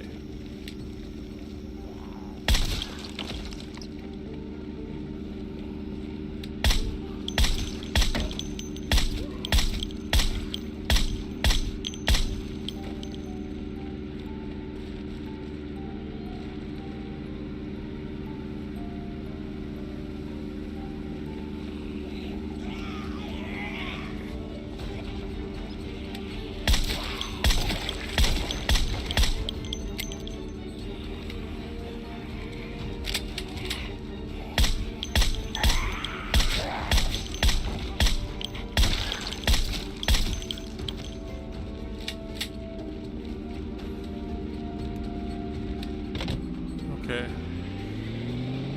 420, 102. Maybe we should stop at 420, 690.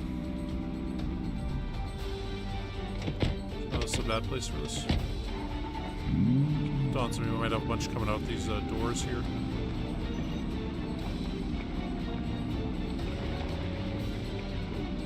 Coming up that way also. We're still within siren sight, siren range.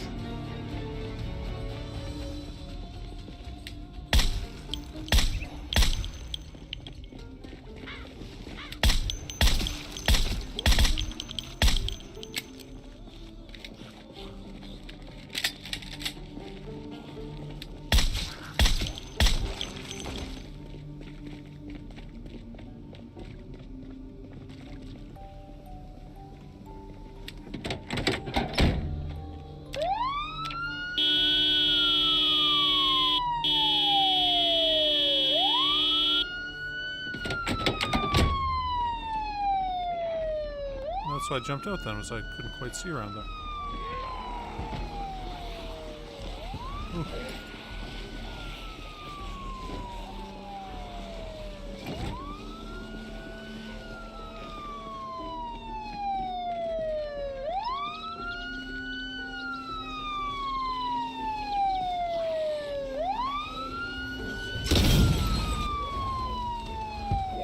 We got some through.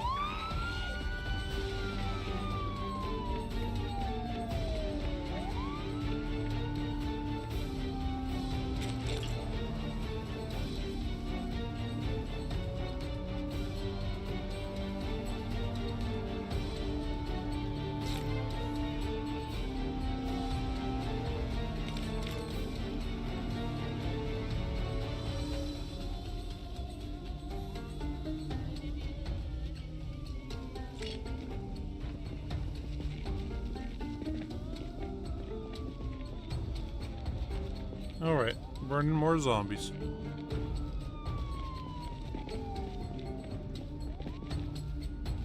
Just got one guy stuck up against that wall there.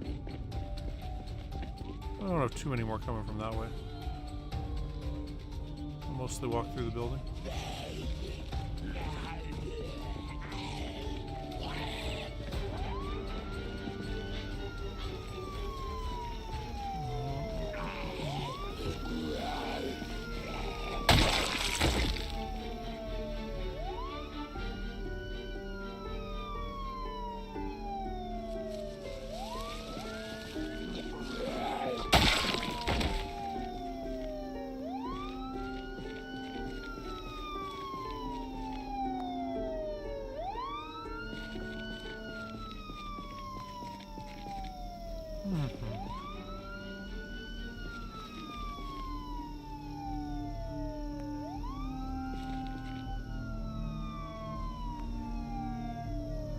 Look at all of them, they're all stuck on the second and third floor there.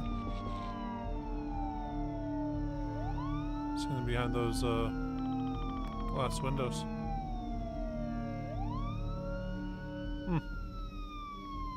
I think that would be the case.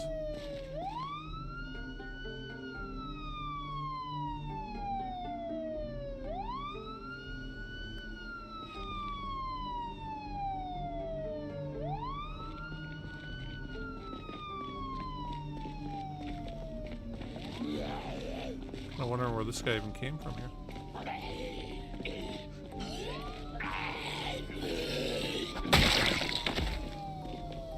Let's go see what it looks like in here.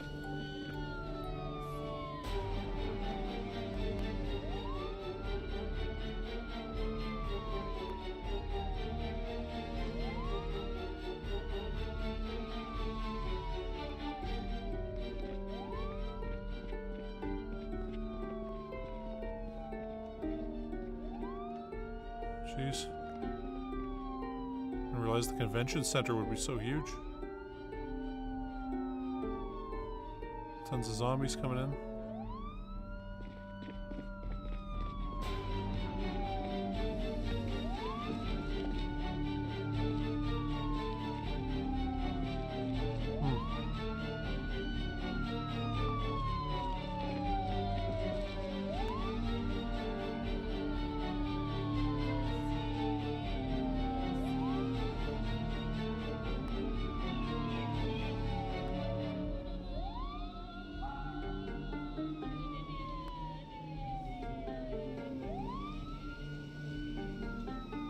How many can we dismantle at once here? 5? Okay, let's dismantle 5 of them. You scared me, buddy. Oh.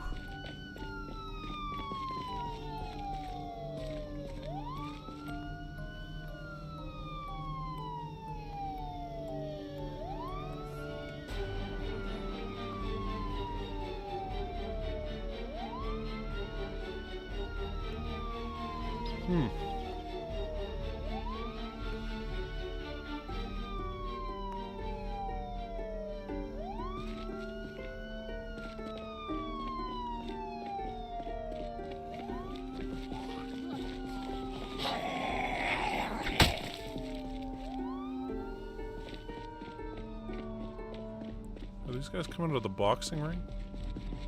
Well, the only place I can think of.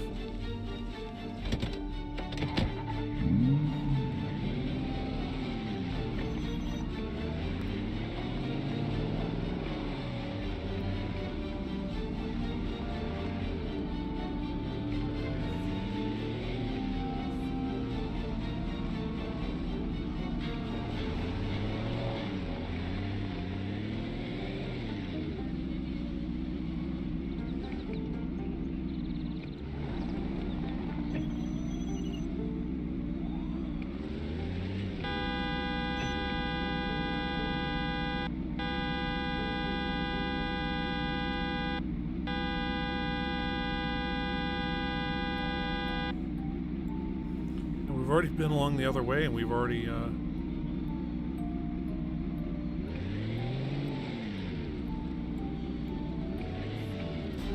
dealt with a lot of that, so I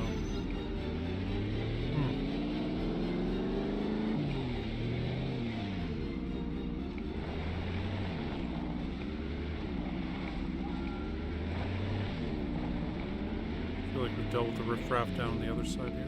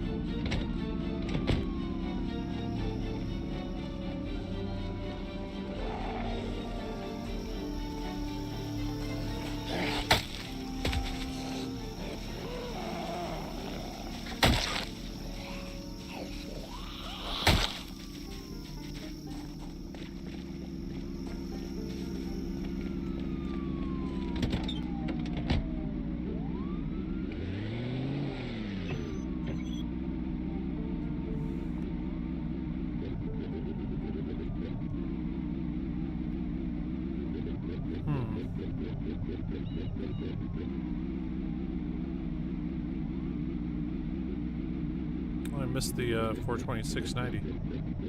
Shucks.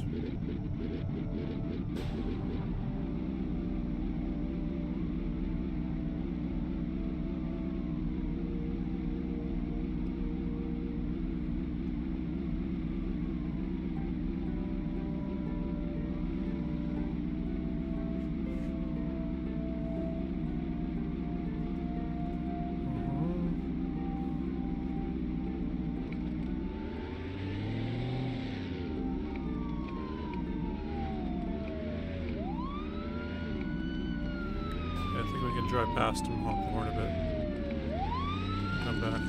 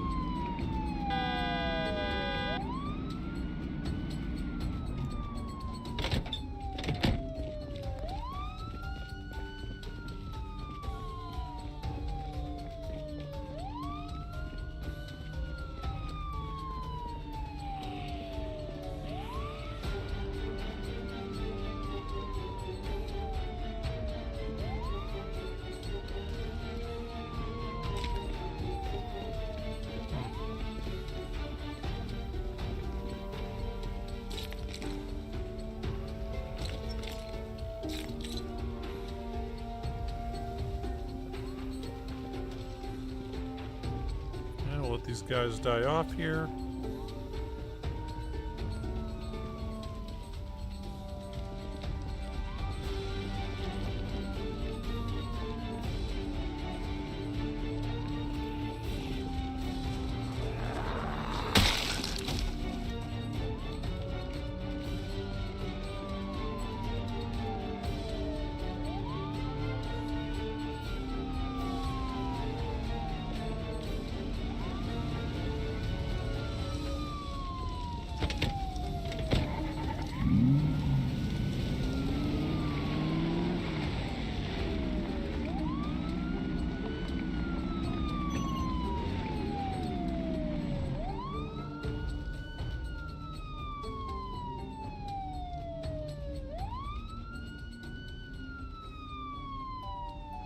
Oh, I guess this is that sidewalk that can burn up. That's all covered in snow right now.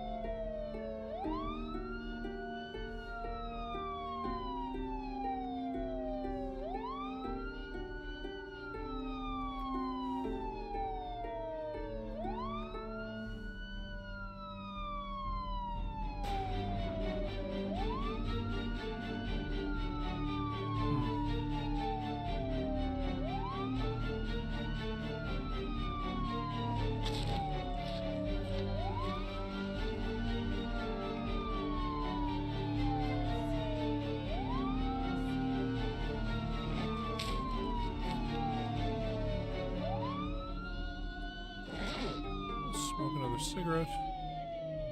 Yeah, 422,000, damn.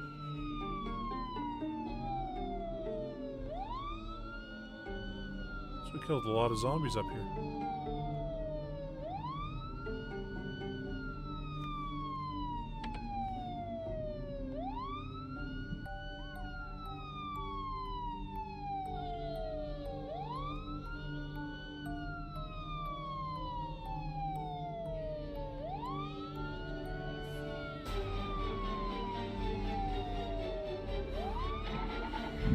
It's too late and we gotta go home.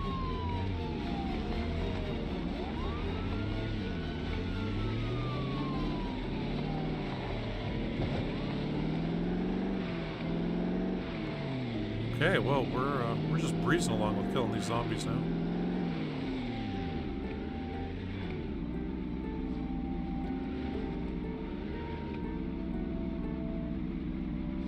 Getting a tiny bit further into the downtown core now.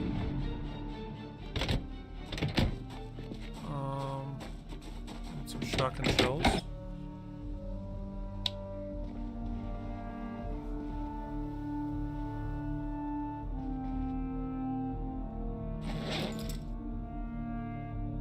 Put the scrap electronics away.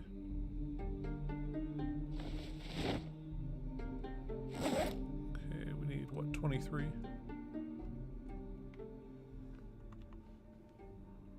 Glad we saved all our shotgun shells till now. It's being quite helpful here. Oh, we did use it sometimes, but usually just kind of at the beginning of using guns, so that we get our skills up a bunch.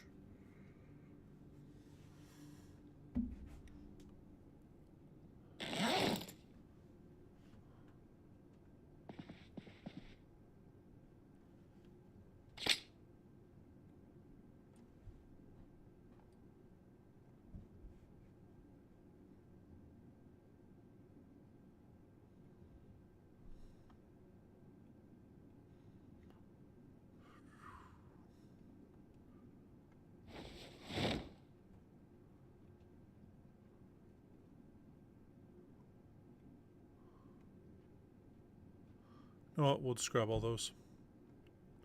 So this is the last of our 9x19mm ammo. 32 clips.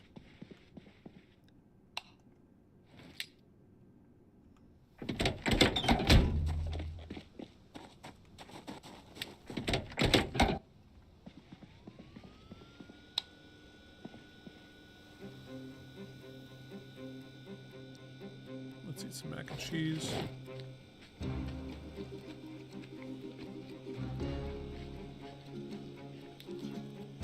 Put that away there.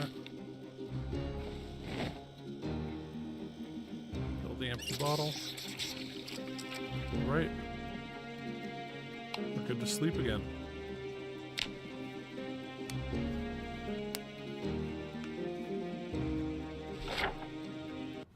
Okay. Damn. I mean, we're so far in here now.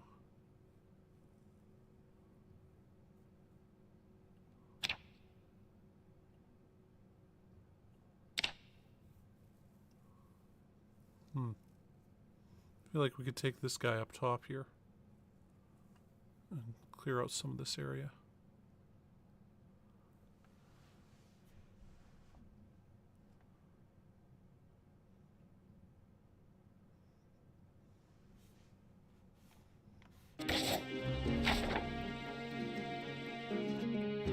Go do that.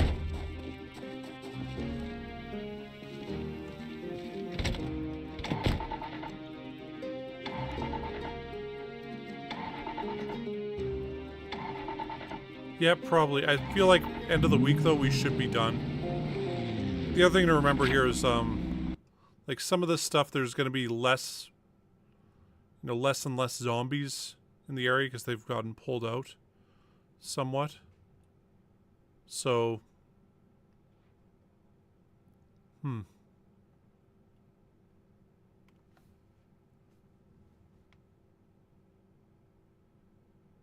So, like, you know, here, for example, we probably pulled a lot of zombies out of kind of this area here. So when we go in here, it'll be a faster light bar. The stuff along the river will also be faster light bars because we won't have that many zombies coming from that direction.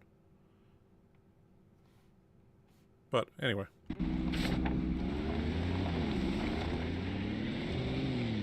You know, I do want to say, oh, 3 more episodes, but of course, the second I get that mindset, we'll get bit, and, that'll be 4 or 5 more episodes. You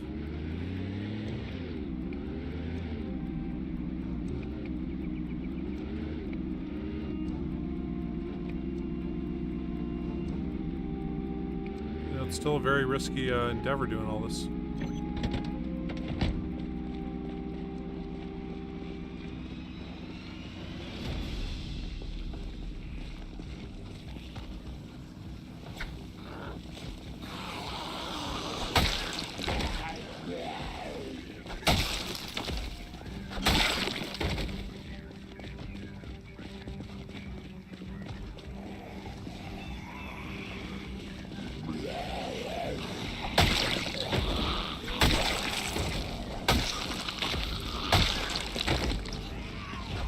I mean, depending on how it's going, I might just say Saturday, regardless of how long it takes. We'll finish it out then.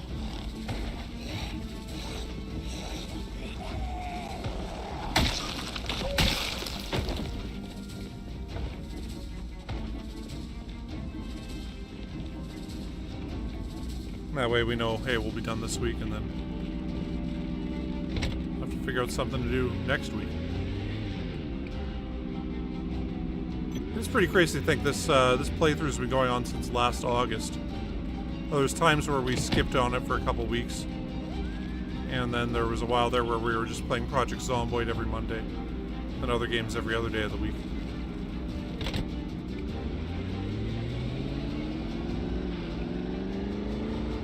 I thought in anticipation of Build 42, might as well finish this off.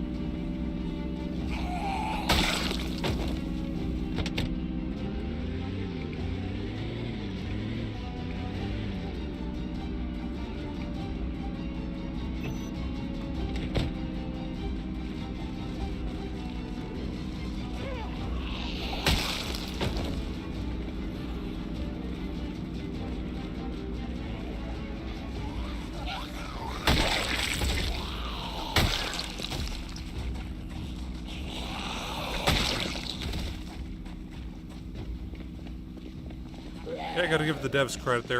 They seem to be doing this right where they're... I mean, it is taking forever, but at least they're making sure that it's all, you know, gonna be 100% working. And,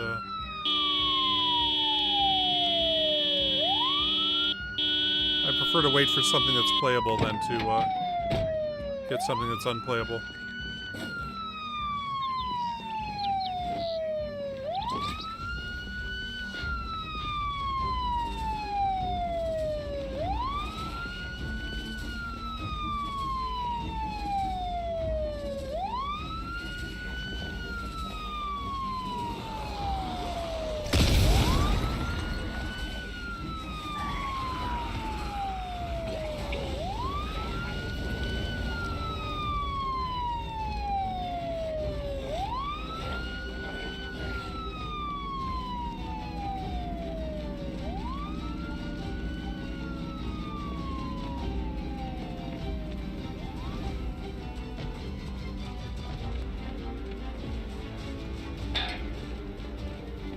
It's out here along the promenade.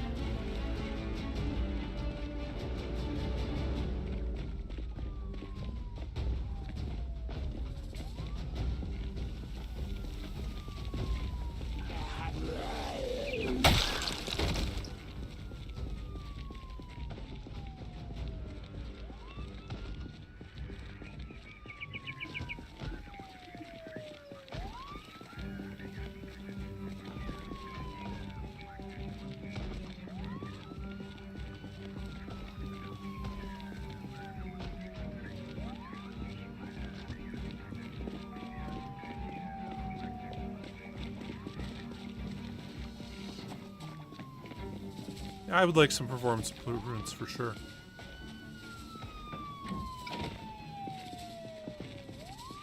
This building's going up. What can be done about that now?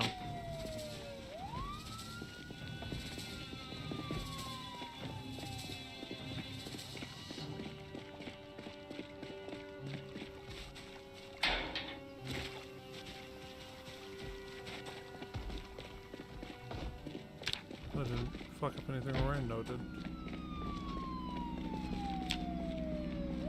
Didn't mean to do that. Meant to do this. What's our long blade at? Yeah. About 50-some%. It's like 57 or 58 or some shit.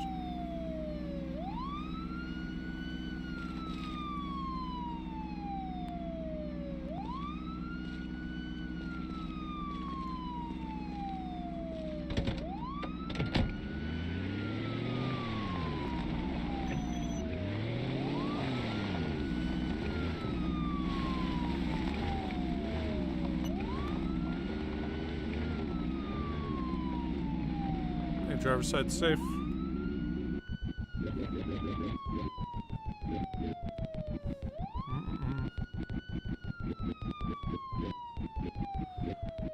They're pretty much gonna have to do performance improvements because, like, can you imagine what this is gonna be like when we've got like 26 or 27 story buildings?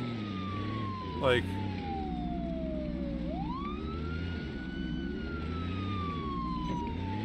it's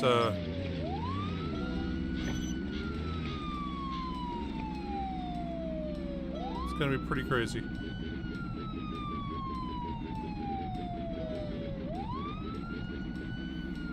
How did you even spot us, man?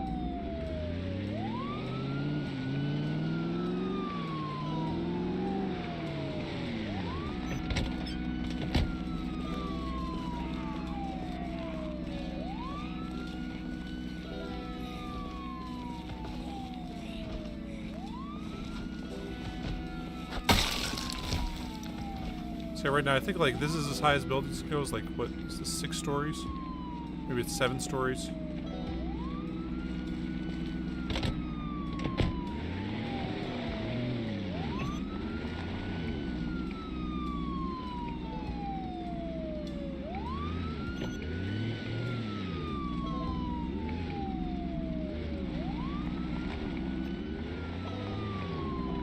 Not true. I wish they did that too, but. You know, the second it says update, if they did like You know, we decided Build 42 is taking too long, so we're going to do a little performance update.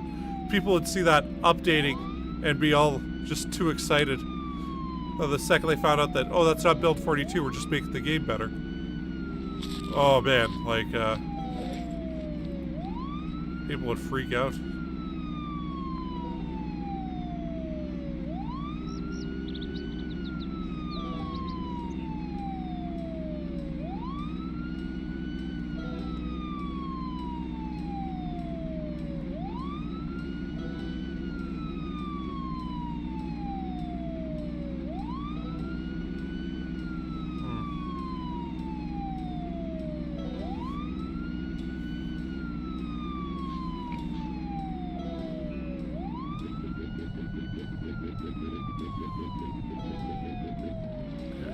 What we can do. Yeah, I think we can make a run for it. Do a honking. Girls.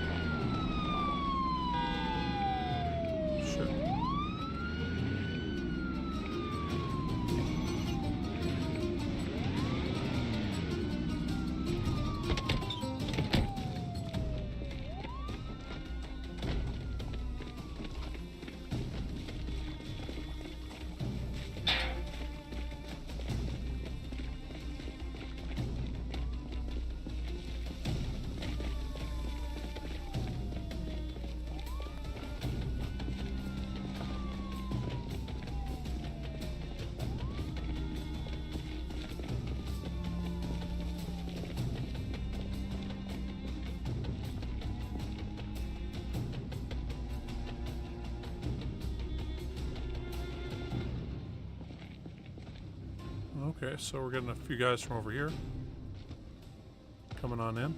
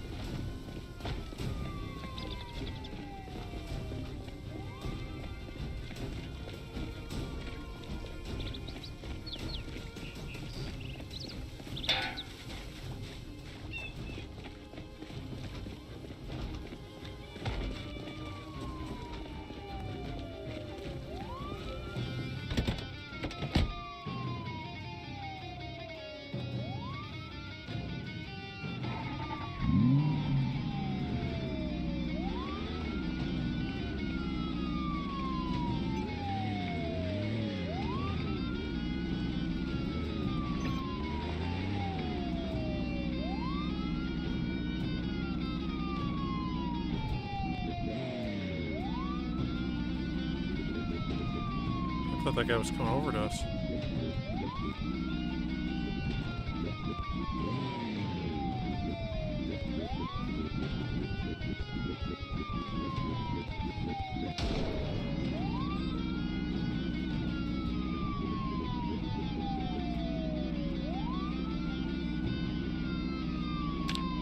And now 423,762.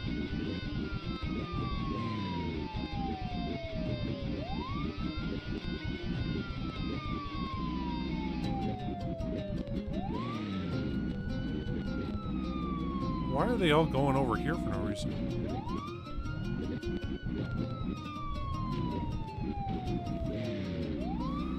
Now we'll do one more honking.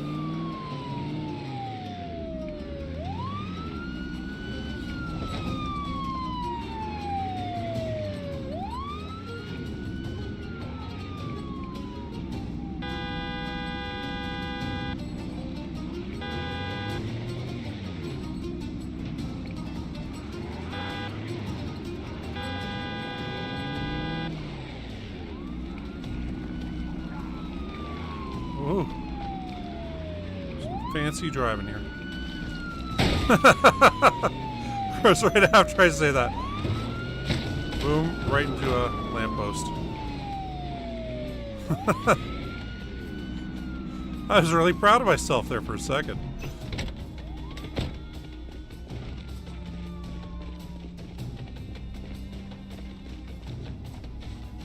And the Project Zomboid gods come in and humble the shit out of me.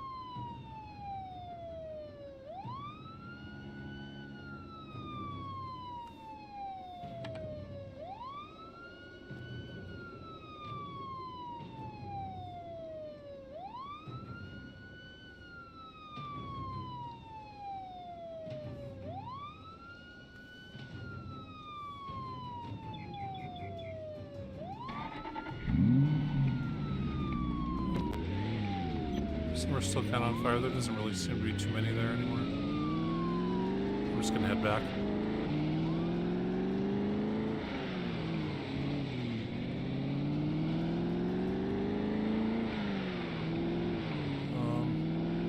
Oh, I hate to do this. I think I might stop early today. My back is kind of bugging me here.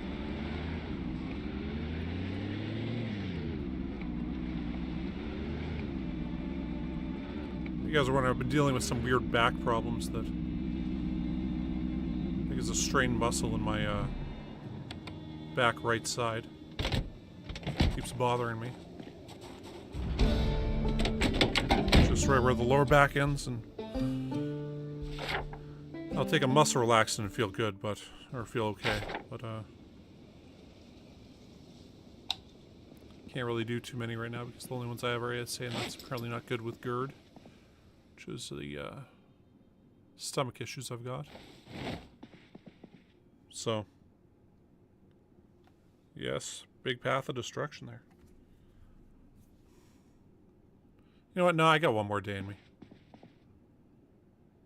I think some of these are empty. I mean, none of them are. Okay. Oh, cool. You know what? Yeah, I got one more day worth of killing zombies in me, so do that.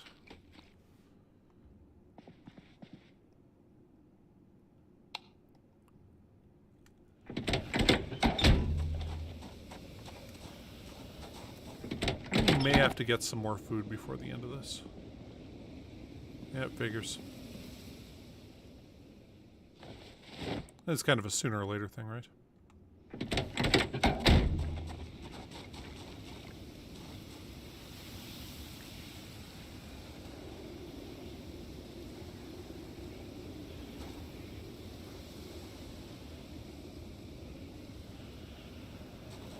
You know, it comes and goes.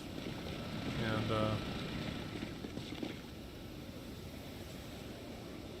So I keep like needing to stretch out and just kind of move around a bit.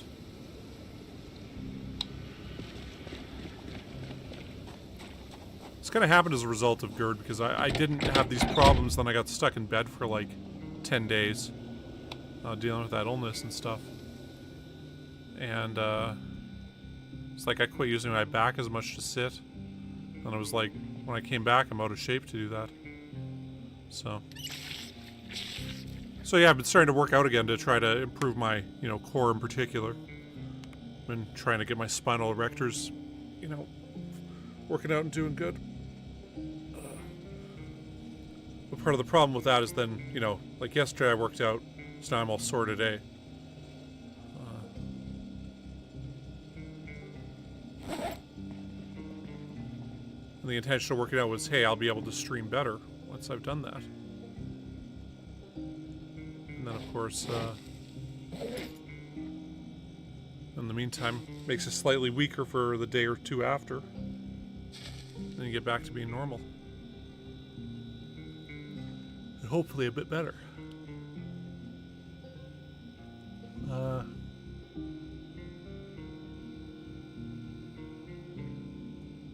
we'll just... let's eat some cakes.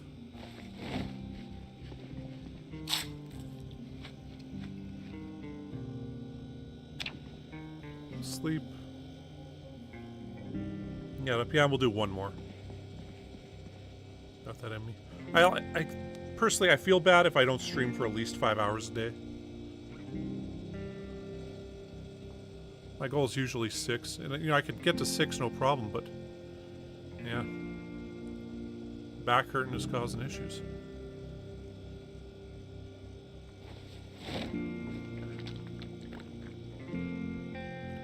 Yeah. Well, I find it gets a bit distracting, and then I tend to make less commentary. So.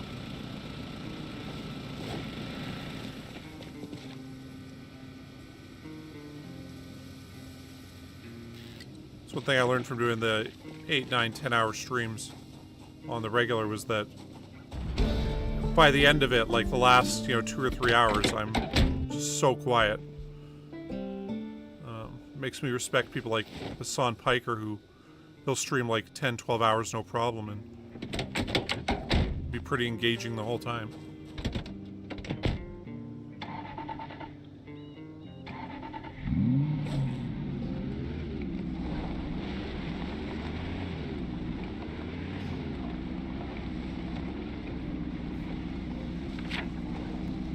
Okay. So we'll remove that mark. We'll move it up to here. And then, kind of want to go right here. Because, like, if we can get done up to this street here, I'd feel pretty good about that. So, that's what we'll do.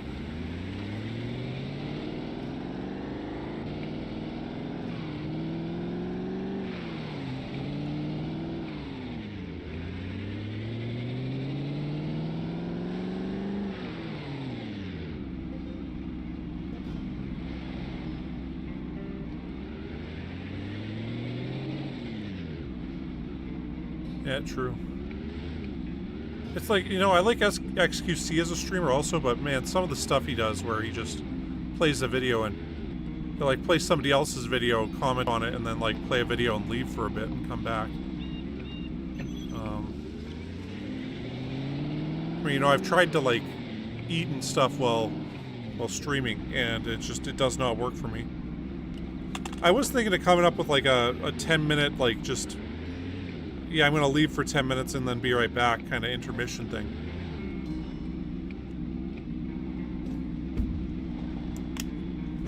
Just because it... I feel like if I had a 10-minute kind of rest and stretch, I could get back to it and be, at least somewhat engaging for a few more hours, but...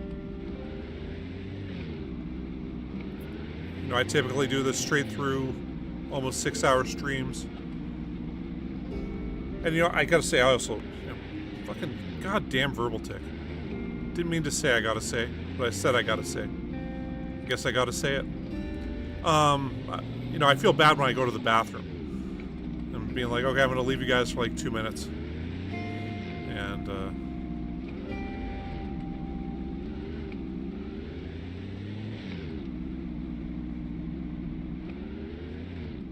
all the corpses.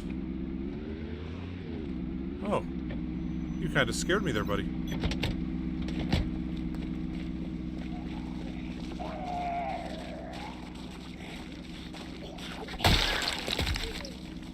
Well, I was watching, there's a guy called The Beast. He plays a lot of Mario content. I found him because he's doing a thing where he's beating every game for Nintendo 64. I was like, oh, that's pretty cool. Which is inspired by the Mexican runner who beat every game for Nintendo.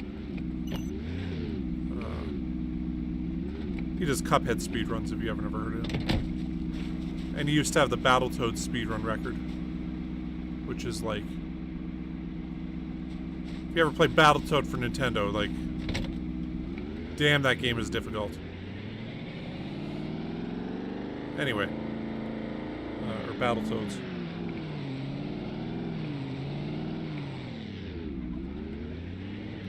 Okay, yeah, true. I assume people watch streams the way I watch streams, which is kind of the same way. Or I'll put it on and do something else. Kind of keep it in the background.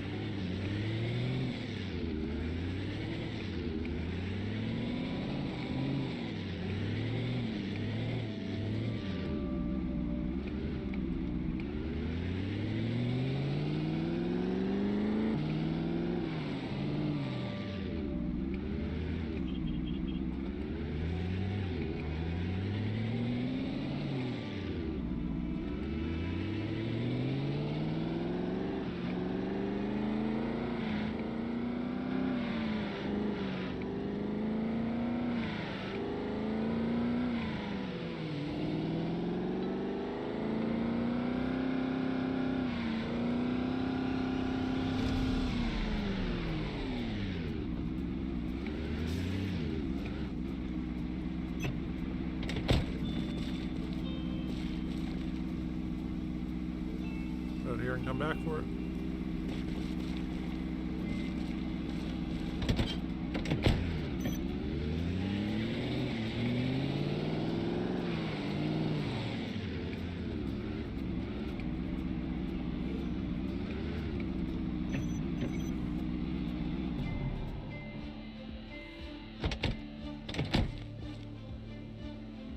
Okay, so that's that part down there.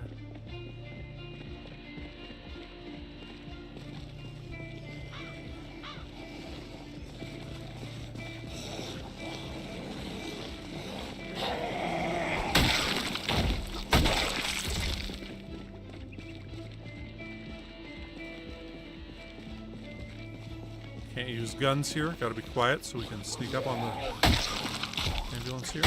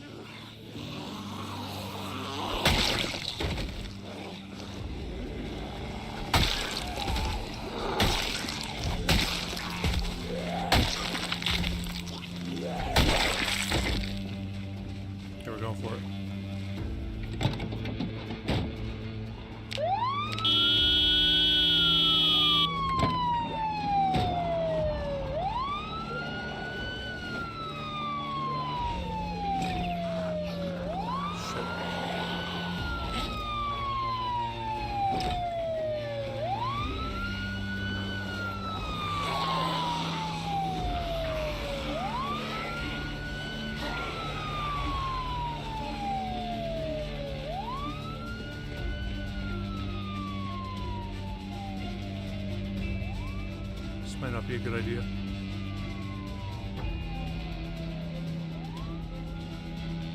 I think we're far enough away.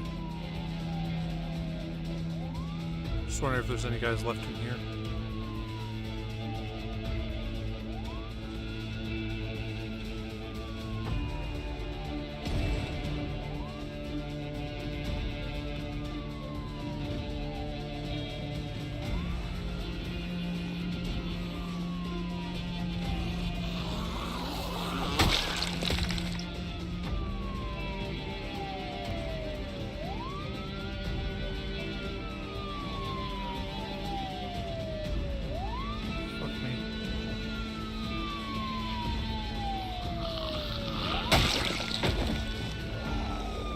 This guy, and we're gonna have to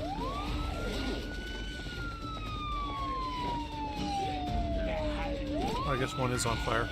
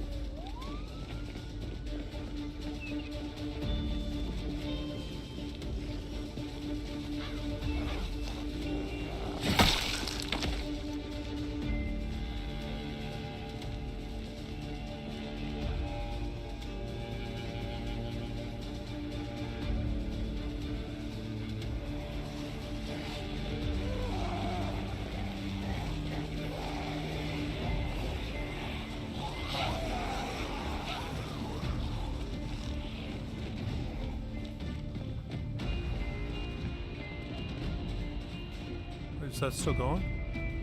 Oh shit.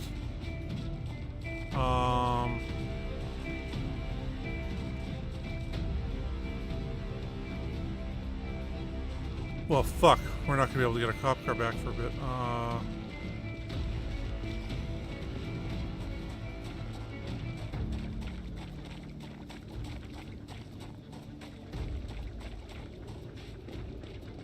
Well, this is gonna cause some issues.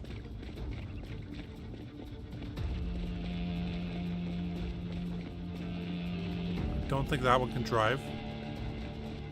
We need one that can drive. I know there's one down near the high school that can drive.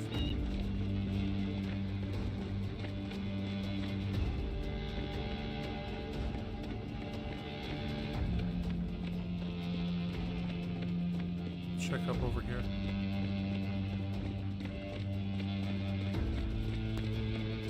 Maybe this one. No, this one can't. There's no way.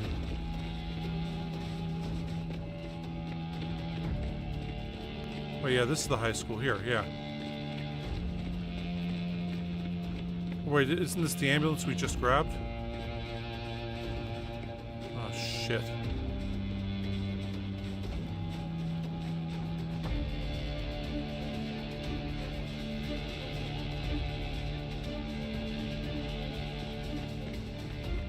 And of course, always the last one.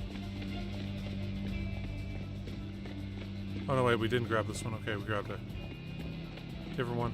This one can drive.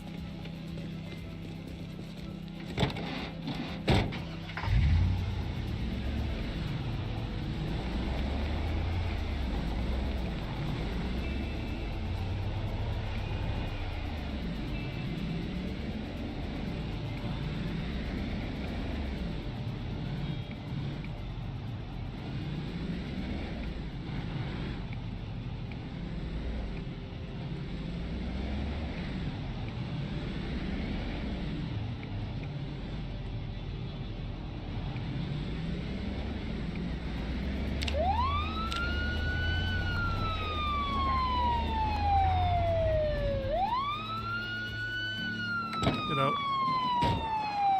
Oh, fuck.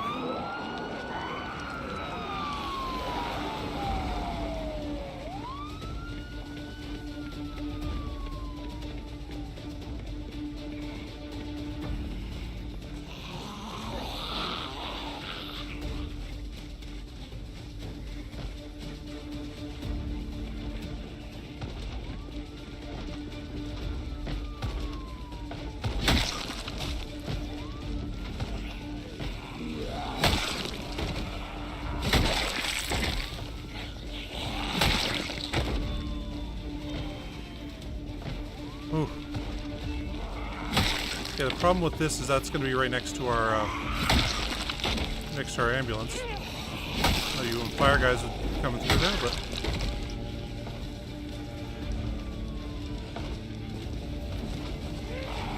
no idea how we're going to get our cop car back now.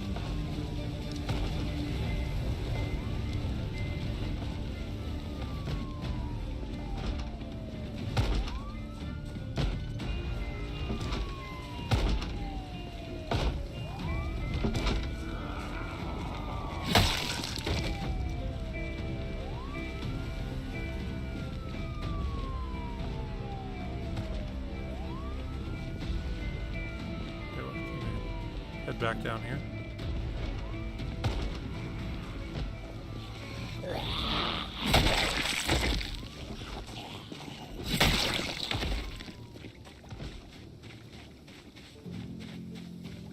That one fails, we can always turn that one on. Where are the zombies? Further down this way.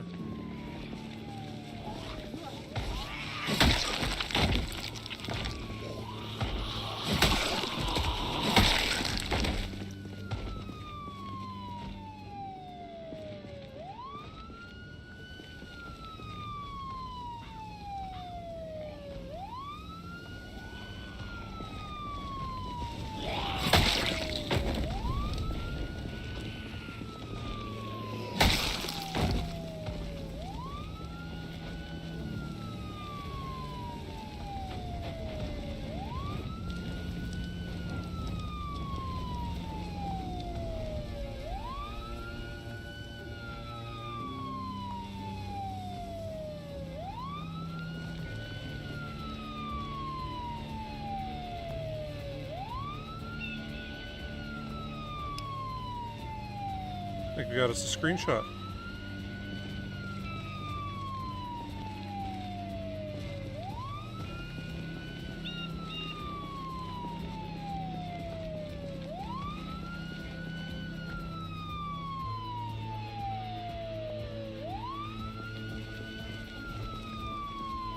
Yeah, well, just let these guys burn off a bit and then we'll go grab it.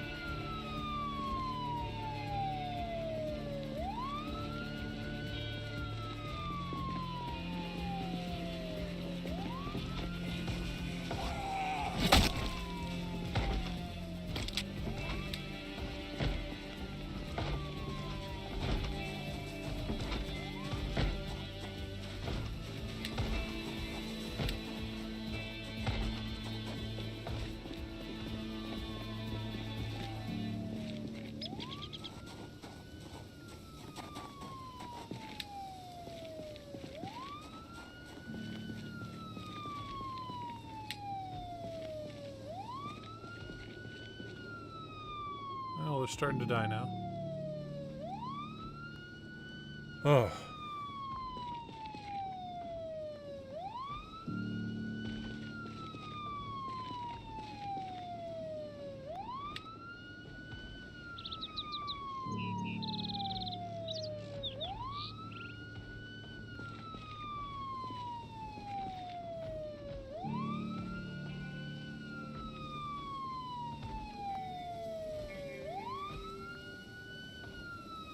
Yeah.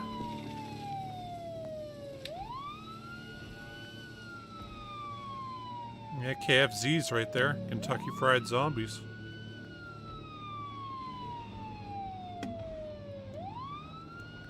Yeah, KFC in Canada has announced they're just going to go halal at all their locations. So no more double down, whatever the hell things.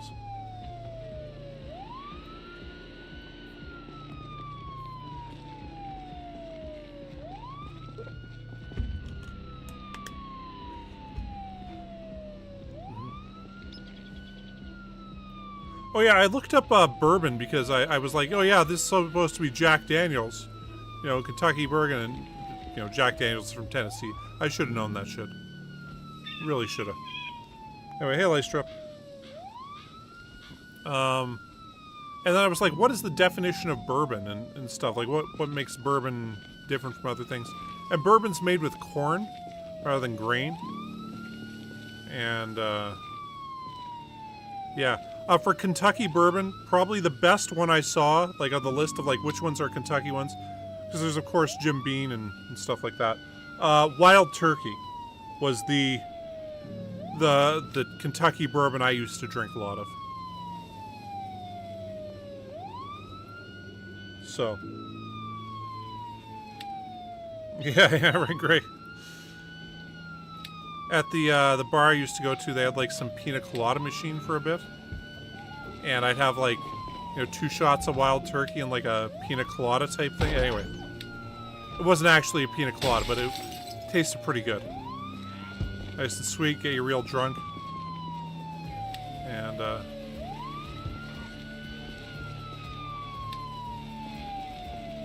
oh.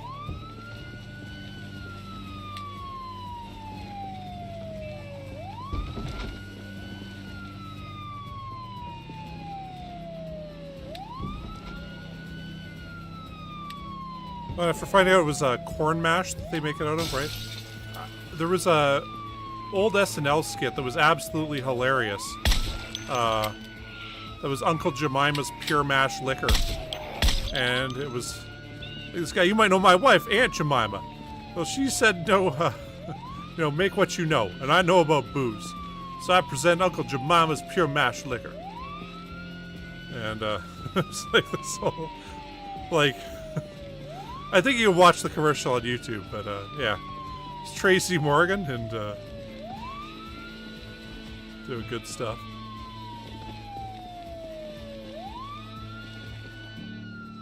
It's weird to think that Aunt Jemima's gone. I'm gonna try to get the cop car out of here.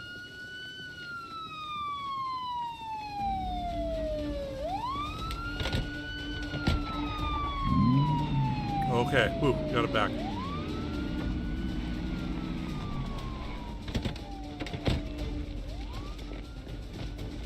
Line of sight here quickly.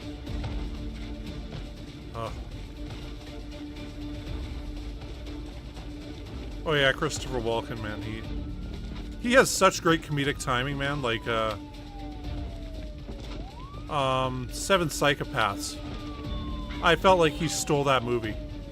I mean, Colin Farrell and Sam Rockwell were good in it, but he just, there was something about him, man, that. Put your hands up. No. What do you mean, no? Well, I've got a gun pointed at you. So? Well, you gotta do what I say. No. Well. Shit. And, it's just, it was just one of the funniest little sequences. And, but the way he delivered that no line was, it was just perfect. That, put your hands up. No. And,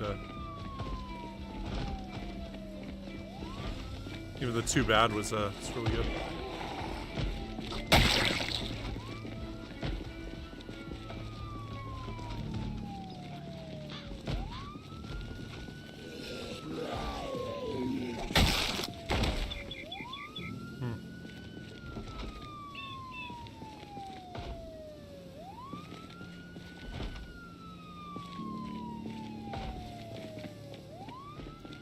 Okay.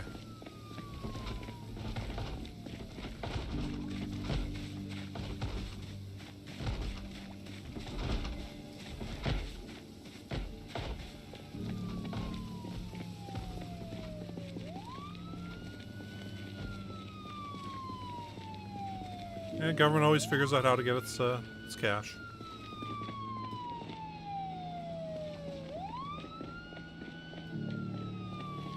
One of the most interesting things going around Scotland was there was a lot of houses that had windows that had been bricked up, and what had happened was in the 1700s, somebody came up with an idea that we'll tax everybody based upon how many windows are in their house, because rich people have more windows. So what did people do? Well, they got rid of the windows on their houses. And, yeah.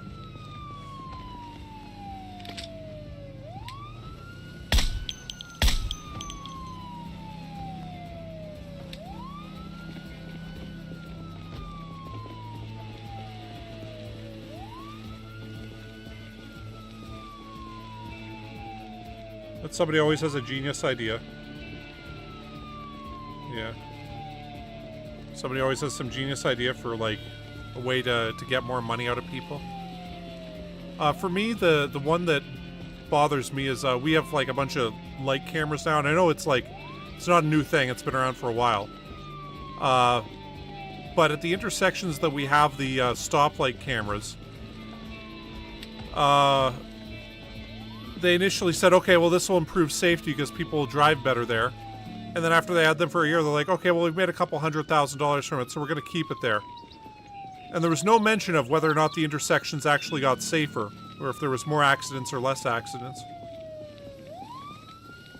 And now there just tend to be more accidents at red lights that have cameras that will, you know, ticket you if you drive through, because a bunch of people slam on the brakes to avoid going through the red light, and then they get rear-ended by the car behind them. And so they're not like fatal accidents, but it does end up causing more accidents, which is like one of those things that you wouldn't really think of till it starts happening, right? And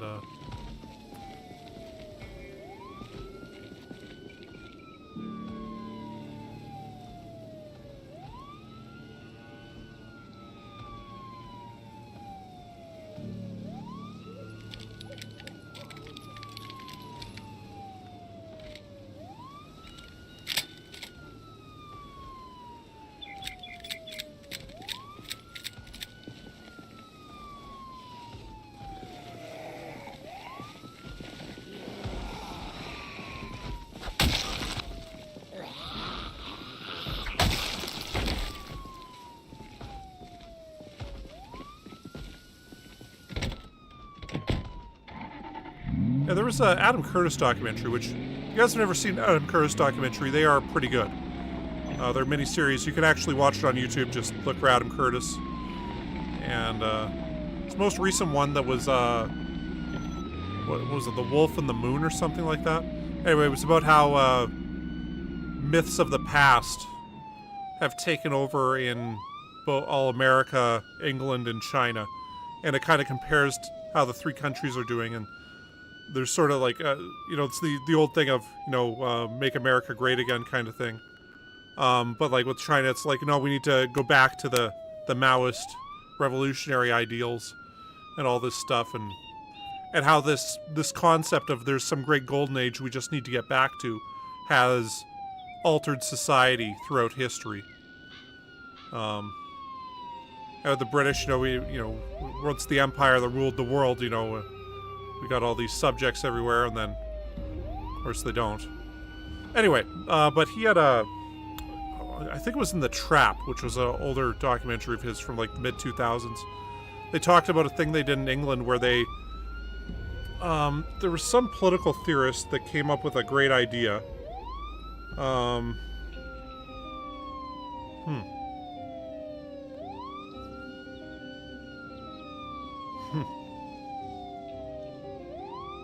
Damn. Anyway, yeah, sorry, just read that stuff about IT forensics and dogs. And, PI's license and stuff. Yeah, where was I going? Yeah, so in The Trap.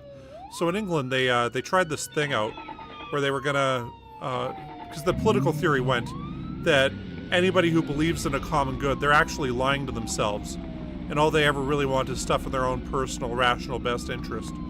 So we can't trust people anymore. We have to trust numbers. And really only numbers, prove whether or not something's working or not. So they decided to give performance incentives to police officers and doctors for either getting surgeries done quicker and having less people on the surgical wait lists, or in cops' case, reducing crime in their district. So they had performance incentives tied to this, and what ended up happening was, in order to say they're not leaving people on stretchers, they'd leave people in hallways but take the wheels off a stretcher and put a person in it. Now they're in a bed, not a stretcher, so they've really moved things along. They ask people, when are they going on vacation? When can they not have a surgery? And they would say, oh, well, this date here, I'm going to, my kid's wedding or something. Okay. So then they'd schedule their surgery for that day. so that then they would back out of it, but then they get knocked off the surgical wait list to move to the back of it. So it seemed like they were doing a lot better surgery and better medically, so they get their performance incentives. With police, if, say, some kid set a trash can on fire, they wouldn't say, oh, well, that's an act of arson. They would say, well, there's a suspicious occurrence. Who knows what happened with this trash can? It could have been anything. And then they get their bonuses. So they'd make everything look like everything's going a lot better on paper because that's how they're measuring stuff. But in reality, things were just as bad, if not getting worse, because they were ignoring issues that were going on to try to get more money. And,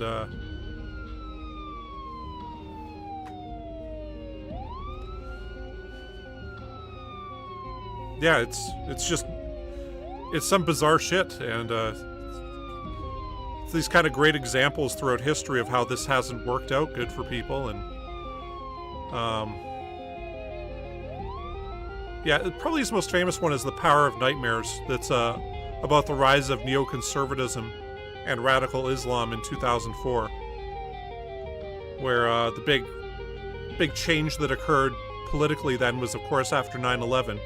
Rather than people campaigning on, I'm going to make all your dreams come true, we're going to have a better society and stuff, the political campaigners would say, there's a horrible nightmare coming for you, and only I can save you from it.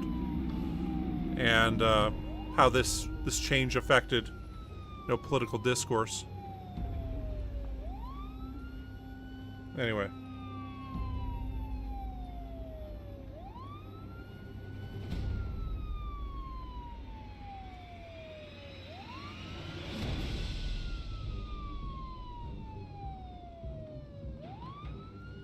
Yeah, that happened with Revenue Canada, which is like our income tax thing, where they were promising to answer phone calls in such a short period of time. I think it was like within 15 minutes or something. So what they started doing was just anybody who had been connected for longer than 10 minutes, they'd just hang up on them, so they'd have to call back. So their metrics would say that, oh, well, we got all the phone calls at time,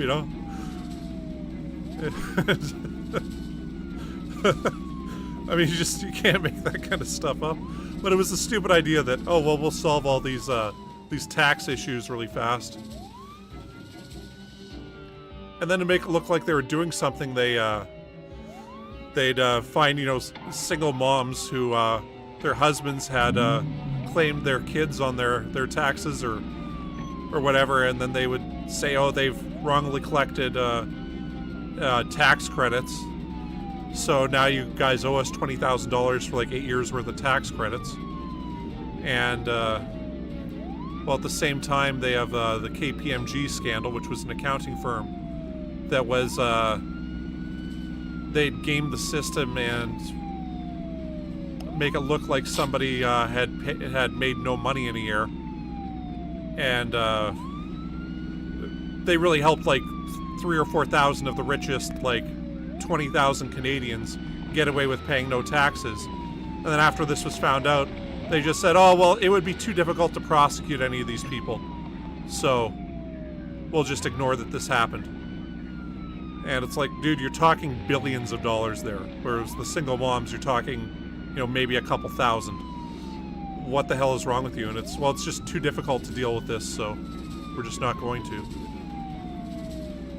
And then they agreed to give the accounting firm immunity if they told them who all was involved with this. And after they did that, then they decided not to prosecute anybody or go get their money. And it was just a ridiculous thing. My favorite thing involving Canada Revenue, or Revenue Canada, was when Brian Mulroney was Prime Minister. They actually had a whole inquiry over this. This guy, Caroline Schreiber, paid him on his behalf like $100,000 in an unmarked envelope for Canada to consider purchasing some, I think it was German-made armored vehicles that was made by his company. And maybe it was $200,000. Anyway, so Brian Mulroney did not declare this on taxes for obvious reasons, because that's a really scummy thing for the Prime Minister to do.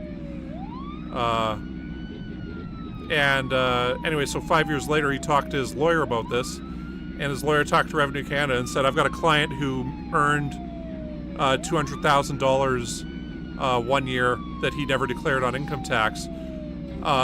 Could he pay taxes on $100,000, and I'll tell you who he is? And we forgive all this? And they, oh yeah, sure, because otherwise they had no clue who he was. And of course, it turned out it was the former Prime Minister that had done this. And, yeah, we're just gonna leave those guys now. And then acted like, oh, well, this is really all above board. You know, this kind of thing happens all the time. And that's when people found out, yeah, this kind of thing happens all the time, where people cheat on their taxes in Canada, don't get caught for it, and then agree to come forward and pay less taxes, provided they admit that they did this. And this is just kosher. This has been going on for a long time.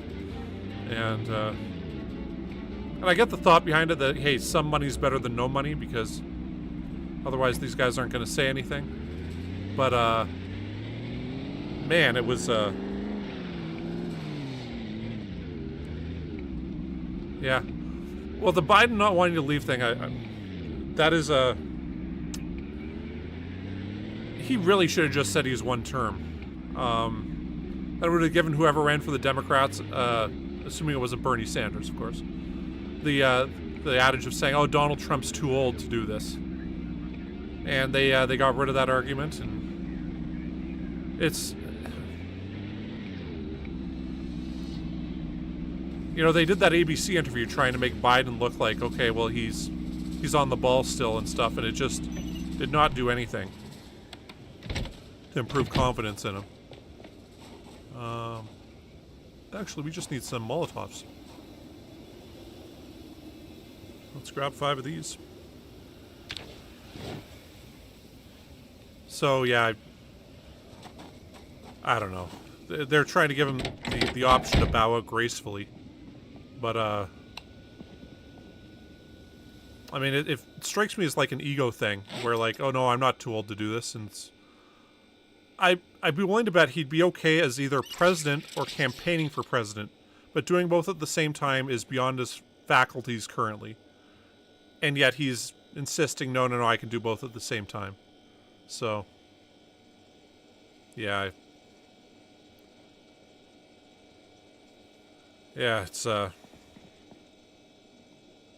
it's kind of brutal.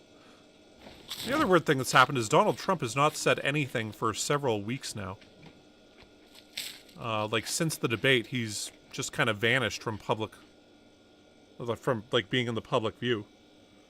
And,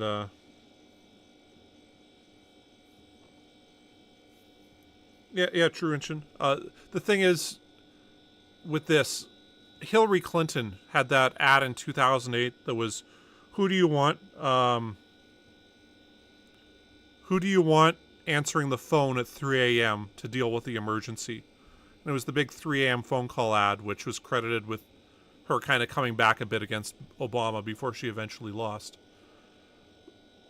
But when you ask that question, you want somebody who's able to be on the ball and have all their faculties. Even though that 3 a.m. phone call doesn't come very often, when it does come, you want them to be, to be ready and prepared for it. And if they're not, you feel like, hey, this person really shouldn't have this job. And the way Biden is right now, I'm like, I don't trust that 3 a.m. phone call. And yeah.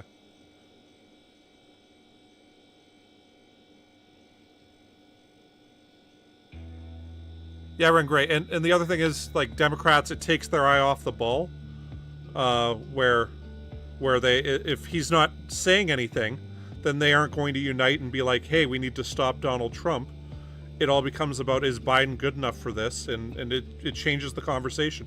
It's really smart political instincts. I'm not sure if it's intentional or if he's like, I'm going to just take a bit of a break right now and, take 2 weeks off, and then I'm going to come back and, start campaigning again hard. But yeah, Yeah, there was somebody filmed him at the golf course while he was talking to Donald Trump while he was golfing.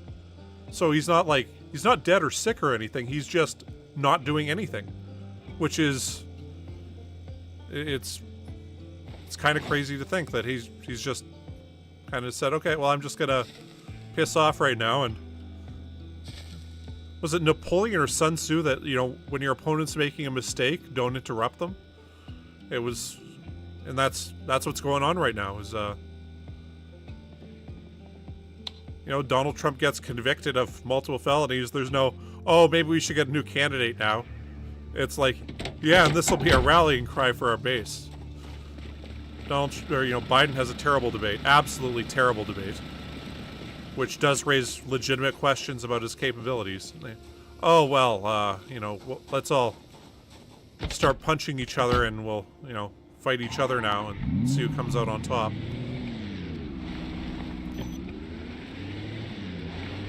But the other thing was he just, like that George Stephanopoulos interview, just, that's not enough, buddy. Actually, where are we going? I'll look this up again. Okay, so we have one of these is right about there. We got rid of that. We got rid of that. This is actually right here now, isn't it? Whatever, we'll leave that there. I guess we'll try taking this guy down this road. And, yeah. So.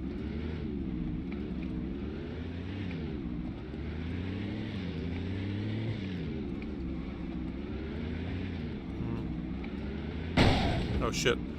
Looking at chat, my bad.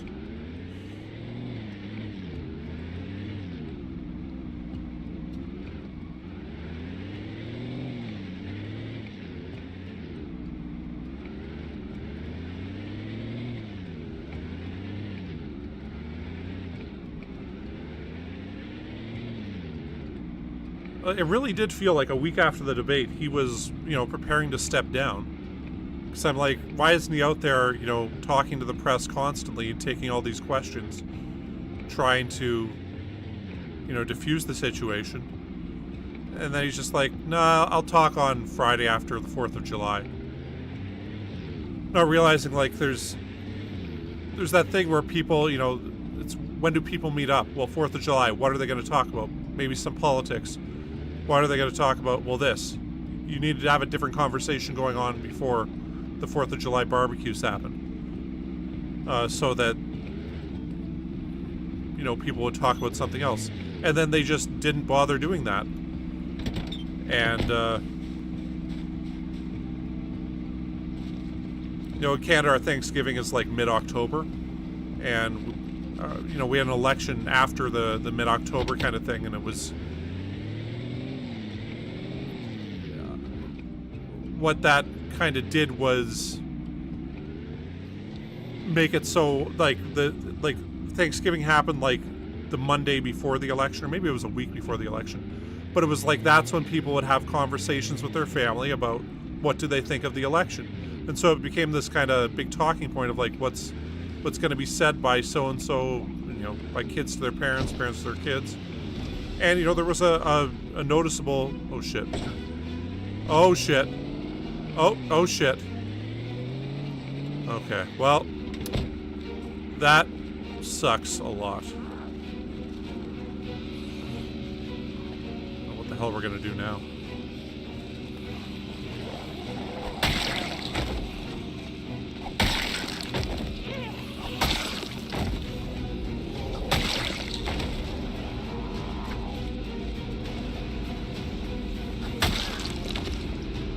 Okay.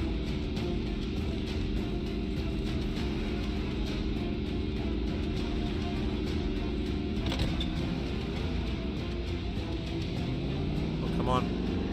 Come on. Oof. Yeah, it's nice having Jon Stewart back on The Daily Show.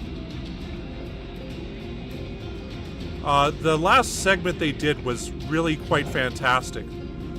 about stuff. If you guys haven't watched it, check it out. It's on YouTube for free.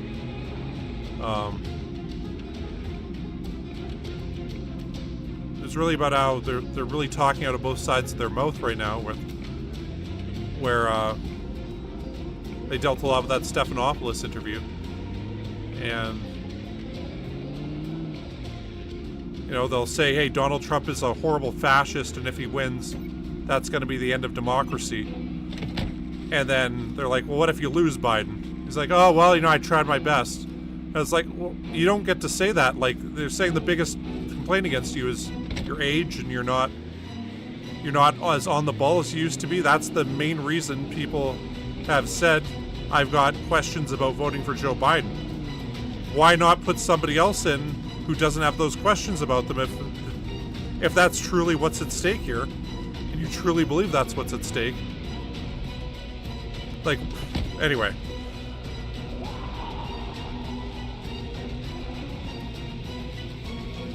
Yeah, it's sort of like if I said all reality depends on this, and millions of lives depend on me winning this Project Zomboid game, and I'm going to play it with my back hurting, so I'm not concentrating as much. Like, it's a ridiculous thing to say. It's talking on both sides of your mouth. They both can't be true. And, yeah.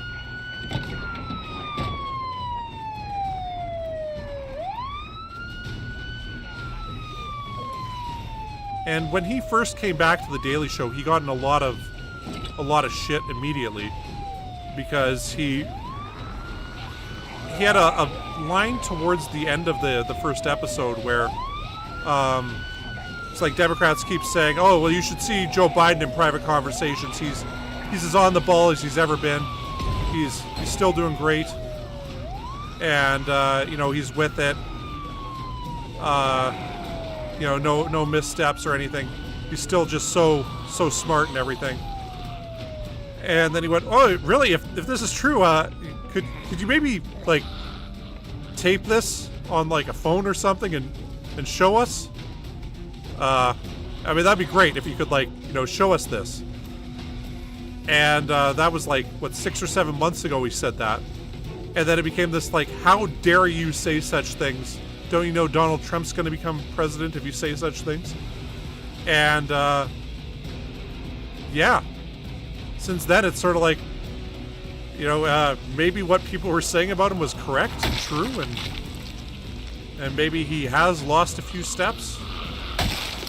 And, anyway.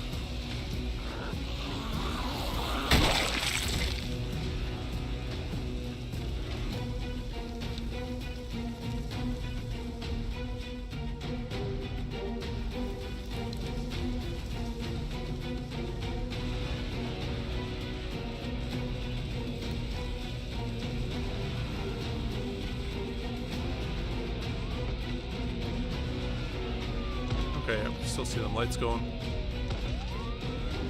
Okay, this will be the last day of the stream. Didn't mean to leave, but yeah. So, hey, Democrats, it's really weird that they think that this is a good strategy. But it's kind of like the way that the Republicans have married themselves to Donald Trump, and you know, the kind of Trump ideology rather than you know, any kind of classical conservatism. The Democrats have now kind of married themselves to Joe Biden.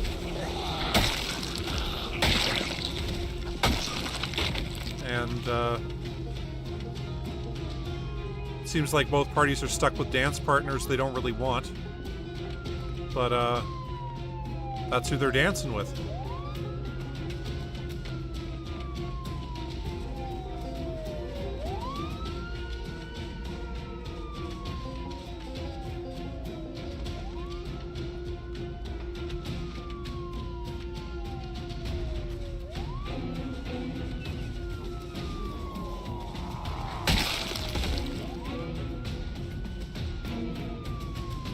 Yeah, apparently Putin has been, like, begging for some ceasefire talks. And, really some discussion of that. Because, I mean, if you guys watch some of the news on the war in Ukraine, they're using, like, golf carts and dirt bikes to move troops around that are like totally unarmored, because they just don't have any other vehicles available that are armored or anything. And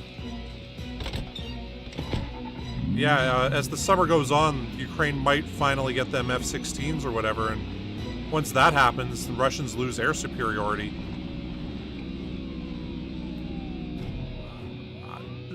I don't see them thinking, oh, there's this way out of this. And probably the only thing they're hoping for is that Donald Trump gets elected and decides to quit supporting Ukraine for whatever reason.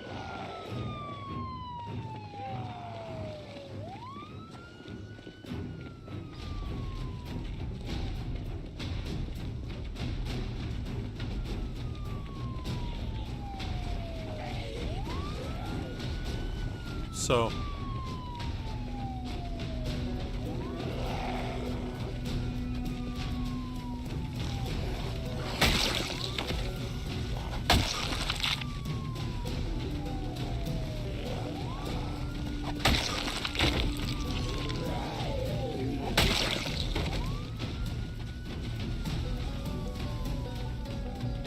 yeah, we live in interesting times. It's interesting to see what happened there in France, where Le Pen, they got trounced totally, and you know, the far right seems to have lost their chance there. It's probably the best chance they'd had for a long time. Okay, we're going down to like, what, 6 frames per second? Let's zoom in a bit, stop that from happening.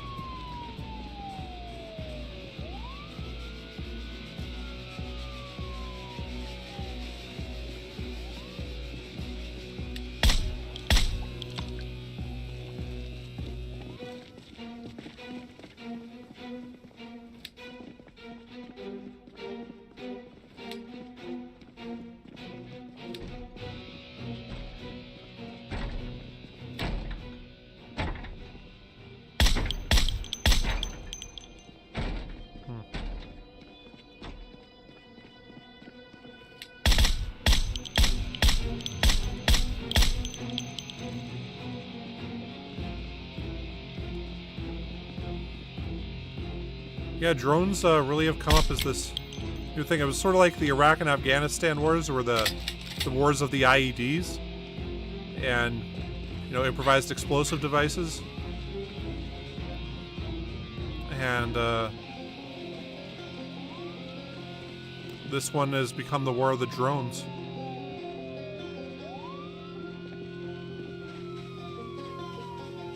It's kind of like in World War II when they really started using aircraft carriers and planes, and that was kind of the end of the big massive battleships, because the carriers could deal with them, and the planes.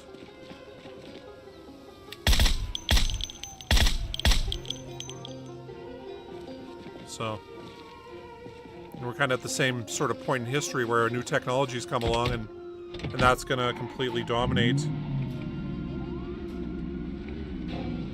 Yeah, it's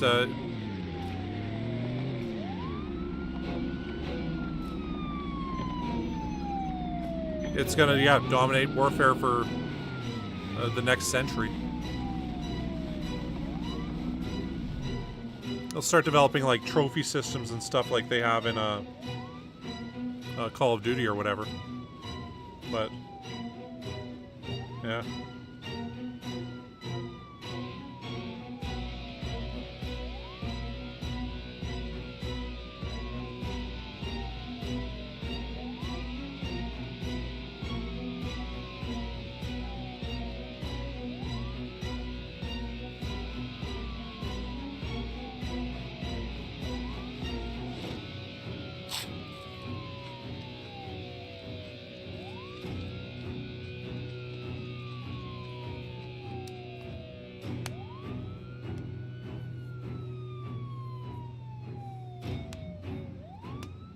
You know, it's really going to be a thing until people develop, like, drones with guns on them.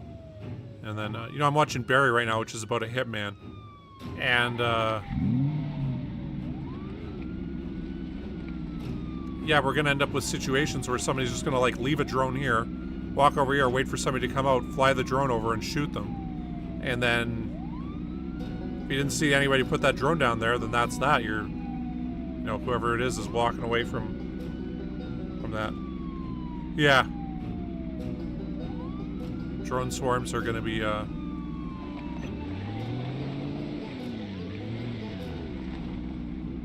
something. In terms of weird future technology things, in the future we're probably going to have planes flying above our cities that have solar panels on the wings. And they'll have cameras on it to record everything down below in super high quality. And then it's just going to be, they can look at anything, anywhere, anytime and see where somebody who was at this place is gone. And they'll be able to look back, you know, days and days and days in time. And yeah, these planes will never land because they use and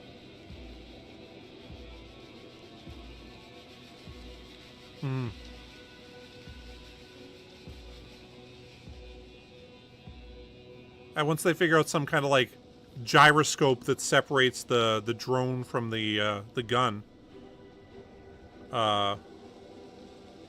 like some kind of like bump stock for drones, then hey, that's going to be a thing. And it's pretty scary to think, you know, there's going to be robots in the sky that are going to be able to just swoop down and, you know, get you. But,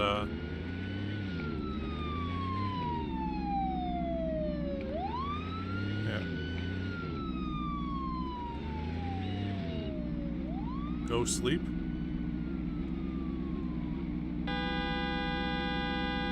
Oreo offices.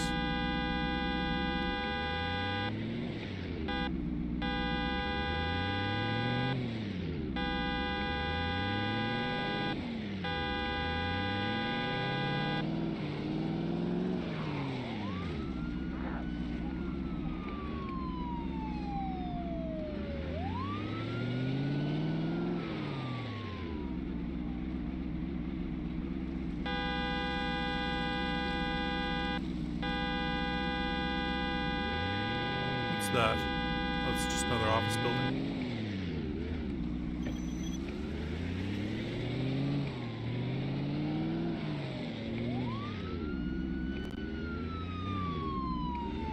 Okay, we're gonna quickly go up here and we'll see who we can honk out of here.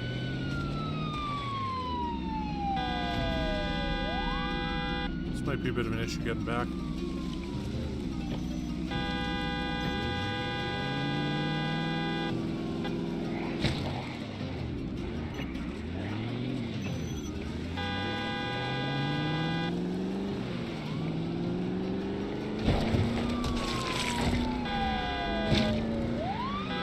Stuck up there. Take that big leap of faith. Yeah.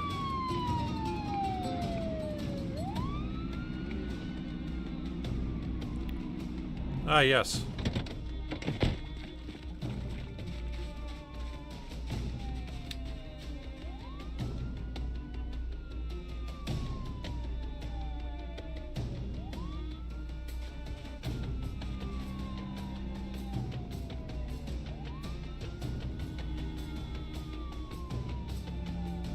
Yeah, it's yeah,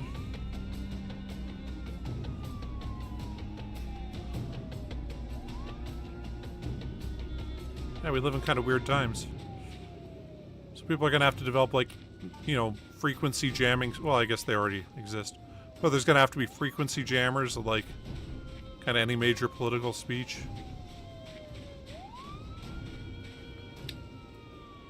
You know, you think about conflicts of the past, if they had, you know, remote-controlled drones with bombs on them. Oh, it would, what a different kind of scenario.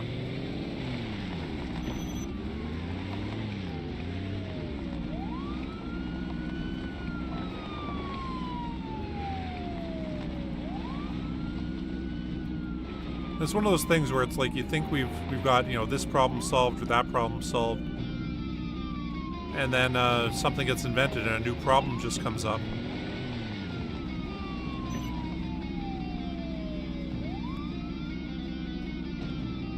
Sort of like, you know, the dual-edged nature of technology. Like, you know, internet comes around, great, we can share any kind of information with anybody. And then there's so much bullshit information out there that becomes almost unusable.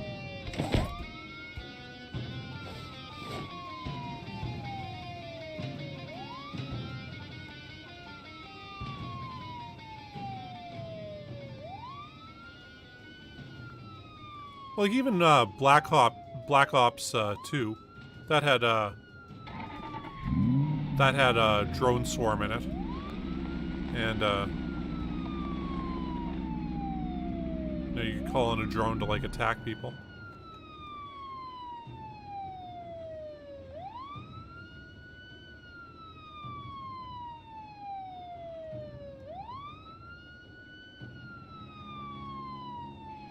So yeah, it's.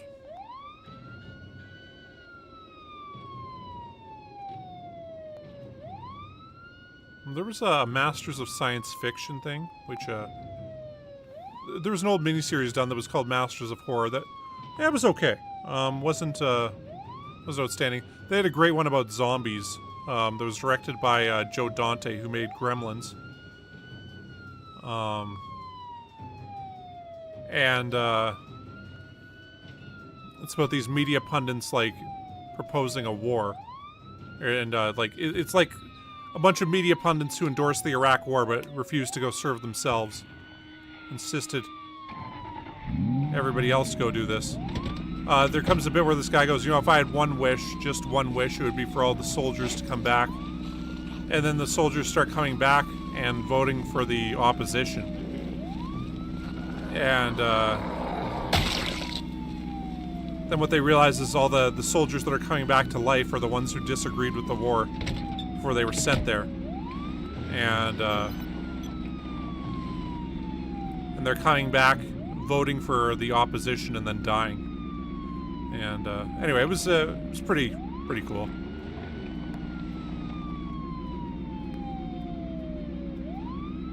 Had its moments. But yeah, they did one that was the Masters of Science Fiction. And in that, this one, it starred Sean Austin and no, Mr. Samwise Gamgee, and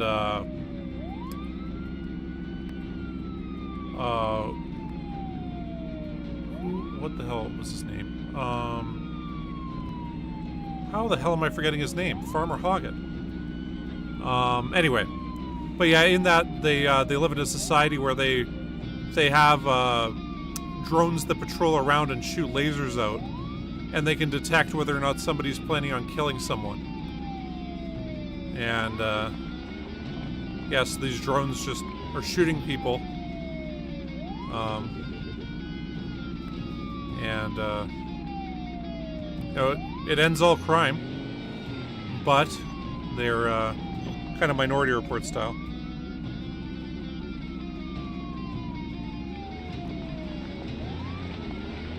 Oh, yeah. Ganja, whatever. Samwise. I just always call him Samwise.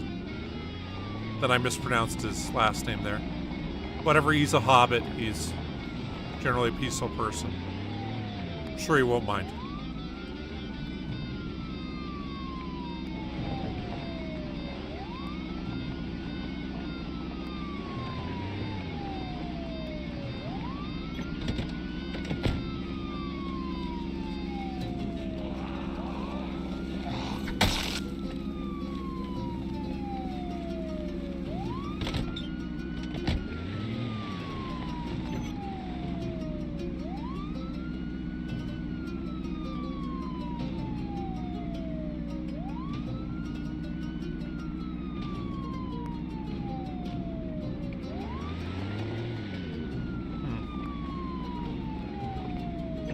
Try speeding things up here.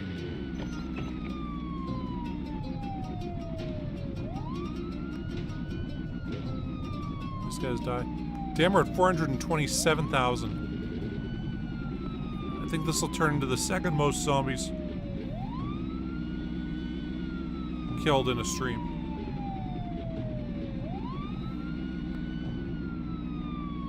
And they're still showing up.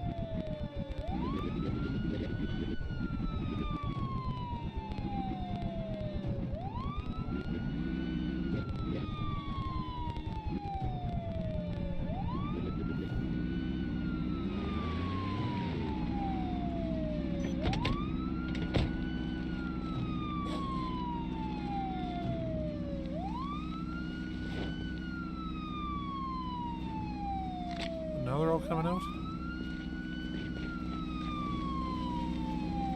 Man, I can't really stay here and wait for these guys.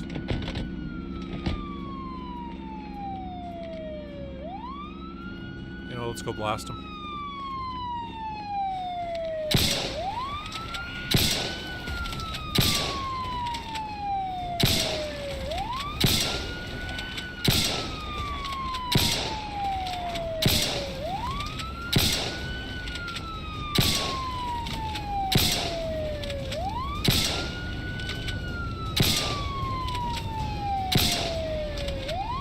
What I always find crazy is those Boston Dynamics robots.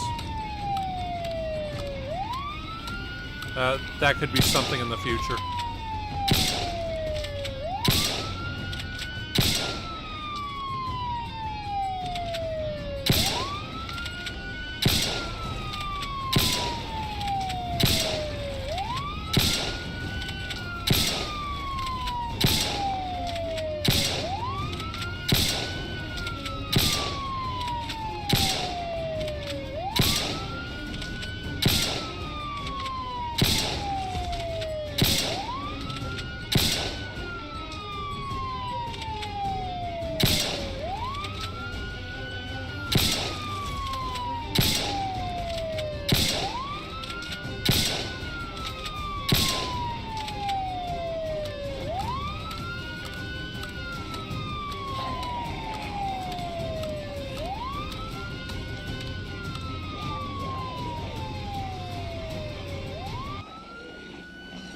I guess we'll do one more group. And then we'll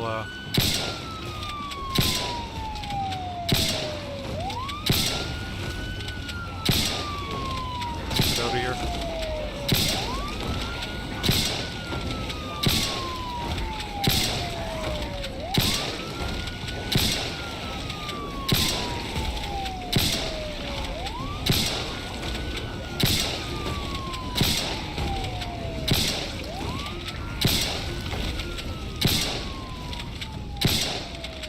I do wonder what other technologies there are out there that, you know, either I just don't know about yet, or have been, you know, suppressed for whatever reason.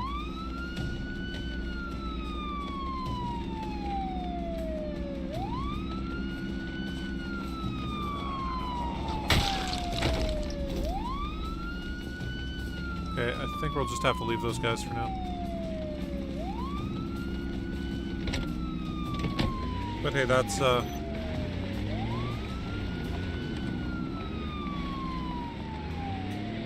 civilization right now, right? Like, actually, you know what? We got these here, don't we? Yes, we do.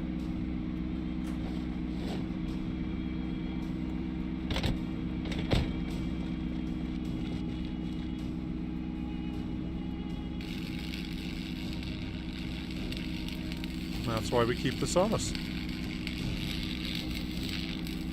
Yeah, I watch those Boston Dynamics robots flip around. I'm like, man, come the future when those things, you know, become viable for like average people. Well, it's gonna be a different place.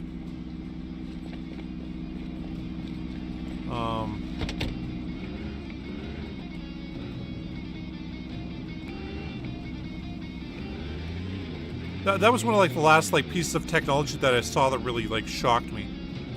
Another one actually, for like, I know it's kind of bizarre to say, but that game Unrecord, that was like, watching the trailers for that, I'm like, holy shit, it's here. You know, like this is, you know, we're at that, you know, graphic situation where it's going to be difficult to tell video games apart from the real world. And,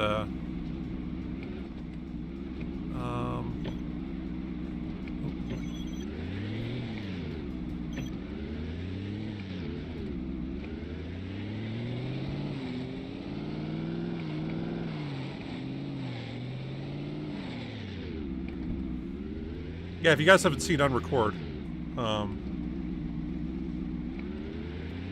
the trailer for that, it looks like it's so close to reality that I can't think of the last time I was really impressed with graphics like that. But maybe like Modern Warfare 2 or Super Mario 64, where I'm like, this seems like a big leap forward from wherever we were. And I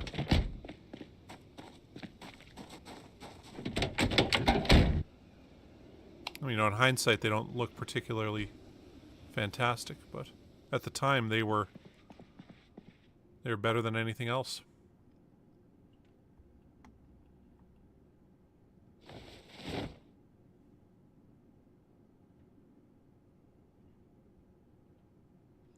Yeah. I'm not sure if you guys are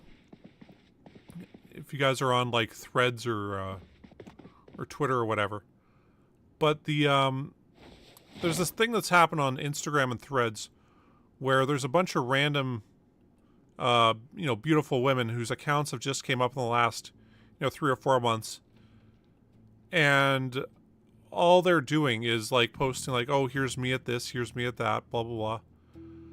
If you look really close, though, their hair isn't right. And they're just AI accounts that are set up to try to get men to give them money. And they're set up probably by some random person in a third world country that's decided, hey, I can, convince some, lonely guy in America or Europe to pay me a bunch of money. And, yeah. It's one of those things that's like, I find it incredible to see that like this has come this far, and you can still tell them apart right now, but I can imagine a year or two you're not going to be able to. And those AI to picture movies, where you take a picture, you put this AI thing in, and it'll animate it to make it look like it's moving. We're fast coming up on, within 5 years even.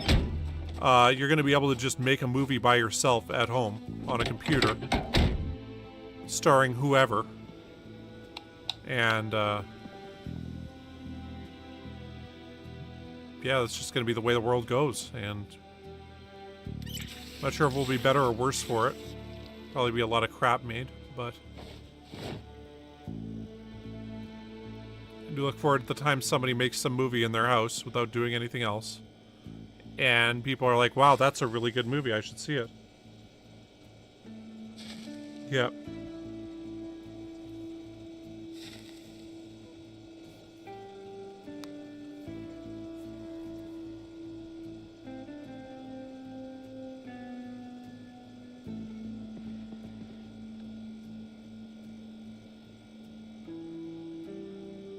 Anyway, so far it's helped me, like, the profile picture here for YouTube.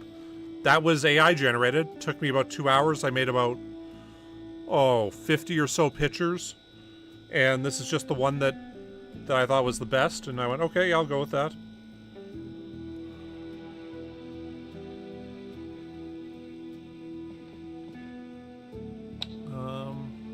Cool. So we'll sleep now.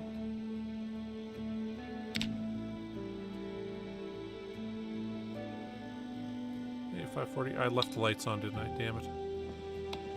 Oh well. Didn't even mean to turn them on that time.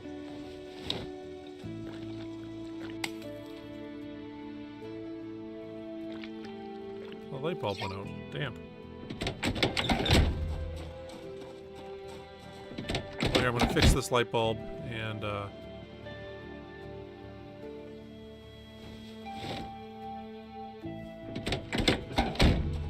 after that, I'm gonna hop in the car and we'll call it a stream.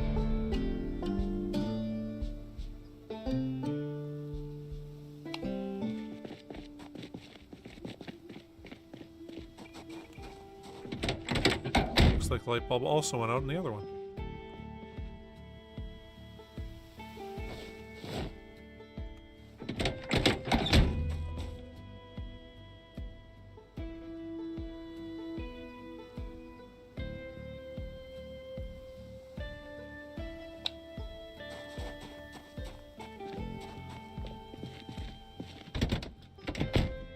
And it's one of those little things, it's like, I wanted this, I wouldn't pay for it though, I wouldn't you know, pay an artist to make this. I'd just go without otherwise.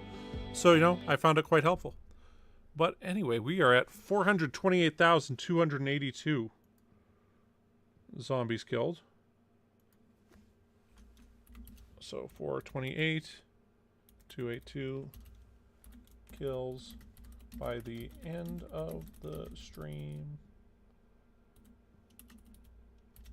So we started at 405,713 kills. So we got 22,000.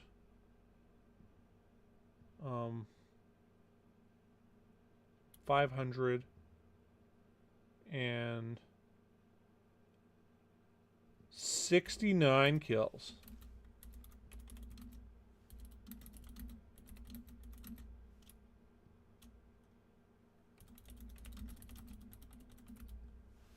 All right, so yeah, that's pretty good. I think that does make this the second highest zombie killing stream that we've had. It's second or third, and by, you know, maybe a few hundred. So we had that other one, we had 20,000 kills. But yeah, otherwise, if we quickly look at the map here, no, we're pretty deep into everything here now. We're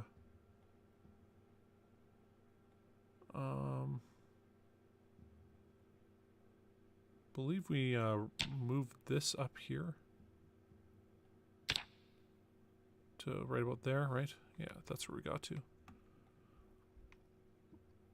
So once that's done, we're gonna be pushing so much up. You know, this might only be like 2 more streams by the looks of it. But anyway, with all that being said, that's the stream. So thank you guys very much for watching. Thanks for stopping by, and good discussions. Hope you guys, you know, check out those Adam Curtis documentaries. They're well worth it. They're long. The first one's The Century of Self, which was made in 2000. That one is one of the most kind of eye-opening ones about the 20th century that I've seen. It's all about Eddie Bernays and the rise of public relations, and as Eddie Bernays calls it, the use of propaganda for peace, because he was a propagandist in the War Department in World War I. And when he got back, he said, you know, if you can use propaganda for war, you can use it for peace, and how that invented modern consumer society. So, by all means, check it out. So anyway, yeah, I'll talk to you guys later, and till tomorrow. Cheers, peace, and goodbye.